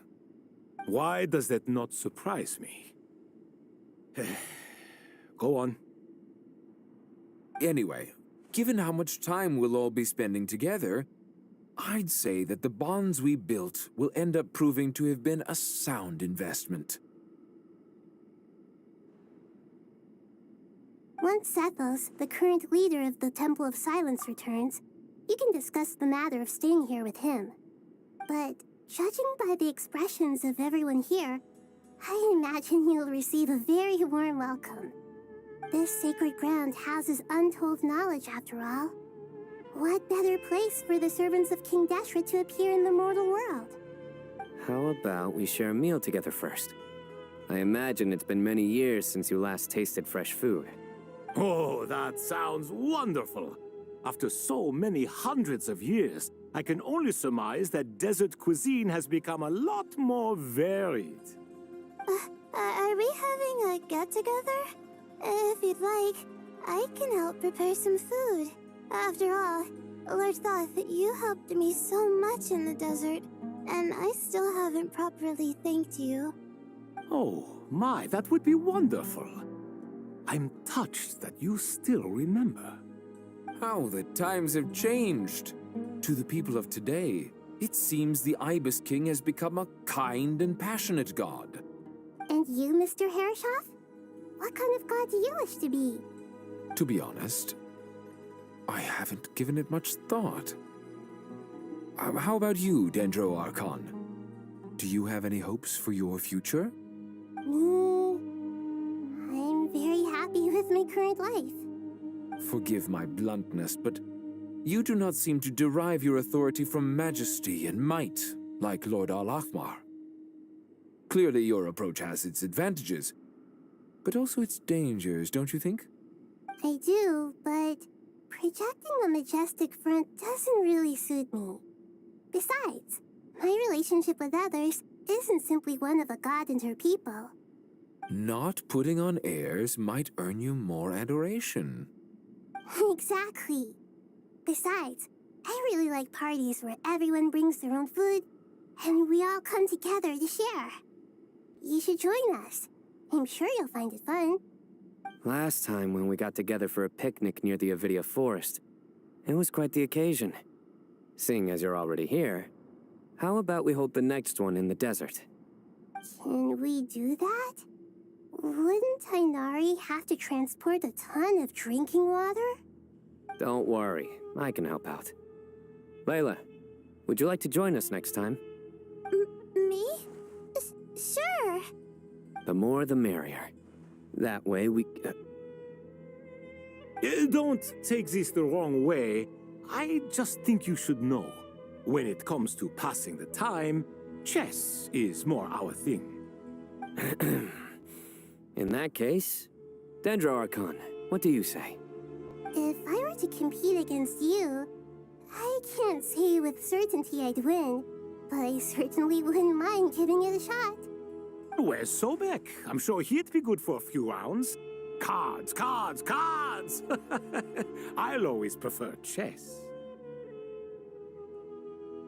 I wonder what variant of chess we're talking here.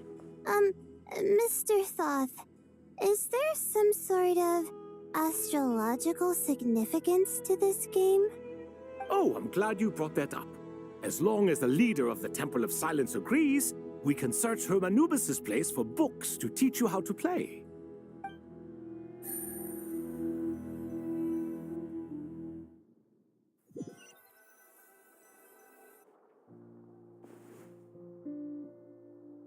Such devastation visited on Sumeru City. So many houses destroyed or damaged in the fighting. Who could have... Look at all of this. It's going to take me forever to tidy up. I suppose living below the academia doesn't always work out to your advantage. I would have thought a little appreciation of my sincerity and effort in helping to clean up this mess might be in order. Helping? Effort? This is your house! Of course you should be putting in the effort! If anything, I'm the one who's helping! So you see yourself as just a helper in this situation. I must admit, I'm rather shocked. If you're trying to say that since I live here too, I have an obligation to tidy up, fine. I suppose I do. Wait a second, stop changing the subject! Nevertheless... In the wake of a great storm, a missing roof is a predictable inconvenience. Can you stop making it seem like I care more about this house than you do? Doesn't it upset you at all to see your home in this state? I won't pretend it's ideal, but that's no reason to be upset. This is the roof over your head, your shelter from the cold. The furniture is scattered, the paintings have fallen off the walls, the windows are shattered. Don't you feel even a little disheartened? The way I see it, these problems are easily solved. Ugh, this is precisely why I hate talking to you about sentimental things. It's like banging my head against a wall. You simply don't understand just how much work goes into making a proper home. It sounds like this is causing you a lot of anguish. You mean the house or the paintings? I mean your sentimentality. Oh, well, yes. But I'd rather not dwell on such things right now. Generally speaking, when anguish becomes the norm, people usually make an attempt to improve their situation. But there are so many people and things in life that are difficult to change. It's not like you can force them. Besides, anguish can be a source of inspiration. And I'm not sure I could break my reliance on it. I'm glad you're able to make yourself think like that. What kind of a response is that? I was stating a profound truth about the very nature of art. Suffering is the cradle of all creation. Even you can't deny that. And I wasn't trying to. I'm just happy for you. Pure and simple. Can't you tell? Happy about what? Happy that you can always find an answer that backs up your views. You... More often than not, life is a process of running into problems and then searching for answers. Yours more than most. Not everyone's so good at justifying things to themselves. It's something that you've been steadily mastering. Huh. What about you, then? What skills have you been mastering lately? Pass me that box. Huh? Okay. You may consider this my progress on the path to mastery. What? Wait a second. Isn't that box mine? Hey, it is! It must have fallen off that shelf!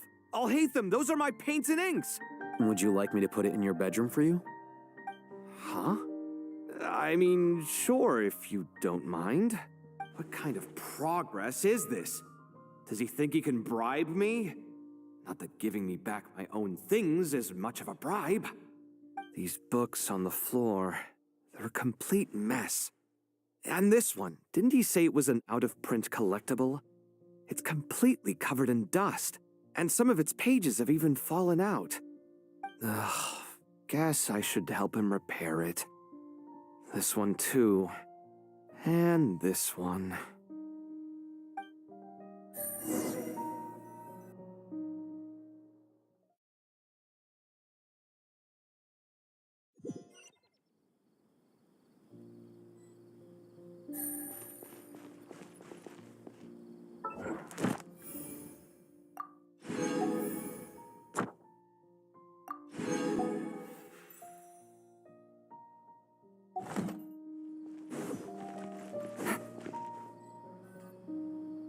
Local subterbeasts, imported goods, such a bright future ahead. I can picture the Mora just rolling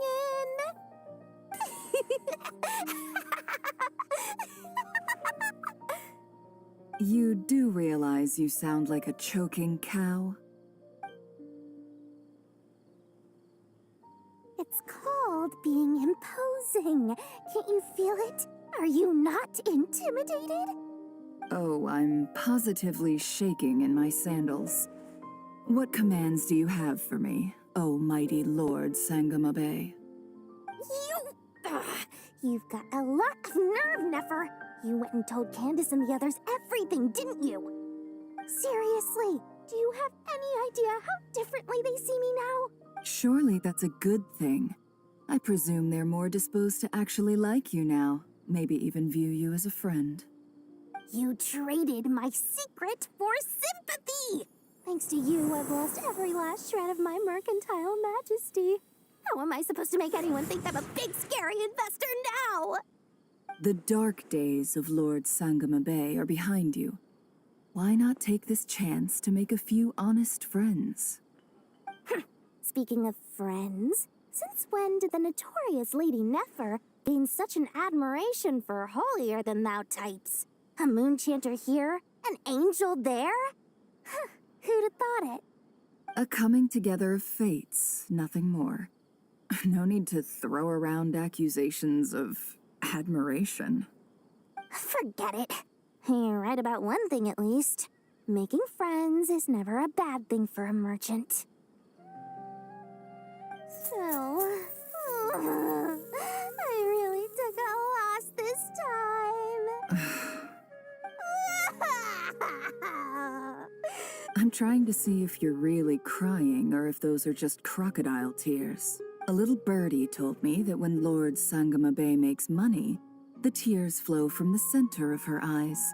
But when she loses it, they flow from the corners. Which is it this time? Ugh, you are so annoying. I'm not talking to you anymore. Nefer, thank goodness you're here. I've been looking everywhere for you. Huh? Well. If it isn't the House of Dana's very own librarian. What can I offer you today, Miss Katayun? Oh, no, I'm not here to buy. I'm here to bring Lady Nefer a book, and a fascinating one at that. We agreed to meet at the entrance to the mausoleum of King Deshret. One more thing. I bought this copy with my own money. It's not borrowed. Reasoning knows not time of day, but suspense always follows a blizzard. That's quite the mouthful. Huh? Isn't that the one that... It was all the rage for a while. People throughout the city were clamoring to get their hands on a copy. The names inside were all circled. Everyone thought it was a riddle. Don't bring up that book in my presence. I don't even want to hear its name. That thing was nothing but a scam. Surprisingly enough, I've actually heard of this book, though it doesn't seem of much consequence. So what truth lies behind it? You're from the Vahumana and you're asking me what the truth is? I'd say the actual truth was about the least important part of the whole episode. I brought you this book because it probably has the most interesting backstory of any in the House of Dana's collection, at least in recent years. As for its quality, well, you can judge that for yourself. Don't tell me it's actually any good.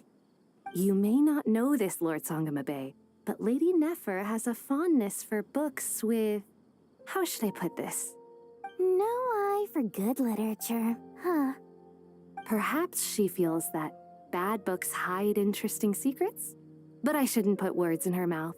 It's probably fair to say she prefers the conversations that books can spark over the substance of the books themselves. Suits my style as an intel broker, wouldn't you say? Very interesting, thank you. I'll return it to you once I'm done reading. And as it happens, I have something for you, too. Incense? I imagine you've already used up the incense I gave you last time. Here's some more. This batch is from Nodcry, so the scent won't be quite the same. Well, actually, I've been saving the incense you gave me. I couldn't bring myself to waste it without a special occasion. But I'll gladly accept this, too. And I promise I'll use it this time. Katayun, you haven't changed a bit.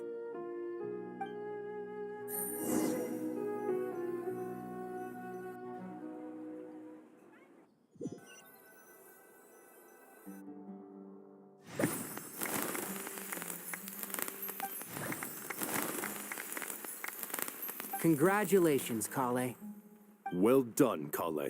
After studying for so long, you've finally become a full-fledged ranger. Sure hasn't been easy for you, huh? This really is fantastic news. All grown up. No longer a trainee, but an official forest ranger. Oh, the next step is to secure tenure in the academia. Thanks, everyone. It's true. I'm an official forest ranger now. Master Tainari, thank you for your guidance and support. I wish Mr. Sino were here so I could thank him too. Sino had a matter to attend to at the Temple of Silence. I don't imagine he'll be back for some time. But don't worry, we can celebrate together once he's finished. I'm afraid the party will have to wait. Kale still has some matters to attend to first. Kale? Is everything all right? No, it's not what you think. There's nothing wrong with my health. I just have a few things I need to deal with. I've made plans with the Traveler and Paimon to visit Mondstadt. Master Tainari and Mr. Sino will be accompanying us too. Well, that's a relief. Let's get together when everyone's back. I'm sure you'll be doing even better by then. Of course. I have a feeling you're right.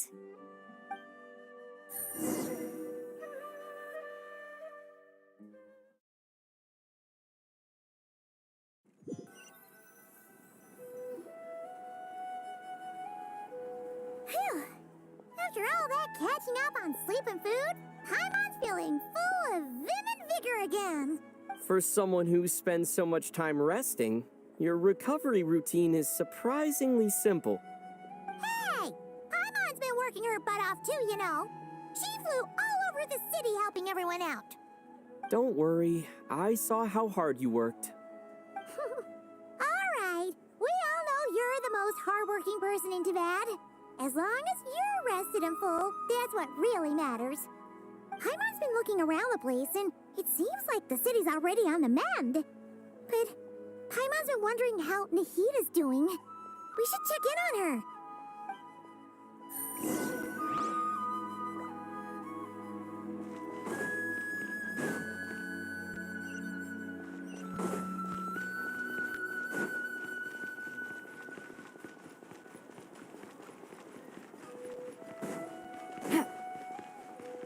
Add Astro. Thank you for Add Astro.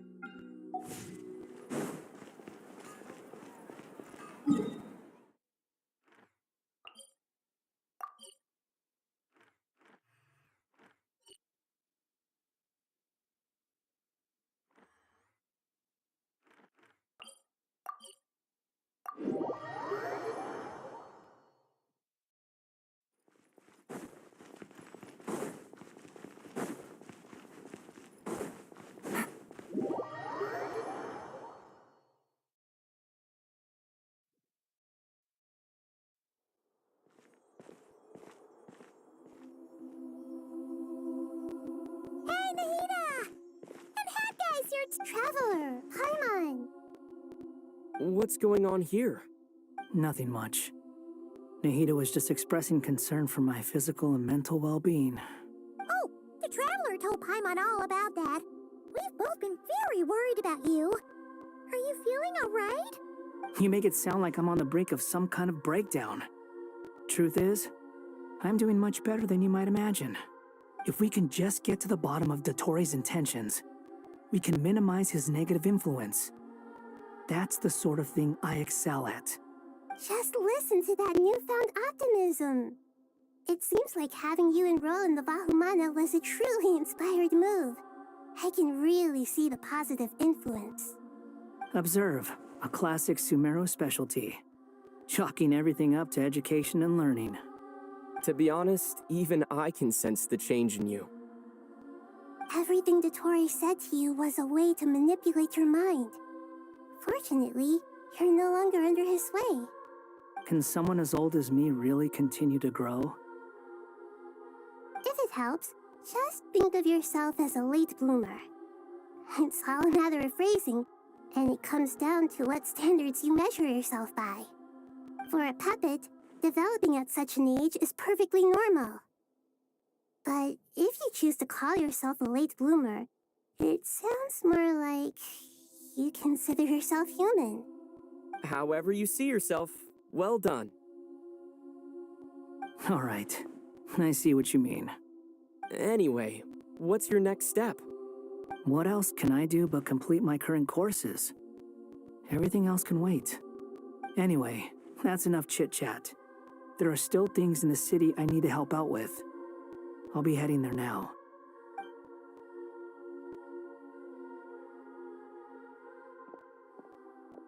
I'm so happy that Hat Guy is doing better than we thought. But what about you, Nahida? How are you holding up? The pyronosis burned down the corrupted Irminsul. The flames blazed for 7 days and 7 nights before they finally subsided. All that was left were the parts underground. Now, Aru shoulders the responsibilities that once belonged to Irminsul. The situation was contained before it got out of hand, so Tevat's most vital information has largely been preserved. Irminsul has a strong influence over you, doesn't it? How will you cope now that it's gone? There is no need to worry.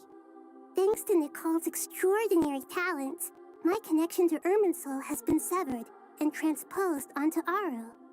Angels can do things like that? They can. Such abilities are precisely what makes them so powerful. The goddess of flowers, Nabu Malikata, once claimed that she too could perform feats beyond the reach of mere mortals. In my eyes, much of what she went on to achieve reached such transcendent levels. Her and Nicole really are both fascinating and magnificent. So, does that mean your situation is stable now? Correct. Just imagine that Aru has become the new Irminsul, and the essence of my existence has been bound to it. The wisdom of Sumeru has ultimately converged into a single, unified entity. Should we ascribe this all to fate, or is it merely fortune? Whatever it is, the important thing is that you're okay, Nahida. Dendro Archon, Lesser Lord Kusanali. Oh, thank goodness you're here. Sir Nevis, do you have something urgent to say? Yes, there's something I need to report. We've received a message from Snezhnaya.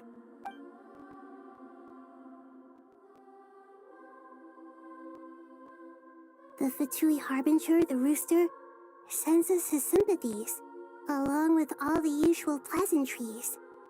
His stance is that, following the unrest and Nod cry, Dottore was subjected to internal censure. This madness was the act of a rogue element, one who cannot be seen to represent the Zapoliarni Palace. No less than can be expected. Snezhnaya paid a heavy price working to stop him. They even lost one of their own harbingers. The letter goes on to say that even so, Snezhnaya cannot claim to be blameless.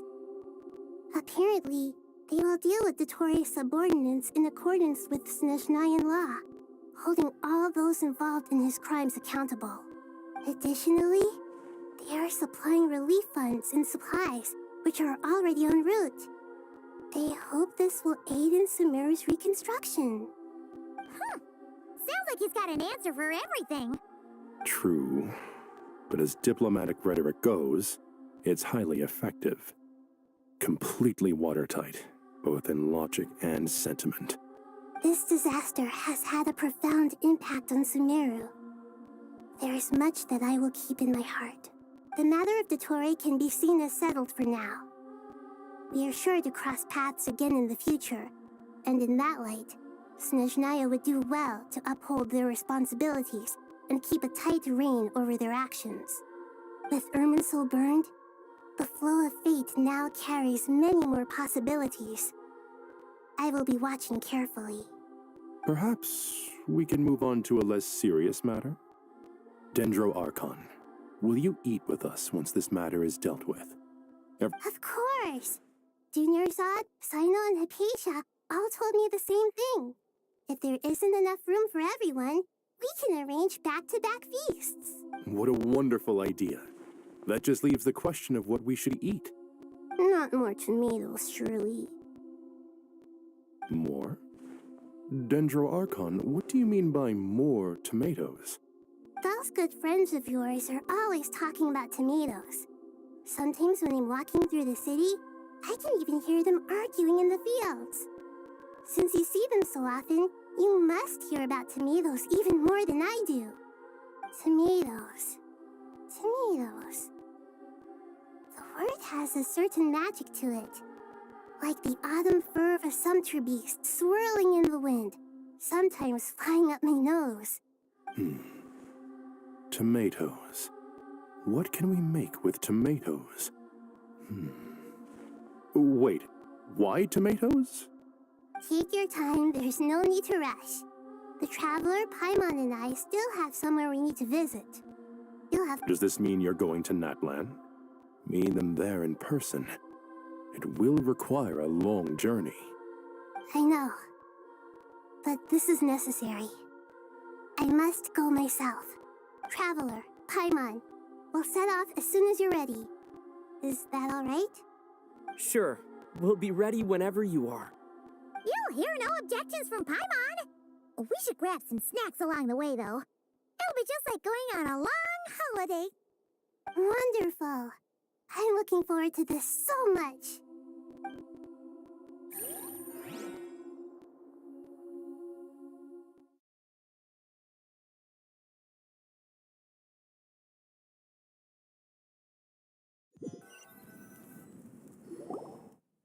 Natlan is such a lively place. It's super cheerful and positive, too. Mm-hmm. I can see that. There are people outside exercising at all hours. You came. Welcome, welcome. You must be hungry from your journey. Oh, thanks, but no thanks. We've been eating the whole way here. We had a mushroom platter, sap's meat stew, butter braised chicken, hot asara pudding. Oh, Paimon's positively stuffed. All right, all right. No need for all that detail. I'm starting to get hungry myself. Maybe later then. We can wait till everyone's got an appetite. Then Sounds like a plan. Let's find somewhere to sit down.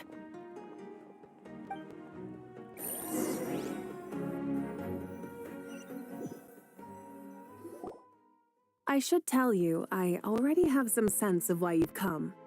Why's that, Malika? To say thank you. Your senses are spot on.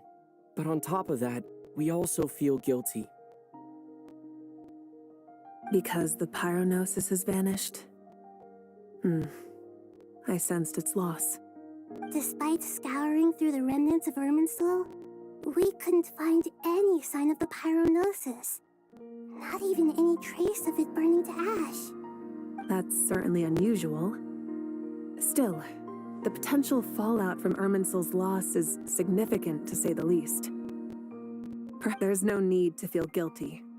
We were clear that this time, there was to be no returning, only giving. Thank you really is a fascinating phrase. We use it to express gratitude for the smallest of things. Yet, when faced with a kindness too immense to describe, we use exactly the same words. It's not that we lack other means of expression. It's that when we truly need to express our feelings, the simplest and purest words are always the most powerful. You're right. In that land, we prefer simple expressions too. Companionship, friendship, support. They might not sound fancy, but the sentiment behind them is sincere. That's wonderful to hear.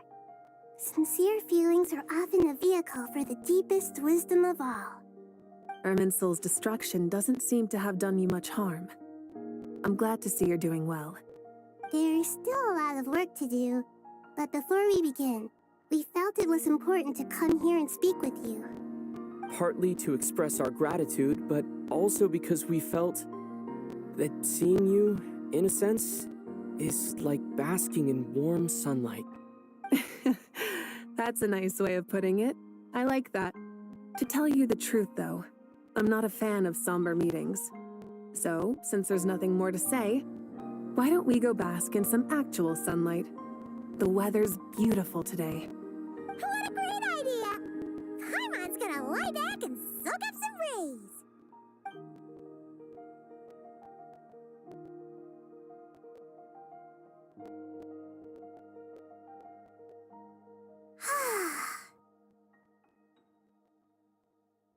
In that case, I think I'll lie down for a bit too before we head to our next stop. And where might that be? Mondstadt. Paimon and I are gonna head back there with Kale and the gang. Long ago, I sensed that the god remains inside Kali had come from the goddess of flowers, but I kept it a secret. Those remains weren't hurting Kali, not as she is now. They simply exist. Besides, I could sense a deep yearning within her. A yearning for an ordinary life. A yearning to hold on to the hard-won happiness she now enjoys. With someone like her, I have a responsibility to keep her secret. She should be ready to face the truth by now. Whenever people meet, there is always the potential to create warmth and kindness. Every child grows up. But even as adults, they are still children in the eyes of certain people. Oh, just like how Paimon sometimes sees Nahida as a little kid. Is that so? Well, anyone who's friends with a kid is probably a kid themselves.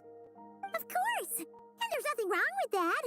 When we get back, we'll actually be hanging out with another of our friends who happens to be a kid. Or More like looking after in her case. Anyway, we'll always be there to watch out for our friends. Dear Sucrose, when you receive this letter, I'll probably be as busy as always. But busy with wonderful things. That's because I'm no longer a trainee. I'm now an official forest ranger. Impressive, right? Sino said that official rangers sound much tougher than trainees. Though he did say it was already pretty tough to start out with. You probably heard that something big happened in Sumeru recently. Don't worry, it's all been taken care of. We're heading to Mondstadt soon, so if you're free, maybe we could meet up? Plus, it's not just me. A few of us are going. Hey, do you still remember that time we all got together? You know, when we all went to the Windbloom Festival? It'll be just like that.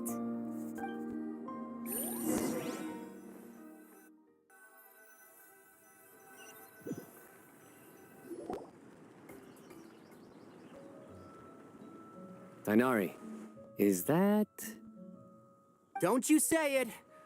Is that the great Vayu Vyastra? Behold, the great Vayu Vyastra, General Mahamatra. How times have changed. I wasn't expecting you to beat me to the punchline. You've changed. You've really upped the aggression in your battle against Sino's jokes. Kale, how did you know what I was going to say? For the love of... Hey! Traveler, Paimon, you're right on time. I hope we haven't kept you waiting. Kalei. Sucrose, it's been so long. How have you been? I've been well. Everything's going great. What about you? Are you still busy? Not at the moment. Oh, right. That juicer you gave us works amazing. Farzan loves it. Seriously? That's wonderful. I don't suppose you drew up a detailed test report. Oh, what fruits did you use? How was the texture of the final product? Sucrose, you might want to try asking your questions one at a time. Albedo! Paimon didn't see you there. It's been a while since all of us were together like this. How about we follow the same plan as last time? Good idea, my friend. You never disappoint. So, what are your identities this time? Don't remind him. First things first. Allow me to introduce our very own official Forest Ranger Kale. The rest of us are simply her humble travel companions. This sounds like one of those mushy stories that gets people hooked on some corny, heartwarming premise. Oh, is our story not heartwarming? If I recall correctly, there was even a scene like this in King of Invocations. Besides being heartwarming, our story's also about tough, impressive-sounding job titles. At least that's what I think.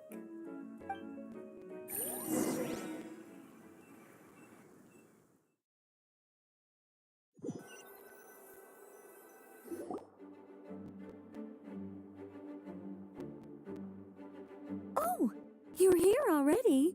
I'm still giving Dodeko a little trim. I won't be a moment. A trim? Does Dodoko need haircuts too? Of course. It's important to know how to take loving care of the apples of your eye. All of these trivial matters get left to me. It's because I'm an angel, and angels are, in a way, the guardians of all Teyvat. Oh, right! Well, that's definitely an impressive-sounding job title. What are you writing? I'm just brainstorming some cool-sounding lines. Oh, write them on these card backs. Of course. Clearly, my lines are pretty amazing, wouldn't you say? Miss Nicole. Kale? You seem a little nervous. I was just wondering, who was the person you mentioned who needed their wish fulfilled? Wish? What do you mean? Miss Nicole asked if we could meet up in Mondstadt once everything was over. She said a friend of hers had a wish that needed my help to come true. Well, you never mentioned that before. All we knew was that you'd arranged to meet in Mondstadt. but we thought it had something to do with the god remains. To be fair, everything I told you was true. Anyway, my friend is waiting. Come on, let's pay her a visit.